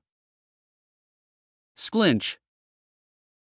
Asuma was soon reduced to a pile of blood and gore as the said remains dropped to the road with a shower of blood. It was followed by 2 screams of Sakura and Hinata. Sensei! Asuma-sensei! Instantly Naruto turned his head to look at the spot where Kakashi was a moment ago, only to find nothing at all. It was like the Cyclops had vanished within thin air. Looking at his remaining squad, Naruto noticed their tension in a heartbeat. Kiba was struggling to decide whether he had any chance of defeating these 2 shinobis if they had killed a Konoha jonin so easily. Sakura was struggling to stand straight on her feet as she trembled dangerously with fear. Hinata was faring a little better as she was standing at her spot with her hands in Junkin stance, though her eyes were tearing up after losing here sensei. Shikamaru was standing beside Tazuna in a protective stance with two kunais in both of his hands at ready to defend the client. As for the last genin, Sasuke was going through the hand seals of his signature jutsu, which he announced proudly. Katan, Gokakyu no Jutsu. Sasuke blew a huge fireball from his mouth as the two brothers readied themselves for the Katan technique headed towards them at neck-breaking speed. The fireball was about the same size as Sasuke and burned the grass on its path as the demon brothers raised their gauntlets in air before infusing them with potent Suetun chakra. The fireball collided with the two shinobi with a bright flash of light, forcing the genins to cover their eyes lest have temporary blindness. As the smoke started to disperse, Sasuke had a cocky smirk on his face as he readied himself for the sight of two badly burnt bodies smoking black in color. Imagine his surprise when the two brothers appeared perfectly fine emerging from the smoke. Their gauntlets were shining brightly as they pumped chakra in them to prepare their next attack. Sasuke instantly pulled out two kunais and held them in reverse grip. He was fully prepared for any attack the enemy could throw at him. His Sharingan spun madly as he focused on the chakra build-up and the deadly weapons. Something was about to come his way and he will have only a fraction of a second to react. Suetun, Suigaden! Exclaimed both Meizu and Gozu as they punched their respective gauntlets forward towards the wide-eyed Uchiha. Two water bullets of a boulder's size each shot from their gauntlets as Sasuke desperately tried to react in time. His Sharingan had seen the technique being executed, but he won't be able to copy it because the demon brothers had used their weapons as a medium to launch it, which unfortunately Sasuke didn't have. He watched as his Sharingan saw the bullets head towards him in slow motion, but his own body was reacting slower to his commands due to the lack of speed. In desperation, Sasuke fell backwards on his back and exposed Tazuna to the deadly technique. However, before the technique could pass the Uchiha, Naruto appeared in front of him in a burst of speed. Suetun, Suijin Hiki. A huge wall of water appeared in front of the groups as the bullets collided with it, dissolving in the wall itself. Naruto stood behind the wall with both his hands clasped as he concentrated to keep the wall from falling apart. Sasuke had his eyes wide with astonishment as he witnessed Naruto's Suetun Jutsu in its full glory. Yet again Naruto had appeared in front of him while facing the opponent's technique, completely nullifying any chances of Sasuke copying the amazing jutsu. Kage Bunshin no Jutsu. Whispered Naruto as four bunshins appeared beside him before disappearing in the water wall, only for Naruto to drop the jutsu. As soon as the chakra supply keeping the wall intact was cut off, the water came crashing down on the ground and spread in the area, soaking the road completely. Meizu and Gozu tightened their chain as they came to the conclusion that the blonde kid was more dangerous than the raven-haired one. Getting ready to repeat what they had done to the Jonin, they dashed forward to shred Naruto in two bloody parts. Weaving between each other, they made a dangerous loop of trap in the middle of their run as Naruto stayed focused without blinking an eye. As soon as the demon brothers stepped on the large puddle of water, all four clones of Naruto appeared in a puff of smoke before kicking both of them in the temple, sending them flying towards Kiba, who was ready for them as he lowered himself on all fours and his nails grew into claws. He snarled while displaying his fangs and darkened Inuzuka marks before pouncing on the unlucky duo. Shikyaku. Kiba started clawing on the bodies of his two victims until he was sure they won't be standing back anytime soon. Standing back on his own two legs, Kiba gave a feral grin before picking up Akamaru from the side, not showing any remorse of beating the shit out of the two chunins. They all now knew that the brothers will not attack them, but just for precaution, Shikamaru dropped to his knees and weaved through a series of hand seals. Kage Main no Jutsu. As soon as the two chunins were captured, Kakashi and Asuma appeared in front of the group with the Sarutobi smiling proudly while the Cyclops shaking his head in embarrassment. "Asuma-sensei," exclaimed Hinata as she tried to keep herself rooted to the ground and protect the client. Asuma gave her a curt nod before walking forwards to speak to the present genins while Kakashi left with the two chunins slanged on his shoulders. There were some serious questions he needed answered and he was going to make sure he got the answers he was looking for. "Hinata, you did good by standing in a protective stance of your down teammate. Make sure to control your emotions better in the future." "Sakura, Kakashi had told me that you were lacking in the field of physical strength, but what you displayed today was much worse than either of us had expected. There is much room for improvement," said Asuma to the two kunoichis as he patted Hinata on the head while gave Sakura an encouraging smile which succeeded in lifting the spirit of the down girl. Shikamaru, you played it safe and decided to protect the package while also providing backup to your teammates, the signs of a true strategist. Keep polishing that Nara brain of yours and you'll become a great ninja. Kiba, I would be lying if I said I was expecting that from you. As an Inuzuka, you are a born frontal assault fighter. You should have provided backup and cover to your teammate Sasuke while also firing attacks of your own. The biggest mistake you did was turning your back on a downed opponent. History is filled with incidents where a dying shinobi took out a platoon of enemies by using a small explosive tag before dying. Try working on that, said Asuma as he turned to the last two genins. Sasuke, even though you were the first one to attack the opponent, never get overconfident on your abilities. Every jutsu, every strategy and every trap can be nullified in the shinobi world. Your second mistake was trying to cross the boundaries of your own bodily functions. You weren't ready to face a technique of such caliber, and if Naruto hadn't interfered then Kakashi would have to save you. Having Sharingan doesn't make you invincible. Your brother made sure to prove that wrong years ago via that incident, said Asuma as Sasuke scolded with disdain in his eyes. Whatever Asuma was saying was true. He really had overestimated his own boundaries and had nearly paid for it with his life. If it wasn't for Naruto, he would have died a painful death with his Sharingan proving useless to him. He will have to up his training not only to reach the level of his brother and kill him, but also to survive as a genin of Konohagakure no Sato. Naruto, I must say, neither me nor Kakashi saw that coming. You displayed discipline on the field and didn't lose your focus even for a second. You were analyzing the situation the whole time and stepped in when you deemed it necessary, the qualities of a true shinobi. That jutsu of yours was quite powerful too, and as your sensei I am happy to see that you had been working on your second affinity as well in your free time. That plan of transforming your clones into water molecules was quite smart as well for a genin of your age. I will make sure the Hokage hears about this, as I am sure it will make him proud of you, said Asuma as he gave his best genin a smile filled with pride. We have a situation here, said Kakashi as he appeared beside Asuma in a shimmer. What happened? Asked Asuma, turning around to converse with his fellow jonin. Those two, the demon brothers, they were sent by a businessman named Gato, and guess who their target was? Asuma turned his head to stare with narrowed eyes at the bridge builder standing in the middle of the genins. Exactly. 3 hours later. The shinobi of Konoha were traveling towards the village of Wave at a brisk pace. The fog around them was getting thicker and thicker by every passing moment as they continued on their path to liberate a country from the clutches of a tyrant named Gato. Tazuna had tried to deny claims made by the Jonins, but after Kakashi promised him a painful death, the bridge builder crumbled down to the ground and sobbed out his whole story. About how a man named Gato came to his country and started a business of terror and sadness. How he raised an empire of luxury for himself and his thugs by sucking the country dry of its lifeline, the sea waters. He told them how he killed his son in front of the whole village for standing against him and was now trying to silence him once and for all to avoid the completion of the Bridge of Wave. It's suffice to say that the team agreed to help him and his country on the condition that they will pay Konoha the extra charges of false information and an upgraded rank mission. So here was the team, walking towards the shore of the ocean where Tazuna had a friend waiting for them with the boat. Once they reached the boat, they quickly traveled through the ocean from the main landmass to the islands making up the Wave country in the dead silence of the night. They had to abandon the boat the halfway to Wave because the owner of the boat told them about his inability to row in the bight when the thugs of Gato were stationed on the coastlines of the main harbor. They thanked the man for the transport and continued forwards on their mission. On the way to Wave .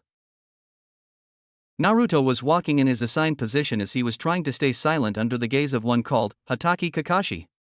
Kakashi was keeping an eye on Naruto from the moment they all had decided to continue the mission on their own risk. It was like he was expecting more surprises from the blonde and will not let his gaze drop until he saw one. However, for anyone else, he was still reading his perverted book with as much eagerness as humanly possible. Naruto, on the other hand, was contemplating whether he should ask Kakashi for some training in shinobi arts. After all, the man was said to have mastered over 1,000 jutsus since the Third Shinobi World War. Suddenly Naruto felt the hair on the back of his neck standing. His instincts told him something was wrong, and Tobirama had always taught him to trust his instincts over his sight. Using the teachings of his first true sensei, Naruto slowly slipped his hand in his shuriken pouch, at ready to fire the deadly projectiles at anything that moved out of ordinary moments in his peripheral vision. Ash had expected, he heard a slight shift in the bushes beside Kiba and decided to find out the cause of it. In a swift flick of his wrist, he launched 2 shurikens in the bushes, scaring the hell out of the unsuspecting Inuzuka. "What the hell, Naruto?" screamed Kiba as he jumped a foot in the air, before glaring at Naruto with a fuming red face. "I thought I saw something move in the bushes," answered Naruto while closing the flap of his shuriken pouch. "It was just a rabbit, Naruto," said Sakura in a berating tone as she retrieved the white rabbit from the bushes, slowly stroking the soft fur of the scared mammal. "The fur of that rabbit," started Shikamaru, only for Asuma to finish with, "isn't right for the season." Kakashi narrowed his eyes at the rabbit before starting. "It means it must have been a replica." Suddenly Kakashi's ears picked the familiar sound of something sharp cutting through the air and his eyes widened in fear. "Everyone get down," she shouted as he dived to take Naruto, Kiba, and Tazuna with him. Asuma did the same with the remaining genin just as a huge sword came spinning right where their heads had been just a second ago. The sword passed over their heads before getting lodged in the trunk of a tree on the other side of the road, not before cleaving through a big-ass tree in half. A lone shinobi appeared on the handle of the sword as he stood on the hilt of the weapon with ease. His torso was bare while his face was covered with bandages, only leaving his eyes. He was wearing baggy pants of black and white color and his forearms were covered with white bandages. The scratched headband of Kirigakure was tied around his forehead as his short spiky black hair peeked from behind the headband's cloth. "Momoichi Zabuza, one of the legendary 7 of the Kirigakure no Shinobigatana," said Asuma as he appeared in front of his genin squad with his trench knives held in reverse grip, ready to defend against the swordsman if the need arise. They weren't expecting such an opponent, that's for sure. They had expected a squad of Rouge Chunins or a Jonin at the very best, nothing Kakashi and he couldn't handle, but they had never thought in their wildest dream that they will have to face one of the 7 swordsmen of the Hidden Mist. Zabuza grinned behind his facial bandages while staring at the 2 Jonins standing in between him and the brats guarding his target. He was in a mood of some action and these 2 will be more than enough to provide him with that if what he had heard about these 2 was anything to go by. True, Sharingan no Kakashi and Saratobi Asuma, Konoha no Kaze, though I prefer to go by a name more suited to my personality, the Kiri no Kaijin, said Zabuza as he leaped down from his sword before pulling out the lodged weapon from the tree. Giving it a few test swings, he smirked again before hefting it on his right shoulder. "I will give you 1-on-1 chance only, take your brats and leave now, I only want the gramps, no one will be hurt if you do so," said Zabuza as he cocked his head to a side, gazing at Tazuna from the middle of all the assembled shinobis. "You know we can't do that, it's not in Konoha's policy to abandon a client in the middle of an escort mission," said Kakashi as he twirled a kunai in his hand before taking out another. "Guessed you'll say so. To be honest, I was hoping for you to stay cause I would hate to pass such an opportunity to fight 2 of the legendary Jonins of world," said Zabuza before pointed his large sword towards the group before throwing it above his head and going through the hand seals Kakashi recognized right away. "Kirigakure no Jutsu." Shit, cursed Kakashi mentally as he raised his hand to his forehead protector, uncovering his left eye to reveal the closed eye with a vertical scar on it. Soon the most complex organ of a human opened and revealed a spinning level 3 Sharingan. The rumored to see everything, yet it failed to see Naruto reaching in inside his Haori with his left hand and pulling out a scroll, while his right one grasped the handle of his sword. This was going to get a heated battle that Naruto was sure of at the very least. Chapter 8, The Secrets of Yuzu. Naruto stopped midway in drawing his sword as he saw the look of determination and confidence in both the Konoha Jonins.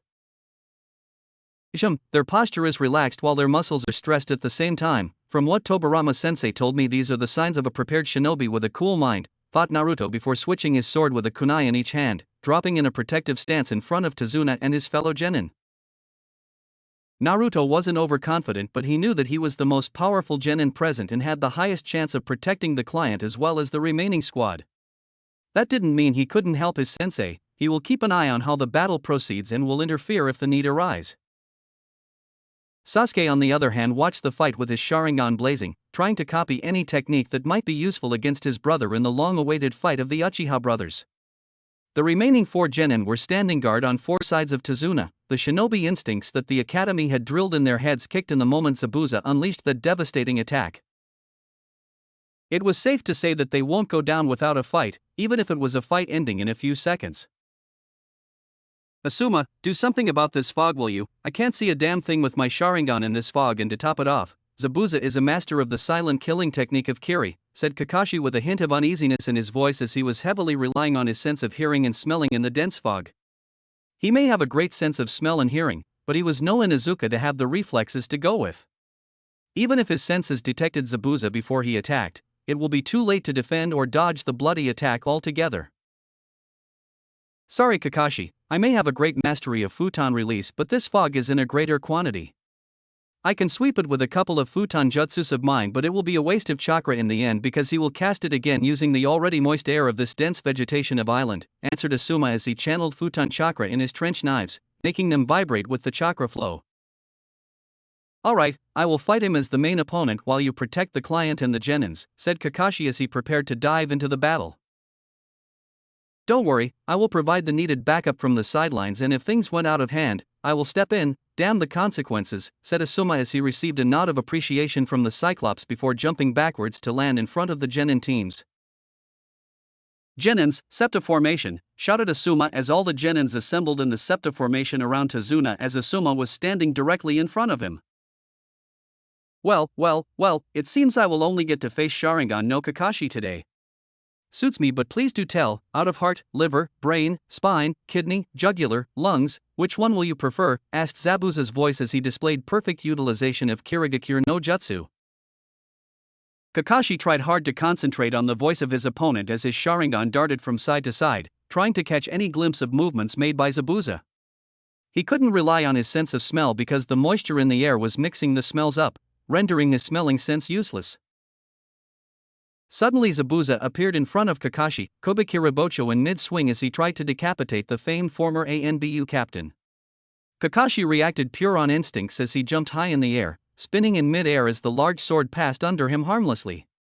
Kakashi outstretched his left leg in the swing as he kicked the head of Zabuza with all his might. His eyes went wide when the Zabuza in front of him dissolved in water, leaving him wide open for attacks from all the sides. The Kiri Nuke Nin utilized this opportunity as two more Zabuzas appeared on both sides of Kakashi, ready to reduce him to shreds with their large swords. Kakashi was in a desperate situation as he knew he will not get out of this situation unharmed. Taking out a kunai, he reinforced it with Doton Chakra before blocking the strike of one of the copies. The other Zabuza smirked as a cruel smile spread on his lips under the mask. Right before he could deal a fatal blow to Kakashi, his eyes went wide with horror as a shuriken was lodged in his neck from behind. The Zabuza again dissolved into water, signifying it to be a Mizubushin. Asuma stopped his kunai-holding hand in mid-swing, before turning his head to stare at Naruto in amazement, the blonde's hand falling back to his side after delivering the well-aimed shuriken to the enemy's neck. Naruto decided to not need his sensei's eyes lest risk unnecessary questions. Asuma was quick to sort out his priorities as he turned back to observe the fight between Kakashi and Zabuza. The mist was starting to get thin after the short fight. Maybe the real Zabuza had decided to stop hiding in the mist and face Kakashi one-on-one. Asuma was keeping a sharp eye on Kakashi, not that the copy ninja needed after all in absence of that thick mist. His Sharingan was blazing intensely, darting at the sudden movements of Kiri Nuke Nin. I thought you wanted to fight me seriously, all I see is a mouse trying to hide by jumping from tree to tree, said Kakashi just as he reached behind his back to pull out an explosive tag. Slowly wrapping the Fuinjutsu tag on the hilt of a kunai, Kakashi sensed his enemy on the riverside and turned to face him. Zabuza was standing on the river's water as he sped through blinding hand signs. Suiton, Suigaden, water style, Fong bullet, finished Zabuza as he launched a water bullet straight at Kakashi. Kakashi used his explosive kunai and threw it at the technique, igniting the fuse in the process. Just as he finished his move, his eyes widened in surprise as another Zabuza appeared from beneath the water surface of the river, already finishing another set of hand signs. Suiton, Bakuzue Showa, water style, exploding water shockwave, announced the new Zabuza, spewing a large wave of water from his mouth, targeting Kakashi. Kakashi was already in the process of performing his own hand seals, but he knew he won't be able to finish the technique in time. Asuma decided to intervene and quickly went through a short series of hand seals. futon, rankuden, wind style, drilling air bullets, and he fired multiple bullets at the water shockwave, reducing its power considerably and saving Kakashi from being swept away by the tremendous. They had successfully deflected 2 attacks of Zabuza and will soon switch to offensive, but they stopped in their tracks when the third and the real Zabuza appeared in front of his 2 clones. A mischievous grin was on his face under the mask as he held a ram seal. Suetun, Debukufu no Jutsu, water style, great waterfall technique, exclaimed Zabuza as the river water behind him swirled to form a tsunami-like wave, ready to submerge the whole Konoha team in a single swing of Zabuza's arm. Suetun. Zabuza swung his arm in a dangerous arc as the wave was launched in the Konoha Nin's direction. Suori Uden. The wave thundered with great power as it destroyed everything in its path. Even Kakashi had to choose whether to drop the idea of using another jutsu against this one. No Jutsu, water style, great water dragon blast, finished Naruto in a whisper as the moisture around him was literally turned to water behind his back, taking shape of a large Japanese dragon with yellow eyes. The dragon roared and launched itself at the wave coming towards its creator. On the other side of the wave, Zabuza and his clones heard the roar of the dragon and the grins on their faces vanished instantly as another shout of the same technique was heard. Suetun, Debukufu no Jutsu, water style, great waterfall technique, finished Kakashi as the dragon collided with the tsunami-like wave in front of him, showering him in tiny droplets of the now destroyed technique as his own wave was formed from the water of Zabuza's technique. The water dragon surprisingly survived the battle of dominance with the Momoichi's technique and now raced towards the original Zabuza, followed by Kakashi's technique. Zabuza quickly used Kubikiribocho to block the dragon's fangs as his clones supported him from behind by placing their hands on his shoulders. The power of this technique was tremendous, and to think it was fired by a mere genin for Christ's sake. Holy shit, exclaimed Kiba as he watched in awe how the nuke Nin struggled to hold his ground in front of that badass dragon technique. Even Sasuke was finding it hard not to get jealous after the display of such power from all the shinobi in the vicinity. Just as the 3 Zabuzas were able to gain some footing against the water dragon, the beast roared and Kakashi's technique reached the trio. The power of the jutsu was so tremendous that both clones were killed on the impact and the real Zabuza was sent trembling on the water surface, his grip on Kubikiribocho loosening as the legendary sword was lost in the water hurricane. Zabuza's flight was interrupted by a boulder sticking out on riverside. Zabuza crashed in the said boulder at neck-breaking speed and fell limp on its base. Taking a breather to calm his raging blood, Kakashi pulled out another kunai and appeared right in front of the downed enemy. Zabuza was sporting multiple injuries on his whole body. Multiple concussions could be seen on the former Kiri shinobi as his breath came in labored fashion. His right hand was twisted gruesomely in a way no human hand could, while one of his ankles was bleeding profusely, indicating the damaged ligaments and muscles of the said area. Slowly peeling open one of his eyes, Zabuza stared at Kakashi with an unreadable expression before grinning painfully, a grin quite visible due to the absence of his face mask. Don't ever think that it was you who defeated the demon of the mist, Sharingan no Kakashi. I lost the very moment I discarded that promising shinobi as a wet behind the ears genin. That blonde saved your life. I am proud to have come so close to killing you. I will dash. Before Zabuza could continue, 3 senbons came out of nowhere and lodged themselves in his lower neck, instantly killing the swordsman. Kakashi was instantly on guard as he leaped back and reversed his grip on the kunai, sensing an unknown chakra signature rushing at the sight. A masked Kiri hunter Nin appeared in front of the former ANBU as Kakashi stared at the mask of the newly arrived shinobi.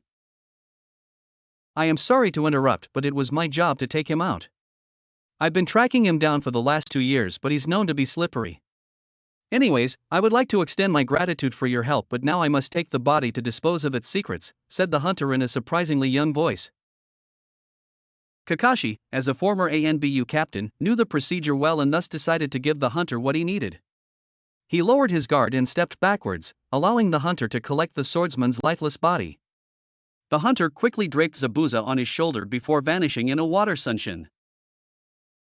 Kakashi stood there for a while. A lot was on his mind as this fight wasn't like any ordinary fight with a Rouge shinobi of another nation. They were talking about one of the legendary member of Kiri no Shinobi Gatana, a military unit famous for the unmatched swordsmanship of its members. Then there was the problem of that dragon. Surely Naruto wasn't able to pull the very moisture out of the air at such a young age. Even if the air of Nami was far more moist than Hai no Kuni, but still, it would require more than just a strong affinity towards water to pull something like this off. His musing came to a halt when Asuma appeared beside Kakashi in a flick of movement and tried to support the tired scarecrow Jonin, wrapping an arm around his comrade's shoulders. Kakashi just allowed the Sarutobi to support him as the prolonged use of his second-hand Sharingan was starting to take its toll on his body. Even now he had the damn eye uncovered, but luckily Asuma noticed it and adjusted his Hatai 8 to cover it.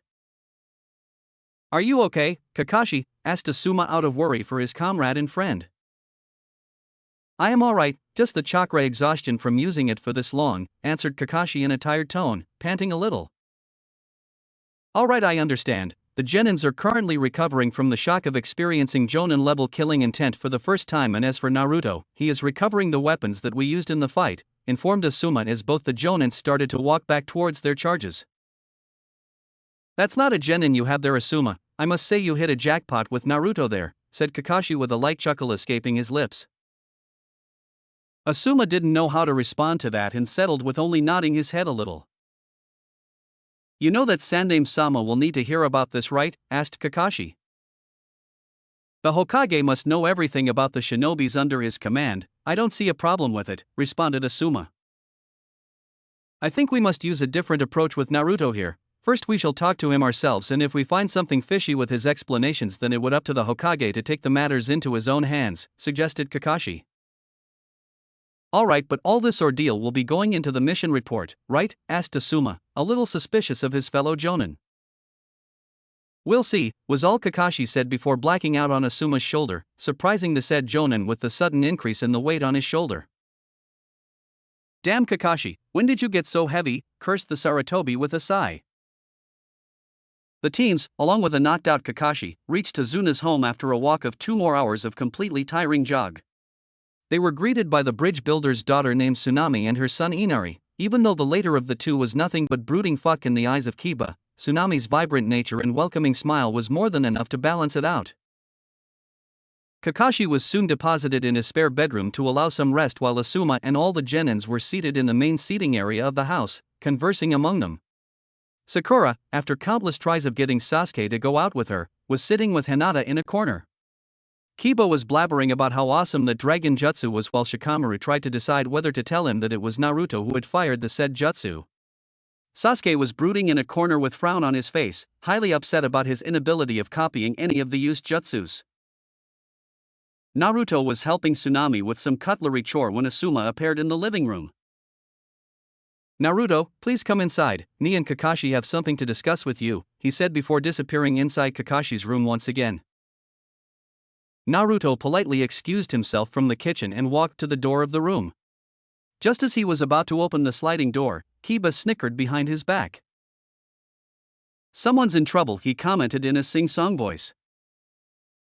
Naruto decided to ignore the Inuzuka and walked in the room, closing the door behind him. As soon as he stepped in, he felt a sound barrier go up as Kakashi expertly finished the required hand seals. The tense atmosphere of the room surrounded Naruto while Kakashi shifted in a comfortable position on his bed. "Naruto, we have some questions and we need completely honest answers," said Asuma in a stern tone. "Easy Asuma, easy. I am sure Naruto will answer every question to the best of his ability, right Naruto?" said Kakashi, to which the genin merely nodded in affirmative. "How come you know a jutsu of such caliber?" "We know that you have Suiton affinity, but we have yet to train you in that field," asked Asuma with a keen eye focused on his genin. "Sensei, when you told me about my affinities, I wanted to learn about them as much as I could, and thus I went to find any jonin with Suiton affinity who was willing to teach me a thing or two. When I found no one willing, I decided to take the matters in my own hands and march towards the fountains behind the Hokage monument. There I found a couple of ANBUs training in the Suiton ninjutsu and I decided to observe them for the time being.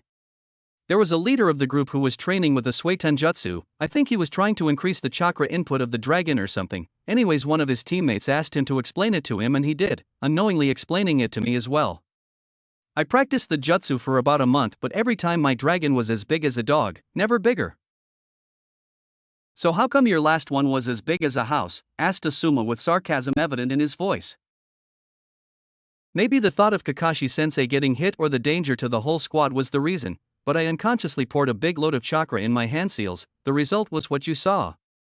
Before I was too cautious in practicing that I never used much chakra because I didn't know what was the exact amount of chakra needed, answered Naruto with a look of realization on his face. Asuma pondered a bit and realized that it really made sense. Naruto had a vast pool of chakra, and in desperate situations such as that one, many new shinobi did the mistake of overloading the jutsus with more chakra. Maybe he really was innocent and did it unintentionally, but it still didn't explain the formation of the dragon from the very moisture present in the air. But how did you pull the moisture out of thin air to make the dragon? Asked Asuma. It was Kakashi who answered his question. Asuma, Naruto is an Uzumaki, and Uzumakis are known worldwide to have unparalleled mastery of the Suiton element. Thus the answer is simple, it's in his blood, said Kakashi with an eye smile. Asuma felt like kicking himself. Of course he knew that the Uzumakis were as legendary in Suiton as they were in Kenjutsu and Fuinjutsu. He must reduce his smoking a little because it looked like it had started to affect his brains. Alright Naruto, you may go now, but make sure to ask me first before trying to learn any elemental jutsu on your own in future, said Asuma while poking Naruto's forehead. Naruto only nodded and left the room, closing the door behind his back. Once outside, he ignored the noises made by Kiba and walked towards his teammates. Shikamaru was lying on the floor in his signature lazy Nara pose. On seeing Naruto approaching, he yawned and stared at him when Naruto came to a halt in front of him. Hinata, who was sitting beside Shikamaru, also looked up, curious as to what Naruto needed from them. What happened? Asked Shikamaru with mild interest. Shikamaru, Hinata, tell sensei that I'll be training a little with my taijutsu, so I may not come back before 4 to 5 hours, said Naruto curtly, gaining nods of understanding in return. With the task done, Naruto quickly walked out of the house in search of a suitable training area for some light training. He needed to think through his strategy for the future again. With the situation with Asuma and Kakashi, it was now important that he changed his plan a little to improvise with the continuous changing situations of time. Reaching a suitable clearing beside the seashores, Naruto scanned the area for any type of inconvenience. There was little vegetation in the clearing because of the beach sand mixed in the soil, just a few patches of grass here and there with a couple of old-looking trees in the middle. Deciding to work on his taijutsu, Naruto started attacking the trunk of a tree with vigor. I must gain some power on my own, or the Sandaime will definitely become wary of me and may take a less timid approach. At least if I gain some form of power from training or fighting an opponent like Zabuza, then the Hokage will not suspect anything out of place, thought Naruto as he increased his speed by adding a little chakra to his limbs. I should have retrieved Kubikira Bocho after defeating Zabuza on the river. It would have provided me with enough excuse to at least justify my growth a little. Yes, I may have a solution to this situation. All I need is a weapon of some strength and I can start using some of the training Tobirama sensei taught me in the Kenjutsu lessons, he thought, and in the heat of the moment, he charged a fist with a little too much of chakra before delivering a devastating blow to the tree trunk. Shit, he exclaimed as a good chunk of the tree's trunk was blown apart from the strength of the blow. A scroll came rolling out of the busted tree trunk as Naruto stared at his now bleeding knuckles before noticing the scroll at his feet. He reached down and lifted the scroll to examine. It was a pure blue scroll with golden spirals visible all over it. Naruto decided to first check the scroll for any kind of nasty surprises and started using his fingers to get a feel of the scroll. Just as he was about to finish, some blood from his injured knuckles dropped on the scroll and the scroll started to vibrate dangerously. Naruto's shinobi instincts kicked in and he threw the scroll away while also leaping backwards with all his might. The scroll collided with a nearby tree and fell at its roots, while Naruto landed a good 5 meters away from his position. The scroll flattered open as steam came out of it in copious amounts, obscuring it from Naruto's view. Once the steam dispersed, Naruto cautiously approached the scroll that was lying completely open on the forest floor. On close inspection, Naruto could make out something written on the scroll in blood. My Uzumaki clansmate. This is something I am writing with my own blood due to the situation I have found myself into. Our village Uzushio is on the verge of being destroyed as Kumo and IWA forces are currently storming the royal lands of Uzumaki clan. I am the third general of Yuzu shinobi forces, Uzumaki Tenshi, and I was supposed to hold the enemy in wave. The enemy forces were just too much for us and here I am, leaving one of the legendary heirlooms of our clan in this scroll in hopes that one day an Uzumaki will find it and restore the fame of our village Uzushio.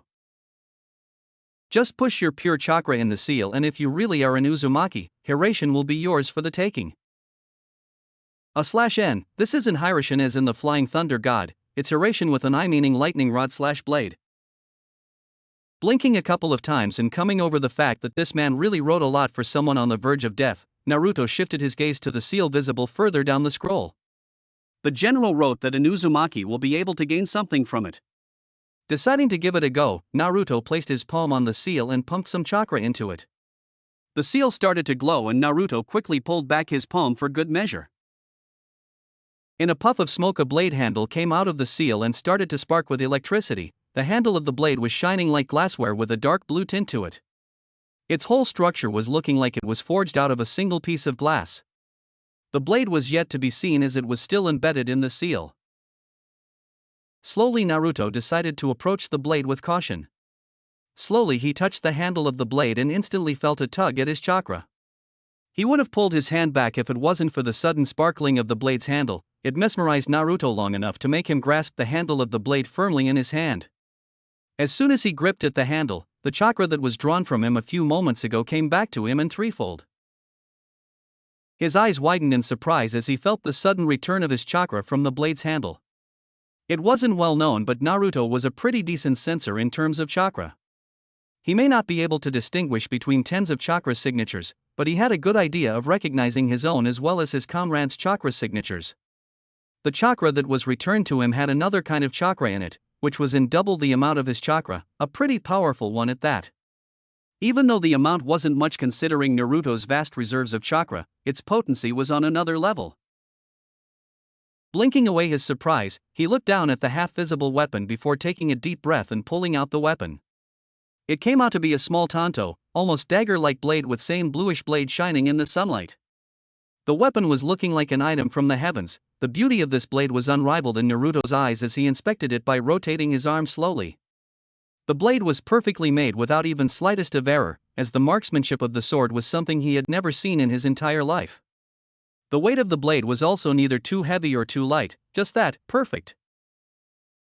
Deciding to give it a few swings to check the sharpness of the sword, Naruto gripped the handle tightly and turned around to aim a swing at a tree beside him. Taking a breath and relaxing his stance, he recalled the teachings of Naidane regarding the swordsmanship. Concentrating on the tree in front of him and feeling the perfectly fitted handle in his hand, he swung at the tree. Ha! In mid-swing, the blade sparkled and absorbed loads of chakra from his entire right hand. Boom! The blade went through the tree trunk like a hot knife going through butter. In a flash of light the swing was finished and the tree burst into splinters of wood and leaves. Naruto's eyes were wide with surprise at the display of power as he was showered with leaves of the damaged tree. Just as he was about to return back to his normal stance, his eyes drifted towards the Wraithbringer, Hiraishin. The petals of flowers and leaves, those were unlucky enough to fall on the still blade's edge, were split in two by it. If it was someone else in Naruto's shoes, they will be grinning from ear to ear after getting their hands on such a weapon, but Naruto was not like others. He was instead sweating from thinking about the possible dangers if this blade ever fell in the wrong hands. He will have to master this blade soon and will only use it as a last resort because flaunting it in front of the whole world was the last thing that he needed to do right now. He decided to seal it for the time being and decide what to do with it once their current mission was finished and he was back in Konoha. Quickly sealing it in a storage scroll, he rolled it back up and stuffed it inside his coat. Glancing around at the devastated area, he gave a sigh and quickly flickered away in a burst of speed. Behind his back, he failed to notice a small sparrow, chirruping on a tree. As soon as the ninja was gone, the bird flew down to sit on a huge rock. As soon as the tiny legs of the sparrow touched the surface of the rock, the upper half of the rock started to slide sideways before falling to the side, revealing a smooth cleaved surface still smoking hot red in color. The sparrow just tilted its head sideways before it flew away and disappeared in the thick fog of Nami no Kuni. Chapter 9 Libration. It was late in the evening when Naruto arrived at Tazuna's house to find everyone else already in their rooms, resting. They all were very tired from the traveling that they had done in this mission, and the thought of a comfortable bed after being forced to sleep in the forest was more than just tempting. Naruto decided to go to the kitchen and check if he was lucky enough to find something to eat. Walking to the kitchen, he spotted one Kakashi Hatake sitting in his room with the window open, staring at the moon shining in the night sky. The Jonin was definitely thinking of something personal that Naruto knew, but for the sake of concern for the Jonin, he decided to approach him. On feeling someone coming towards him, Kakashi turned his head to meet the eyes of Naruto. There was a silent conversation between them as they locked eyes, before Kakashi patted the floor beside him and nodded lightly. Naruto quickly walked forward and occupied the signified space before staring out of the window at the moon. He was contemplating on how to start a conversation with the older shinobi, but luckily, he was saved the trouble when Kakashi spoke first. You know, Naruto, sometimes in the life of a shinobi, things can get a little too hectic. It's not like the life of a ninja isn't a stressful job, but sometimes it gets just too much to hand at the same time, spoke Kakashi, still staring outside the window. I can understand, sensei. When I was training day and night to improve myself in the academy, sometimes I would fall down on the ground due to exhaustion and think of taking a break from the training for a day or two. But then I thought, what's the benefit of taking a break? All the training, all the hard work and all the precious time that I invested would be in vain, and thus, I always started training with double the vigor, said Naruto with a true heart. It was true, whenever Tobirama sensei instructed him to perform a jutsu or an exercise, he will do so until he collapsed with exhaustion. However, Naruto will never reveal that the water whip of the night aim was also a great inspiration for him in his battle against laziness. That's right, one must never stop trying to get better. I myself went through the same phase, constant training sessions with sensei, then self-training, and then missions of war. Dealing with physical exhaustion is something one can easily take care of, dealing with mental exhaustion is something else, said Kakashi, looking at Naruto slightly, gauging his reaction to the words. I don't know what you mean, sensei, maybe because I have yet to have my first kill on the field, that's why mental exhaustion is something I am quite stranger to, said Naruto without missing a beat, almost like it was a rehearsed reply. That's good, at least the kid has yet to get his hands soaked with blood. That will be worry-quenching news for Sandaime-sama for sure, mused Kakashi before he pulled his right arm around Naruto and playfully pulled him in a sideways hug. Don't worry, because when you do become acquainted with the mental stress of a shinobi, I'll be there to help you. I am not sure if Azuma is any good with the TED Talk, but I know that I can help you a lot better than that chain smoker. After all, I was an ANBU captain once, spoke Kakashi before realizing he said a little too much.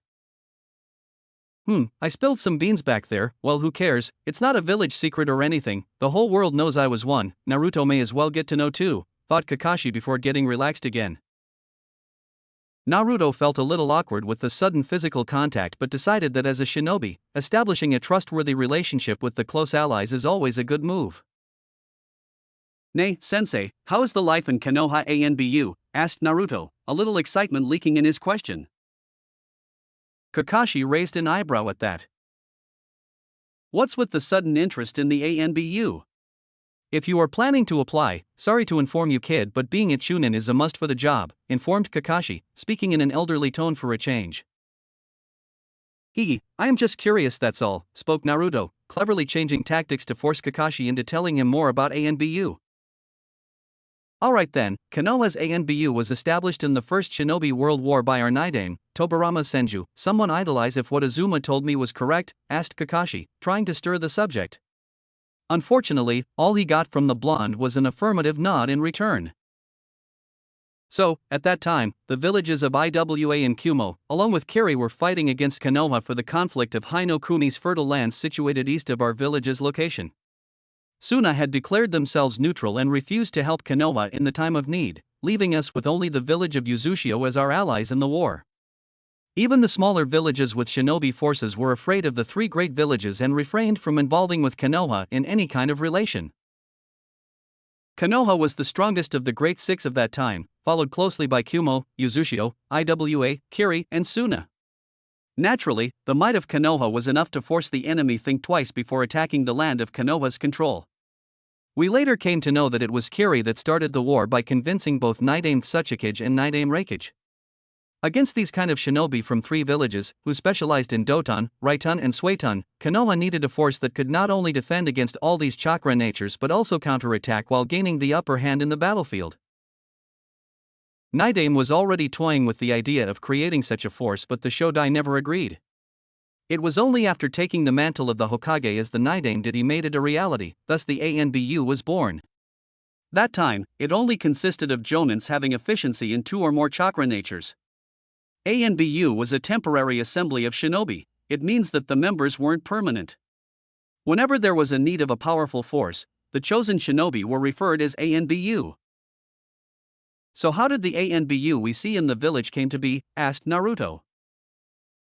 It was when we lost our greatest ally, Uzushio, to the combined forces of IWA, Kyumo and Kiri, did we came to realize the importance of the permanent existence of such a force both inside and outside our village walls, lest risk the same happening to the village behind our backs at the battlefield. It was actually in the days of the Nidame's reign that he made a unit of such powerful shinobi who were stronger than a normal jonin but a little weaker than a kage. Named it ANBU Black Ops. It was a secret force of Konoha military forces which operated behind the enemy lines, infiltrating bases and assassinating enemy leaders and officers. That was its forte. But just when the ANBU was starting to function, the Second Shinobi World War broke out. There was no Senju Hashirama to handle the talks, Nidame was martyred, then the Third War occurred. Casualties on the very first day was in tens of thousands, many homes, families were left with scars that will haunt them for the rest of their lives. Spoke Kakashi with a dead voice. How could he forget? His own father was the first shinobi who went on the missions prior the war, only to commit suicide due to that. People think that it was the Yandame, Namake's Minato, who won the war single-handedly for Konoha. I beg to differ. Though it is true that it was Sensei who forced IWA to back out and eventually Kyumo to stop the war, but if it wasn't for the Black Ops working in the shadows and then on the battlefield, Konoha would have fallen on the very first day of the battle. There was no Shodai to tower over the enemy, no Nidame to crush the enemy with a single jutsu of his. Sandame was still young and getting used to the title and the Sanins. They were not up to the task, either grieving or doing illegal work. Only Jiraiya-sama fought for the village. In the last war, the only force on the battlefield that stuck fear in the hearts of the enemies of Konoha was the Black Ops. They never failed a mission, never left a man behind, no witnesses, no evidences. Anyways, I think we are going off the track here. You asked what was it like to be an ANBU of Konoha, right? Asked Kakashi while sheepishly rubbing the back of his neck.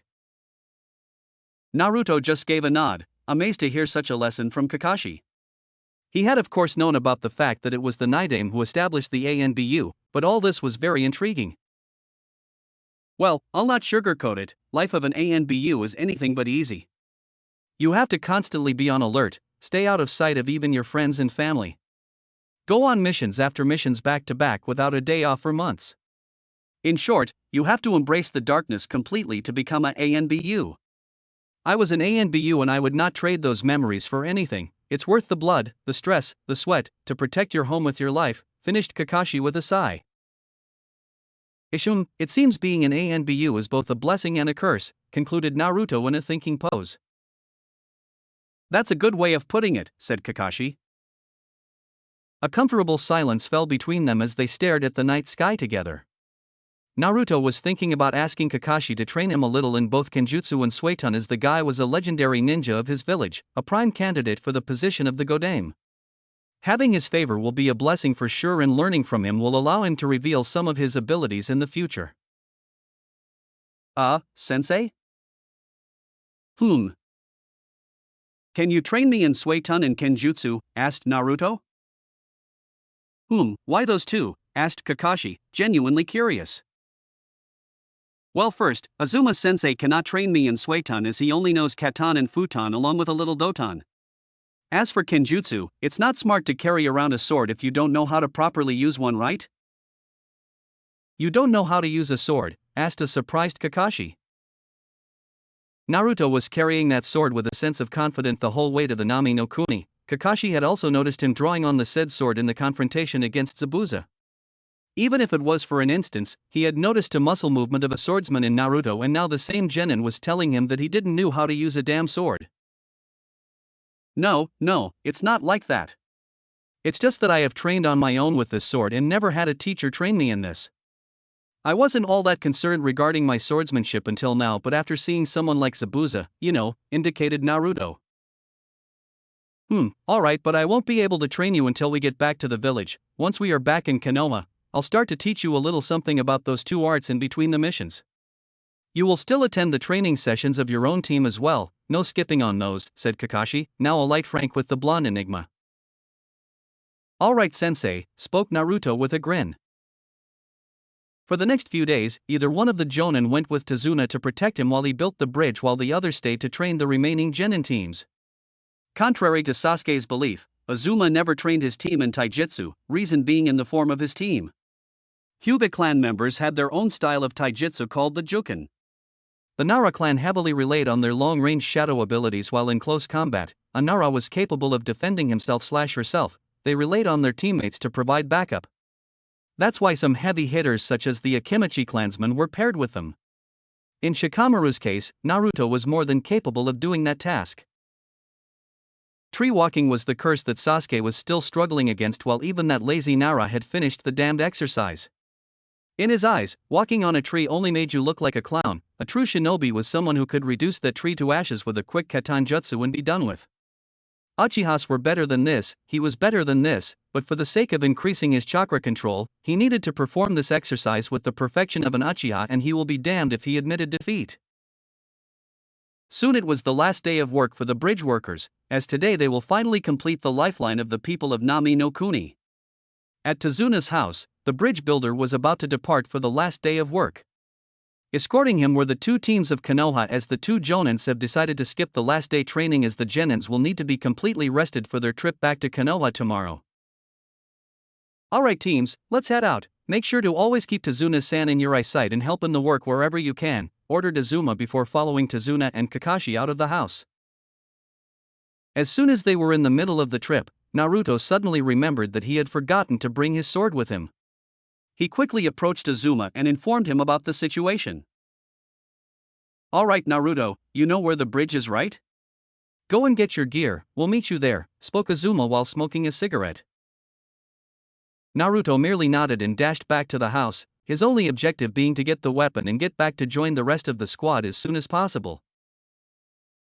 As he neared the house of Tazuna, he observed that many civilians were running away from the direction. Getting a little confused, he caught a middle-aged woman and asked her, "What's going on?" The woman looked desperate to get herself free from him, maybe that's why she immediately blurted out, "Gado's men. They are here to take someone," she almost whispered before getting herself away from Naruto and fleeing the scene. Turning around to stare in the direction from which the woman was coming from, he started to sprint towards Tazuna's house at full speed. He arrived at the scene only to see a thug grab Tazuna's daughter Tsunami with her hair before dragging her towards the front door from the kitchen. Another thug was standing idly on the front of the house, yawning lazily. As the first thug approached the front gate, Inari came running down from upstairs, Naruto's sword in his hands as he swung the said weapon at the thug with all his might. The tears in his eyes were making it difficult to see, and hence the strike never came close to the thug, who grinned at the kid with a vicious face. He threw Tsunami in the corner of the room before advancing at Inari with his own sword in hand. "I've heard they give more money to beggars without limbs at Koinji," spoke thug to his partner on the gate. "Yep, that's true Dozu, and they give more money for the said kid's mother as well," said Koinji with an evil smirk, a glint in his eyes as he stared at Tsunami. "No!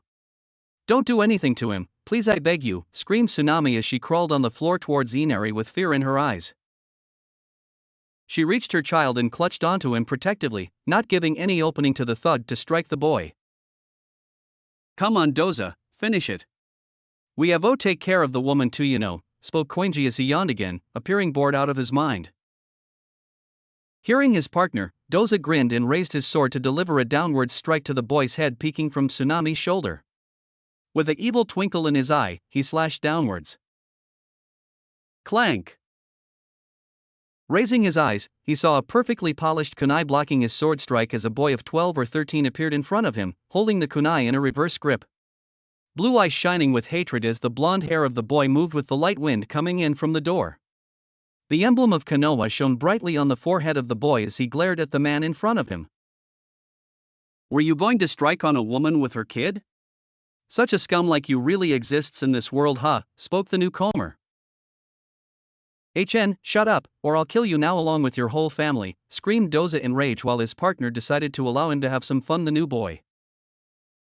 "Like a street dog, like you could even touch me," taunted Naruto with an emotionless face. "Rah! That's it, you are dead," screamed Doza as he brought his sword back to deliver a finisher strike to the ninja in front of him. Naruto reacted at lightning speed and jammed the ring of the kunai end in the chest of the thug, forcing him to stagger back with surprise evident in his eyes. Doza brought a hand to his chest as he started coughing a little while bringing down the sword-holding hand on his side. Naruto turned his head a little and stared at a bewildered mother and son duo before speaking in a calm and collected voice. "And that's not how you strike with a weapon, kid," he said before slowly grasping the handle of his sword from the loose hand of Inari. He suddenly did a 360 swing and decapitated Doza with a clean swipe of his sword. "This is how you strike with it," he continued his lecture as Tsunami tried to cover Inari's eyes from seeing the gore scene in front of them. Doza's lifeless body dropped to his knees before falling backwards, his head rolling out of the door. On seeing the end of Doza in front of his very eyes, Koinji gave out a war roar before trying to draw his sword from the sheath. He may have succeeded if it wasn't for a well-aimed kunai lodging itself in his forehead, right between the eyes, courtesy of Naruto. "And that's how you throw a weapon," finished Naruto as his hand fell back to his side after throwing the weapon with deadly accuracy. Turning around, he kneeled down to the level of the mother and son before ruffling Inari's hair a little. "That was very brave of you, trying to save your mother even when the odds were against you. Never change, always stay strong and protect those precious to you. Remember this feeling of desperation when your loved ones are in danger and the feeling of relief when you have managed to save them," said Naruto as he stood up and made 2 shadow clones. "They will protect you for the time being while I go and protect Tazuna-san, stay safe," he said as he helped Tsunami up and sat her on a chair in the kitchen. "Thank you Naruto-kun," she said, still a little shaken. "Don't worry, it's the job of a ninja to protect others who are unable to defend themselves. Anyways, I'll be going now," he said. Tsunami and Inari merely nodded little as Naruto disappeared in a burst of speed. It wasn't like Gato to strike the house when he knew that Tazuna will be on the bridge, working. Maybe this was just a distraction or a side attack and he is sure that Tazuna will be taken care of on the bridge. He may have sent out someone strong at the bridge to take care of the matters. With these thoughts of realization, Naruto pumped chakra to his legs, leaving cracks on the tree branches as he shot through the dense forest of Nami no Kuni. His destination, the bridge building site. With the rest of the team, everyone arrived at the bridge to find the area covered in dense fog. There was a sickening feeling in the air as the scent of blood could be detected everywhere. The silence was pregnant as the team approached the bridge with their senses on high alert. The visibility was almost zero as they could only see 2 to 3 meters in front of them, Kakashi, Sasuke and Hinata being the exceptions. "What is this, Kakashi?" asked Azuma with a hint of urgency in his voice. "I never said it was a holiday for those morons," or as every bodash started Tazuna before he tripped on something. Looking down at the obstacle, everyone saw the horror-stricken face of a worker with his tongue out of his mouth and eyes rolled back in his head. Looking a little upwards, they could see that the poor man hand tried to crawl away from the bridge even in the last moments of his life. Blood stained the floor of the bridge as the fog started to lift a little, revealing all those workers who were missing. Bodies were littered everywhere as crows sat on the limbs, biting on the freshly killed prey. Deep gashes were observed on the floor of the bridge by the 2 jonins, indicating the use of a sword or a futon jutsu. The use of a sword was confirmed when they heard the voice of one demon of the hidden mist. Well, I don't see that blonde kid out here today. I wonder where he is," came the voice from the fog. "He is too busy to fight the likes of you right now, but don't worry, you'll see him soon, if you survive long enough that is," said Kakashi as he raised his Hataye to reveal the Sharingan. The 2 kunoichis behind his back fell into protective stances around Tazuna because they knew that the heavy hitters of their squads were going to get busy soon. "I am sure I'll meet him again, but I am not alone today. You see, you are not the only ones with students traveling you.